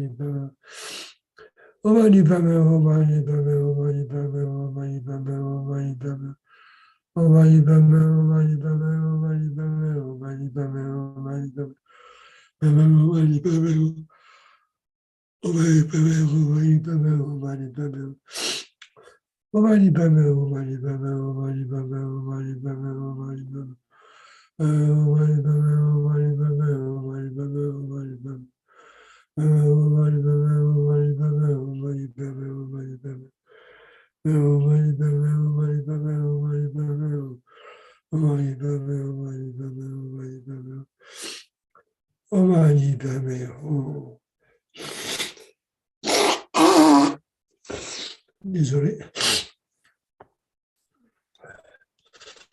Maintenant, on va voir la prière proprement dite. Puis toutes les maladies qui font souffrir les êtres en raison du karma et de conditions soudaines telles que les méfaits causés par les esprits, les maladies et les éléments, ne plus advenir en ce monde. Puis toutes les souffrances liées aux maladies graves qui, tel un boucher menant sa victime à l'abattoir, séparent le corps de l'esprit en un instant, ne plus advenir en ce monde. Puis tous les êtres incarnés ne plus souffrir d'épidémies aiguës, chroniques ou autres, dont le seul nom suffit d'assommer la terreur et à se sentir aspiré dans la gueule de Yama, le Seigneur de la mort. Puissent tous les êtres incarnés ne plus être victimes des 80 000 espèces de fauteurs de troubles, des 360 nuisances subitement affligées par des esprits maléfiques, des 424 maladies, et ainsi de suite. Puissent toutes les souffrances dues au dérèglement des 4 éléments, privant le corps et l'esprit de tout plaisir, disparaître à tout jamais. Et puisse le corps et l'esprit rayonner de vitalité, jouir d'une longue vie, demeurer heureux et en bonne santé. Par la compassion des maîtres des 3 rares et sublimes, le pouvoir des Dakini, des gardiens et des protecteurs du Dharma, et par la force infaillible du karma et de ses effets, puisse dédicacer ces prières être pleinement exaucées. Et alors, citer encore 2 fois, normalement on a le temps. Puis toutes les maladies qui font souffrir les êtres en raison du karma et des conditions soudaines telles que les méfaits causés par les esprits, les maladies et les éléments, ne plus advenir en ce monde. Puis toutes les souffrances liées aux maladies graves, qui tel un boucher menant sa victime à l'abattoir séparent le corps de l'esprit, en un instant ne plus advenir en ce monde. Puissent tous les êtres incarnés ne plus souffrir d'épidémies aiguës, chroniques ou autres, dont le seul nom suffit à semer la terreur et à se sentir aspiré de la gueule de Yama, le Seigneur de la mort. Puissent tous les êtres incarnés ne plus être victimes des 80 000 espèces de fauteurs de troubles, les 360 nuisances subitement affligées par des esprits maléfiques, les 424 maladies, et ainsi de suite. Puis toutes les souffrances du dérèglement des 4 éléments, privant le corps et l'esprit de tout plaisir, disparaître à tout jamais, et puissent le corps et l'esprit rayonner de vitalité, jouir d'une longue vie, demeurer heureux et en bonne santé. Par la compassion des maîtres, des 3 races et sublimes, le pouvoir des Dakini, des gardiens et des protecteurs du Dharma, et par la force infaillible du karma et de ses effets, puissent dédicacer ces prières être pleinement exaucées. On va dire 3e fois. Puissent toutes les maladies qui font souffrir les êtres en raison du karma et de conditions soudaines, tels que les méfaits causés par les esprits, les maladies, les éléments ne plus advenir en ce monde. Puis toutes les souffrances dites aux maladies graves qui tiennent à boucher menant sa victime à l'abattoir. C'est par le corps de l'esprit en un instant ne plus advenir en ce monde. Puis tous les êtres incarnés ne plus souffrir d'épidémies aiguës, chroniques ou autres, dont le seul nom suffit à semer la terreur et à se sentir aspiré dans la gueule de Yama, le Seigneur de la mort. Puis tous les êtres incarnés ne plus être victimes des 80 000 espèces de fauteurs de trous, des 360 nuisances subitement infligées par des esprits maléfiques, des 424 maladies, et ainsi de suite. Puis toutes les souffrances du dérèglement des 4 éléments privant le corps et l'esprit de tout plaisir disparaître à tout jamais. Et puis ce corps et l'esprit rayonnés de vitalité, jouir d'une longue vie, demeurer heureux et en bonne santé. Par la compassion des maîtres et des trois rares et sublimes, le pouvoir des dakinis, des gardiens et des protecteurs du Dharma, et par la force infaillible du karma de ses effets, puissent dédicacer ses prières et être pleinement exaucées. Et maintenant, on va essayer de dire la prière qui pacifie le danger chez des âmes, les paroles de vérité. Et donc, on va s'adresser à Chenrezig de nouveau. Donc, on va redire un petit peu de mantra. Om Mani Padme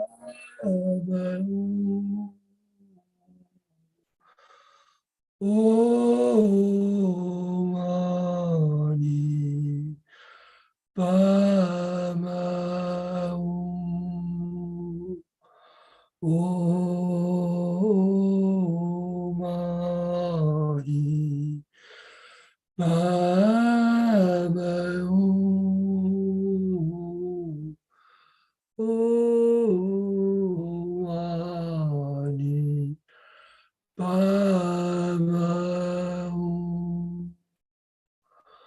Hum. Om Mani Padme Hum. Om Mani Padme Hum. Om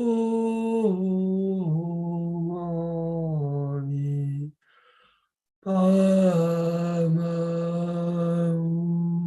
Hum.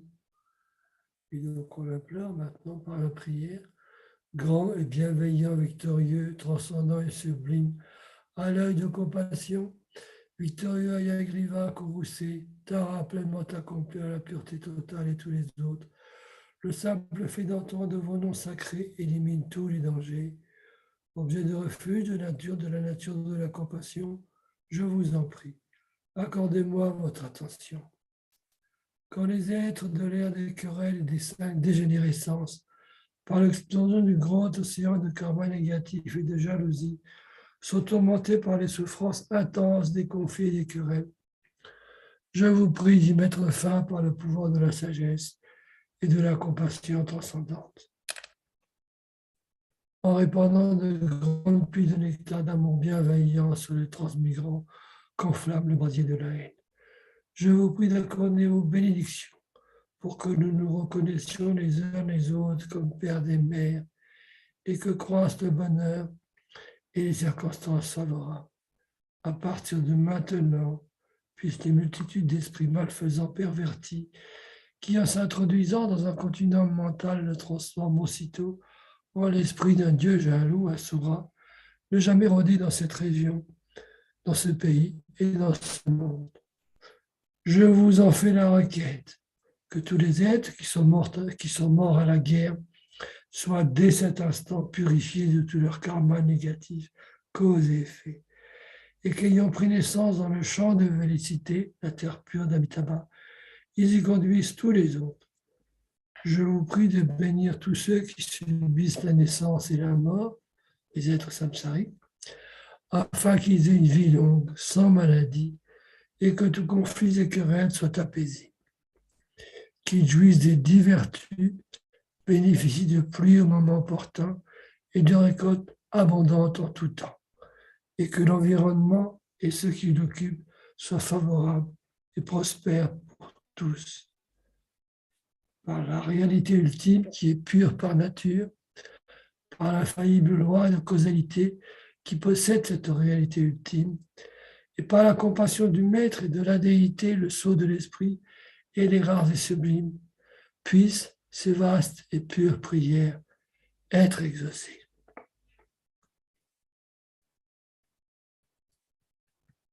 On recommence.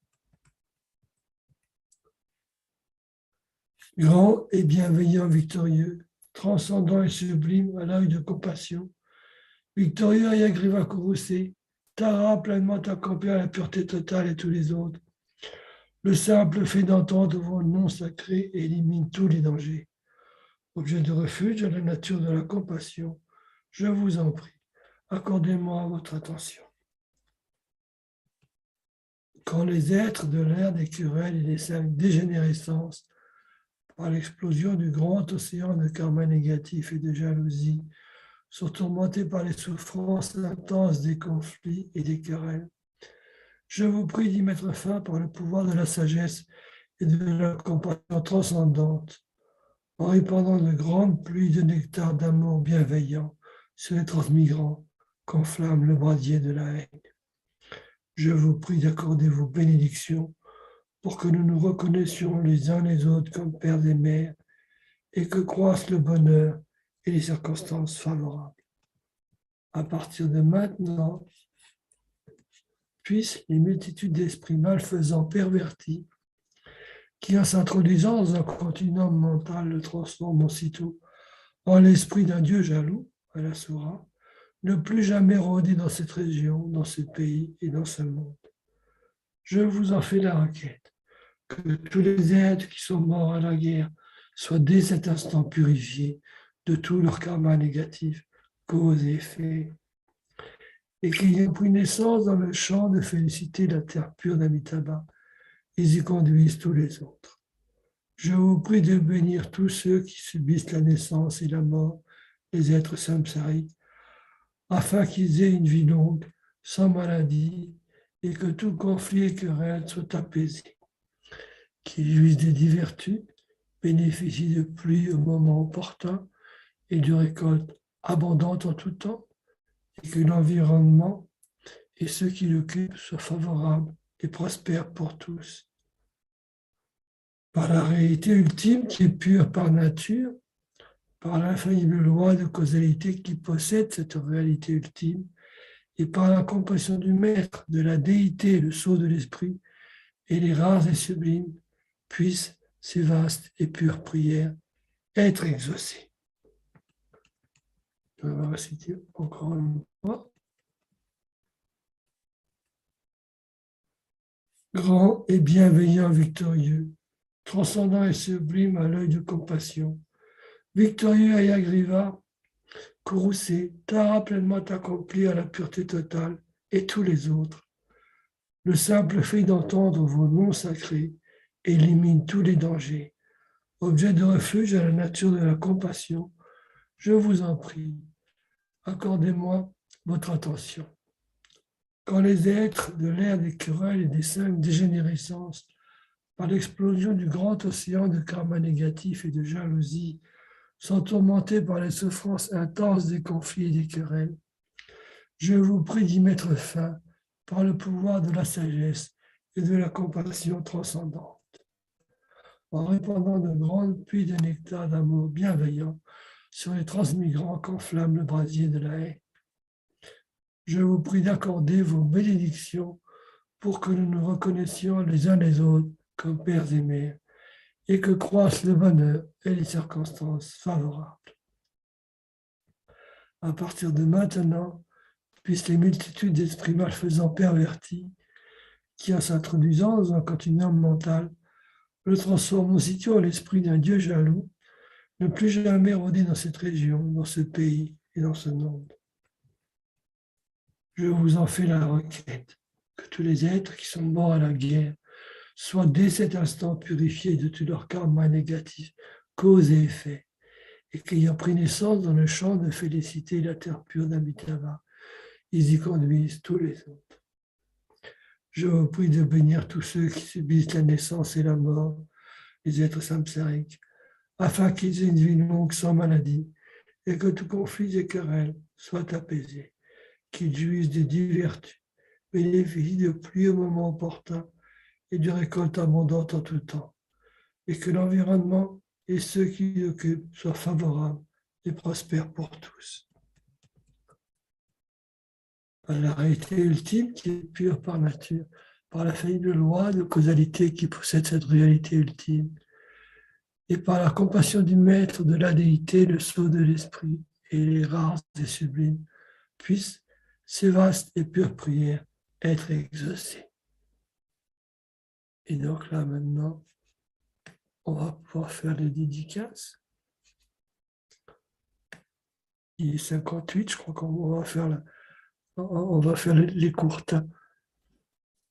Puis ce joyeux suprême de la bodhicitta, naître là où il n'est pas né, ne pas dégénérer là où il est déjà né, mais s'accroître de plus en plus.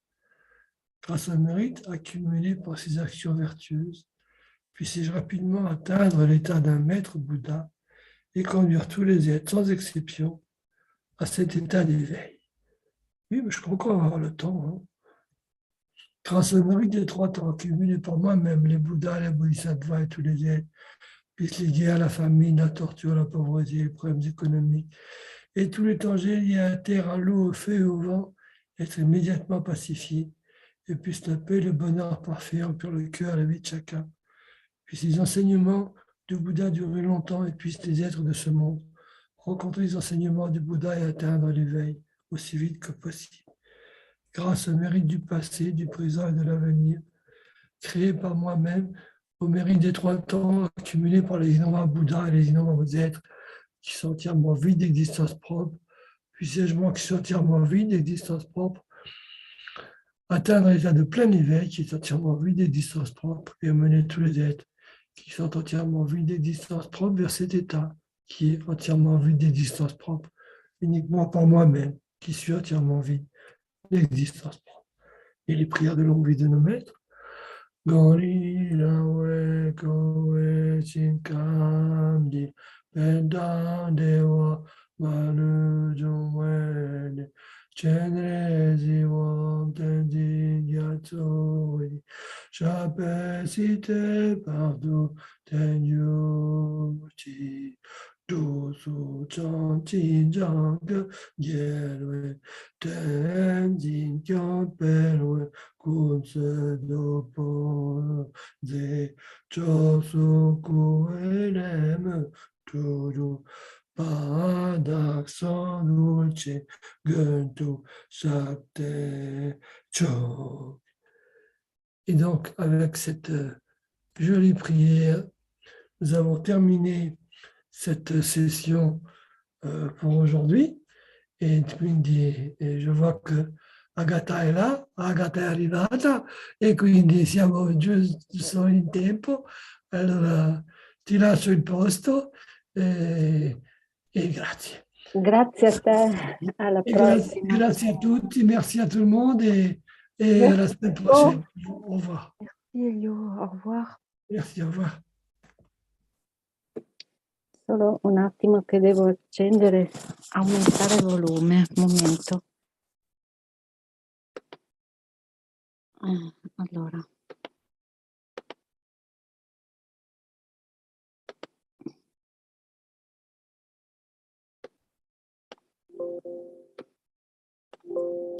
Ok. Grazie a tutti per essere qui e di esservi ritagliati uno spazio sacro in questo momento, condividendo questa pratica eccezionale della maratona, che è veramente incredibile dal punto di vista karmico. E cominciamo subito con la purificazione delle navi, la purificazione del nostro corpo, parola e mente, del canali, per cercare di calmare la mente, eliminare gli ostacoli che ci sono stati in questo nell'arco di questa giornata e per fare una pratica molto più concentrativa.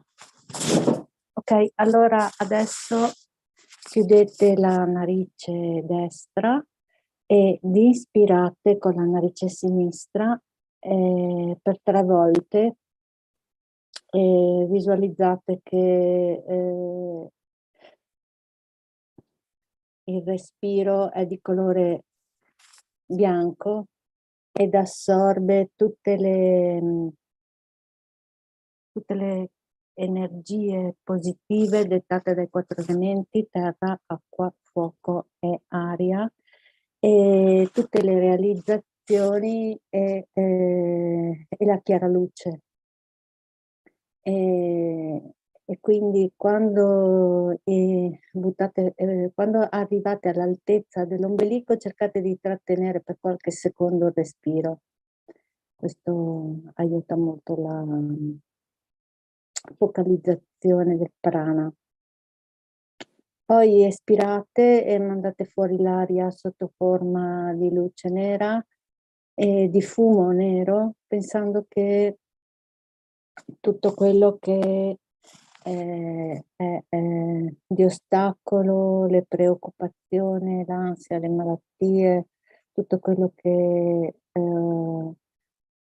potrebbe influire negativamente sulla nostra concentrazione, sulla nostra pratica, se ne va lontano, lontano. Facciamo questa pratica, questa ispirazione per 3 volte con la narice sinistra, per 3 volte con la narice destra e poi con entrambe le narici. E quindi eliminiamo tutte le tensioni che ci sono in questo momento. Quindi cominciamo.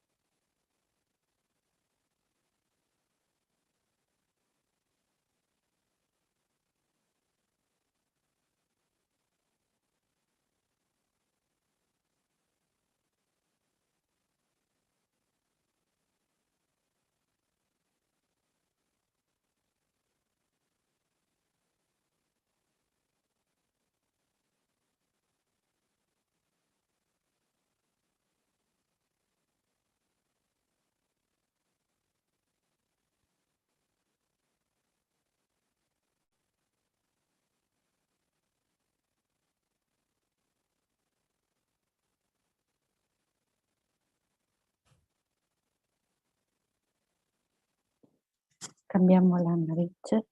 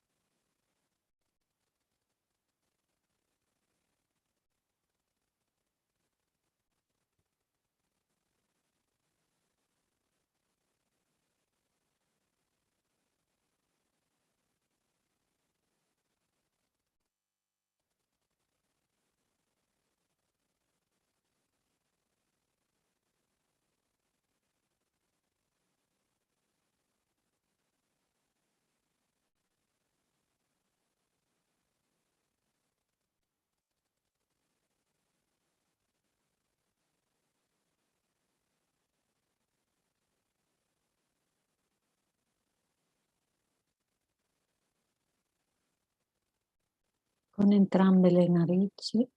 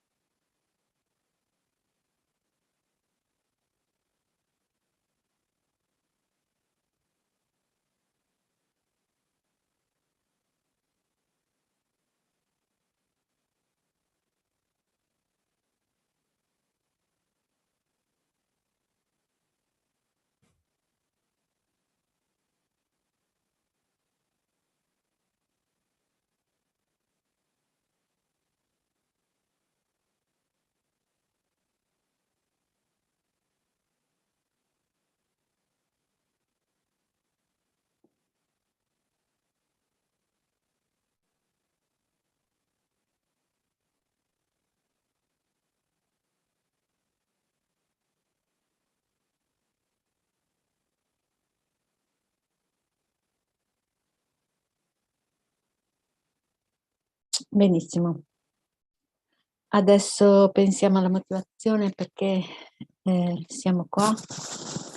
E ricordiamo che la base principale, il fulcro, l'obiettivo che dobbiamo cercare di raggiungere è quello di pensare che vogliamo raggiungere l'illuminazione per aiutare gli altri, proprio perché solo con quel tipo di realizzazione di energia riusciremo effettivamente ad aiutare il prossimo.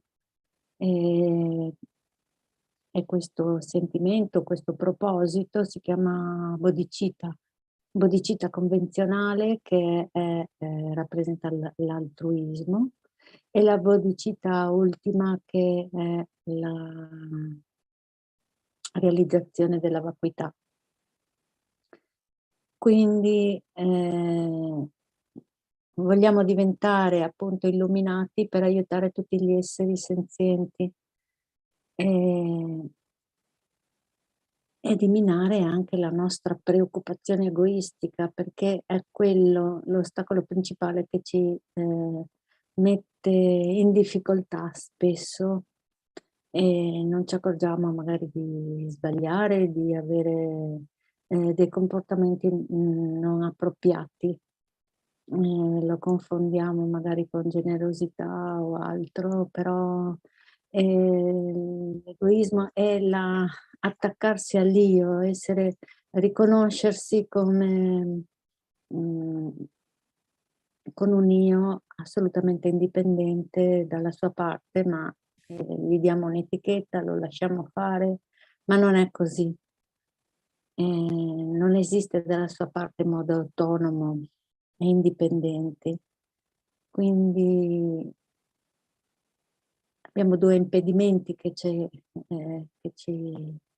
ostacolano a questo grande proposito, che è quello di voler raggiungere, di diventare proprio un Buddha, che è l'egoismo e l'attaccarsi all'io. Però se noi pensiamo che abbiamo veramente bisogno di aiutare gli altri, renderli felici, togliere loro la sofferenza, ma non è una questione di buonismo, è che siamo veramente tutti collegati, tutti interdipendenti da cause e condizioni. Abbiamo veramente bisogno degli altri per qualsiasi cosa, ma anche esotericamente, insomma, facciamo parte di un unico cosmo e di un'unica unità. E quindi cerchiamo di prenderci cura di loro con amore e compassione, quindi di conseguenza staremo bene anche noi. E quindi la pratica più importante per sviluppare questo senso di sollievo dalle sofferenze è la pratica del Tonglen. Pensate che quando c'è un malato in casa, una cosa che si richiede sempre, no? C'è proprio il sollievo alla famiglia, nel senso che ti aiutano per qualche giorno, per qualche ora. Adesso ultimamente non so come si sviluppa, però una volta c'era sollievo alle famiglie, si prendono cura del tuo malato per qualche giorno e tu ti riposi. Quindi nello stesso modo si solleva le famiglie, perché stare vicino alle persone sofferenti è terribile, cioè è difficile, è molto difficile, ecco, rischi di veramente ammalarti anche tu. Allora noi potremmo pensare così, no? Che in questo momento diamo un sollievo alle famiglie del Dharma, cioè a tutti quanti. E lo facciamo tramite la pratica del Tonglen. Quindi cerchiamo di tenere la schiena dritta e prendiamo appunto le sofferenze di tutti gli altri e diamo loro la felicità. Quindi la visualizzazione è la seguente. E intorno a noi ci sono tutti gli esseri dei 6 reami umani, animali, spiriti affamati, assetati, gli esseri infernali, gli dei e semidei. E nel visualizzare gli esseri umani introduciamo anche tutto quello che riguarda la guerra, le guerre di tutto il mondo, perché adesso hanno ricominciato anche a Gaza a bombardare, quindi a tutta la sofferenza incredibile che c'è nel pianeta Terra. E tutti soffrono perché è un karma che stanno sperimentando ed è un karma che abbiamo anche prodotto noi, quindi cerchiamo di essere consci che tutto questo l'abbiamo creato noi con la nostra proiezione, un karma collettivo.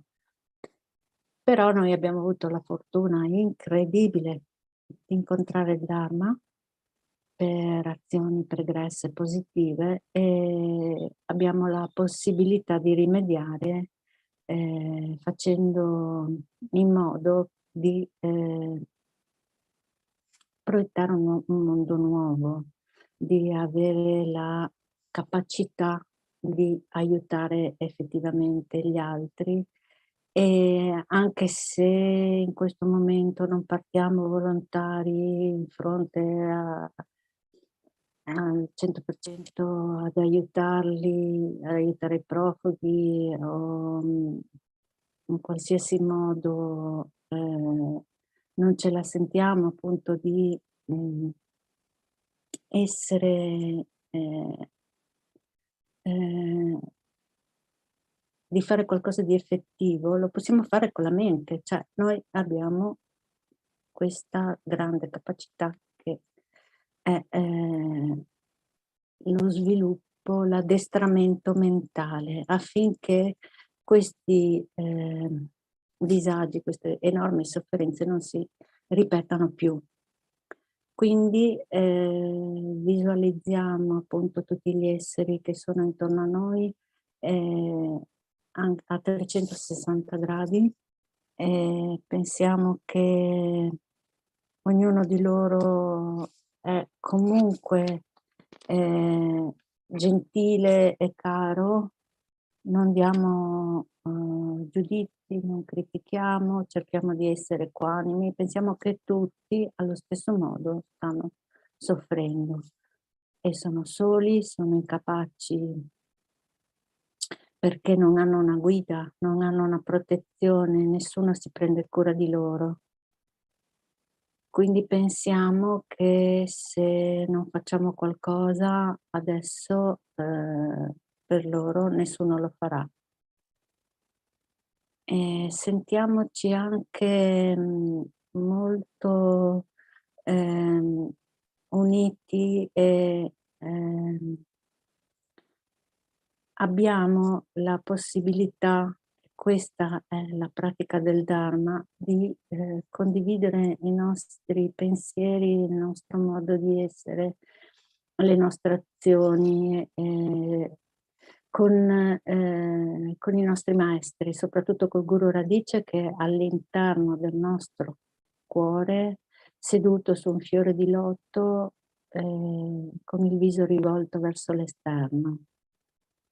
E quindi sentiamo che facciamo questa pratica condividendo con empatia questo atto di generosità con il nostro maestro e visualizziamo anche tutto il campo di meriti che comunque è consapevole del nostro operato e lo visualizziamo appunto intorno a noi, sopra di noi. Tutti Buddha, Bodhisattva, Daka, Dakini, protettori del Dharma, guardiani e protettori. Quindi ispiriamo sotto forma di luce nera la negatività e le loro cause e di tutti gli esseri senzienti e con grande coraggio diciamo possano maturare su di me le negatività e le cause della negatività. Ispiriamo la luce nera come fumo che rappresenta tutto il negativo, e attraverso il canale centrale scende questo fumo e all'altezza del nostro cuore visualizziamo una palla nera pesantissima, un metallo pesante, molto fastidiosa. Pensiamo che è proprio un macigno al nostro cuore.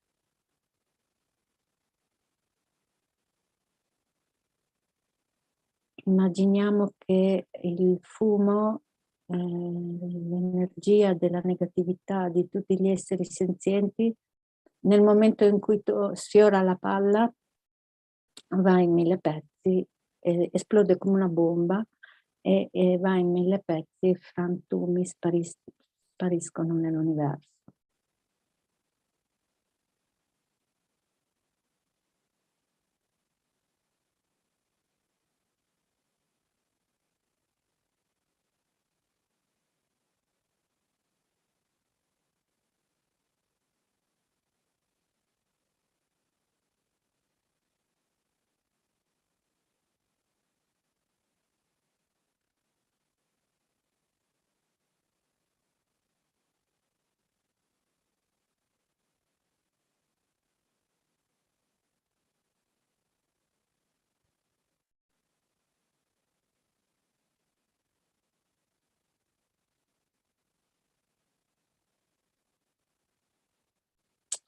Adesso pensiamo alla non esistenza dell'io, vera esistenza della negatività e delle sue cause. La negatività degli altri in effetti non sono effettivamente autonomi, esistenti, indipendenti. Se andiamo a cercarli adesso non li troviamo. Quindi meditiamo sulla vacuità dell'io.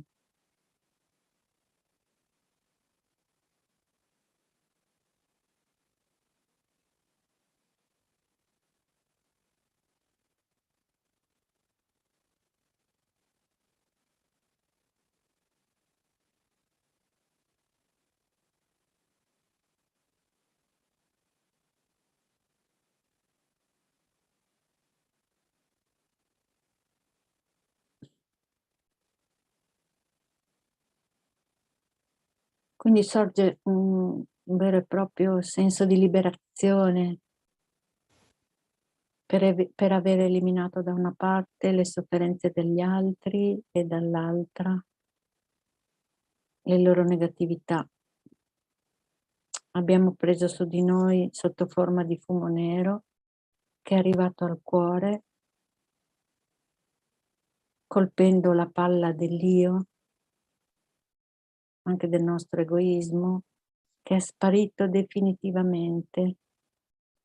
E quindi ci troviamo in uno stato di grande gioia. Beatitudine.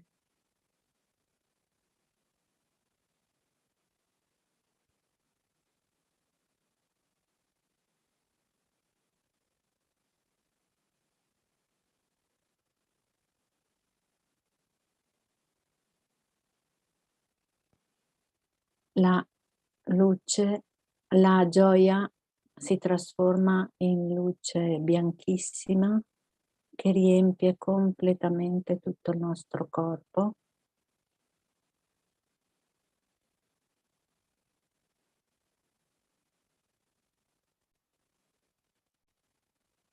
E attraverso i nostri pori della pelle la facciamo uscire per andare a inondare di luce, amore e compassione e gioia tutti gli esseri senzienti, nessuno escluso.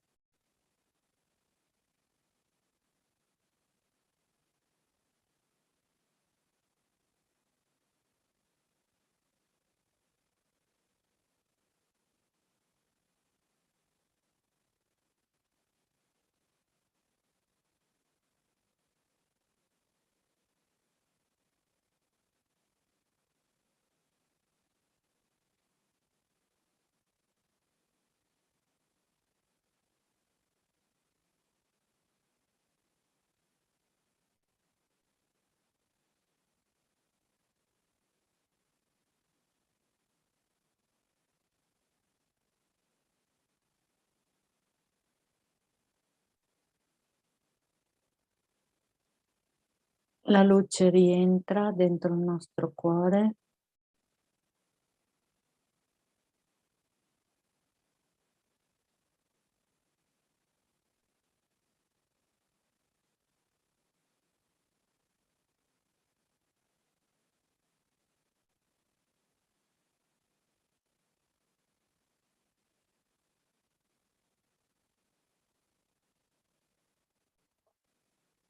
E ritorniamo a farla uscire portando offerte a tutti i Buddha, Bodhisattva, Dakadakini, protettori e Dharmapala, offerte di acqua da bere, meravigliosa cascate di acqua purissima, acqua per lavare i piedi,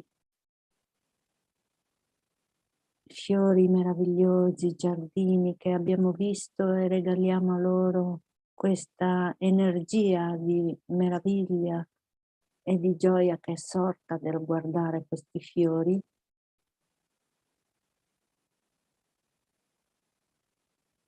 Montagne di incenso.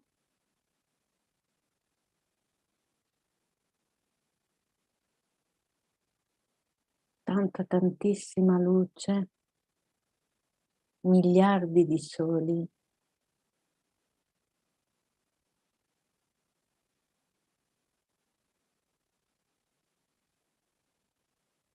Profumi deliziosi.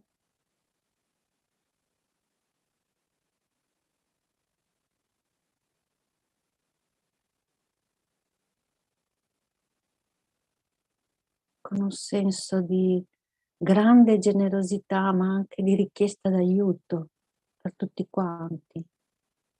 Che siamo proprio con le lacrime agli occhi, dovete aiutarci. Cercate di aiutarci.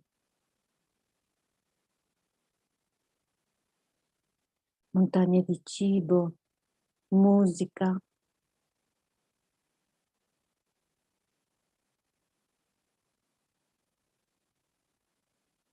E pensiamo, siamo in un momento veramente difficile. Chiedo a tutto il campo dei meriti, a tutti i maestri, di essere sempre più presenti nella nostra vita e darci la forza e il coraggio di cui abbiamo bisogno.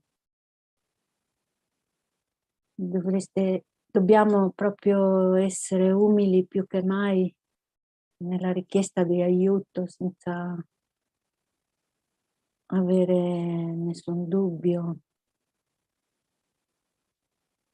perché come guerrieri di luce, come persone che sono state veramente fortunate dal ricevere i preziosi consigli del Dharma, adesso più che mai siamo chiamati ad aiutare il prossimo effettivamente, ma cerchiamo sempre comunque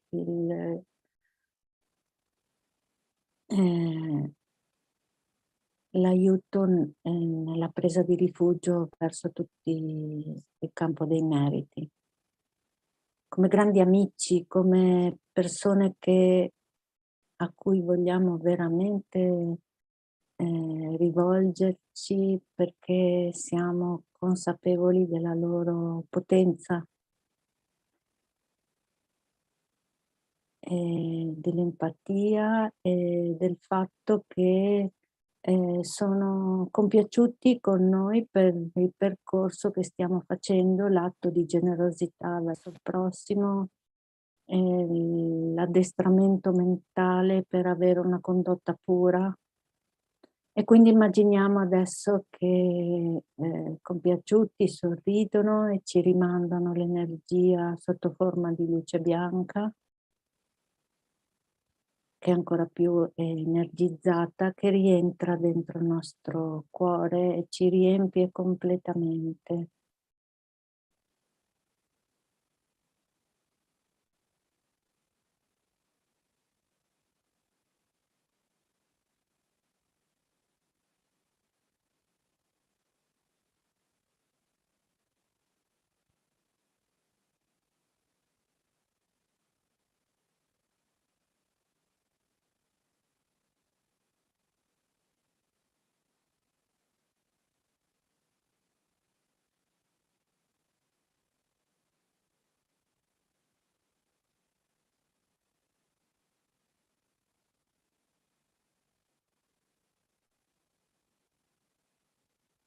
Ora visualizziamo Buddha Chenrezig che è davanti a noi e che visualizziamo che dal chakra del suo capo esce un fascio di luce bianca che entra dentro il nostro capo, il chakra del capo, e riempie il nostro corpo completamente. Purifica tutte le negatività in relazione alle tre azioni non virtuose del corpo, che sono uccidere, rubare, usare un comportamento sessuale scorretto.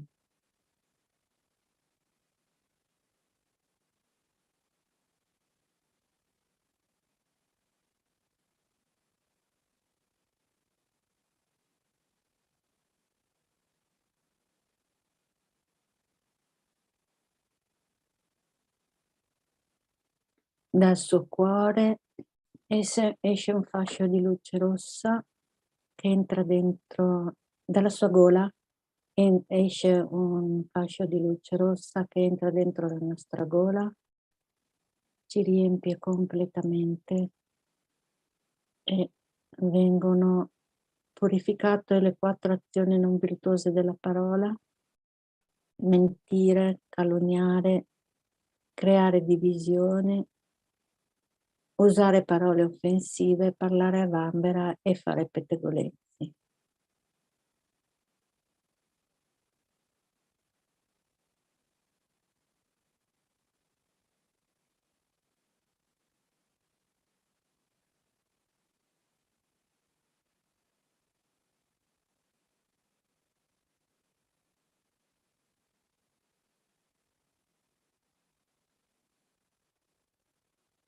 Dal suo cuore esce un fascio di luce blu che entra dentro il nostro cuore,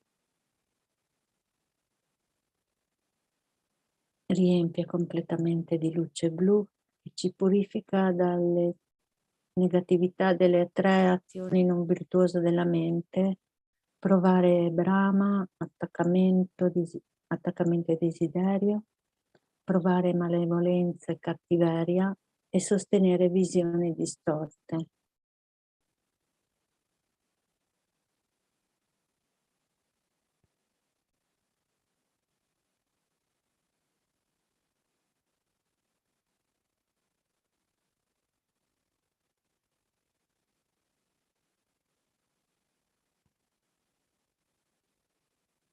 Ora dal chakra del capo, della gola e del cuore escono simultaneamente 3 fasci di luce che ci riempiono simultaneamente completamente.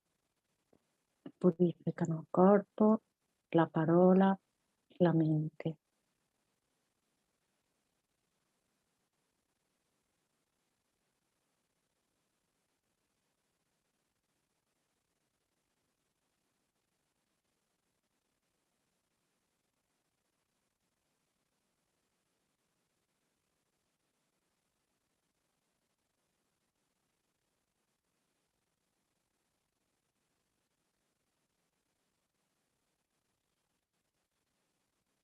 E quindi ora siamo dei contenitori adatti per poter procedere nella pratica vera e propria della parola del Mahasiddha Thangtong Gyalpo.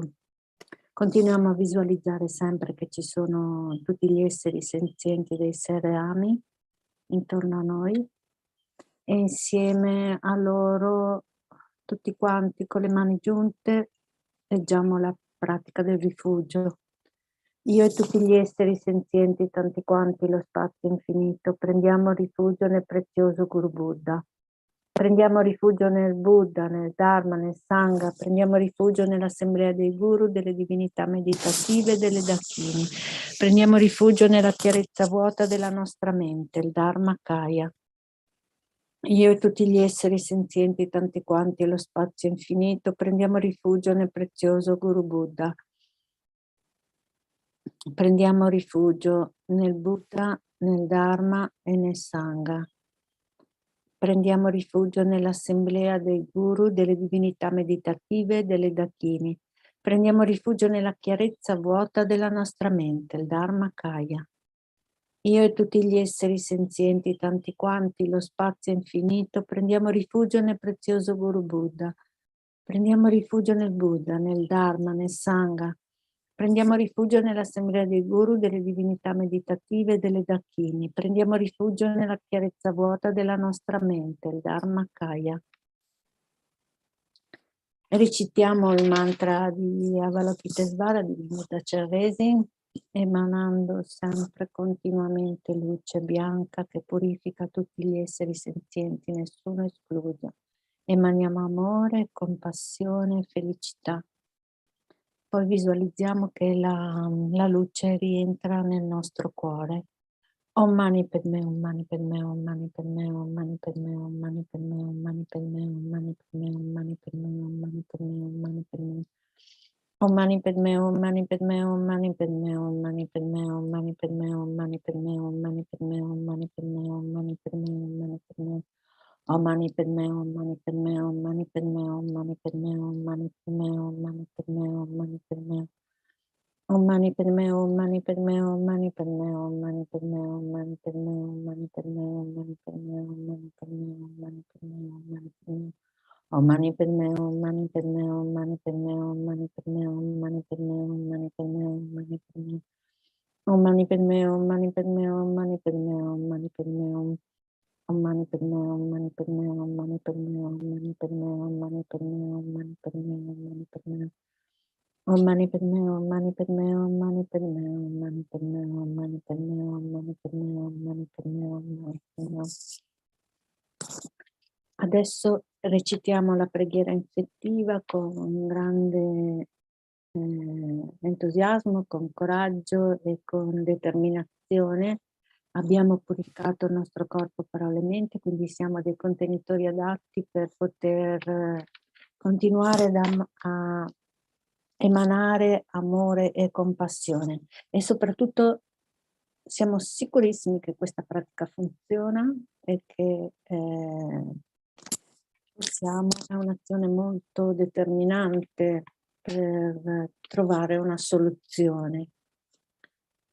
E quindi siamo chiamati, pensiamo che siamo proprio degli esseri fortunati, ripetiamocelo anche, adesso diciamo grazie mentalmente qualche volta a tutto quello che ci è stato regalato dal Capo dei Meriti, dal Dharma e anche dall'universo. È molto importante ringraziare, dire grazie per tutto quello che ci sta capitando, anche se non sembra così, però è giusto ringraziare. Pensiamo mentalmente che siamo qui adesso e non è così scontato, perché ci sono 50.000 ostacoli perché questo avvenga.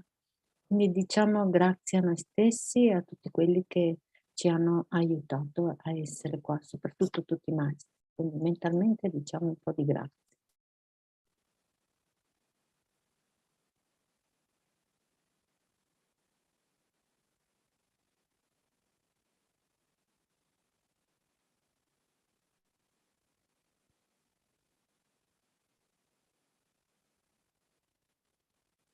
Possano tutte le malattie che rattristano le menti degli esseri senzienti e che derivano dal karma, da condizioni temporanee come i danni causati da spiriti graha, dalle malattie, dai buddhas, dagli elementi, non verificarsi nei reami del mondo. Possa qualunque sofferenza ci sia, dipendente da malattie potenzialmente letali, che come un macellaio che porta un essere a essere macellato, separano il corpo dalla mente in un solo istante e non verificarsi mai più nei reami del mondo. Possano tutti gli esseri incarnati essere illesi da malattie acute croniche, altre malattie infettive, il cui semplice suono dei loro nomi terrorizza gli esseri, come se fossero stati collocati nella bocca di Yama, Signore della Morte. Possano tutti gli esseri incarnati non essere danneggiati dalle 80.000 classi di interferenze dannose, i 360 spiriti maligni che danneggiano improvvisamente, le 424 malattie e così via. Qualunque sofferenza ci sia dovuta a disturbi causati dai 4 elementi che privano il corpo e la mente di ogni piacere, possa essere totalmente pacificata e che il corpo e la mente abbiano splendore e potere, siano dotati di lunga vita, buona salute, benessere. Con la compassione dei guru, dei 3 rari supremi, con il potere dei redacchini, dei protettori del Dharma e dei guardiani, e con la forza dell'infallibilità del karma e dei suoi risultati, possano queste molte dediche preghiere essere soddisfatte appena vengono pronunciate. Possano tutte le malattie che rattristano le menti degli esseri senzienti e che derivano dal karma e da condizioni temporanee, come i danni causati da spiriti graha e dalle malattie, dai buddhas, dagli elementi, non verificarsi nei reami del mondo. Possa qualunque sofferenza ci sia dipendente da malattie potenzialmente letali, che come un macellaio che porta un essere macellato, separano il corpo dalla mente in un solo istante, non verificarsi mai più nei reami del mondo.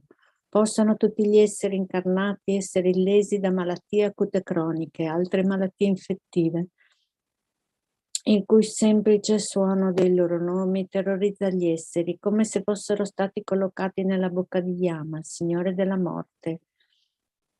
Possano tutti gli esseri incarnati non essere danneggiati dalle 80.000 classi di interferenze dannose, i 360 spiriti maligni che danneggiano improvvisamente, le 424 malattie e così via. Qualunque sofferenza ci sia dovuta a disturbi causati dai 4 elementi che privano il corpo e la mente di ogni piacere, possa essere totalmente pacificata, che il corpo e la mente abbiano splendore e potere, siano dotati di lunga vita, buona salute, benessere. Con la compassione dei guru, dei 3 rari supremi, con il potere dei redacchini, dei protettori del Dharma e dei guardiani, e con la forza dell'infallibilità del karma e dei suoi risultati, possano queste molte dediche preghiere essere soddisfatte appena vengono pronunciate.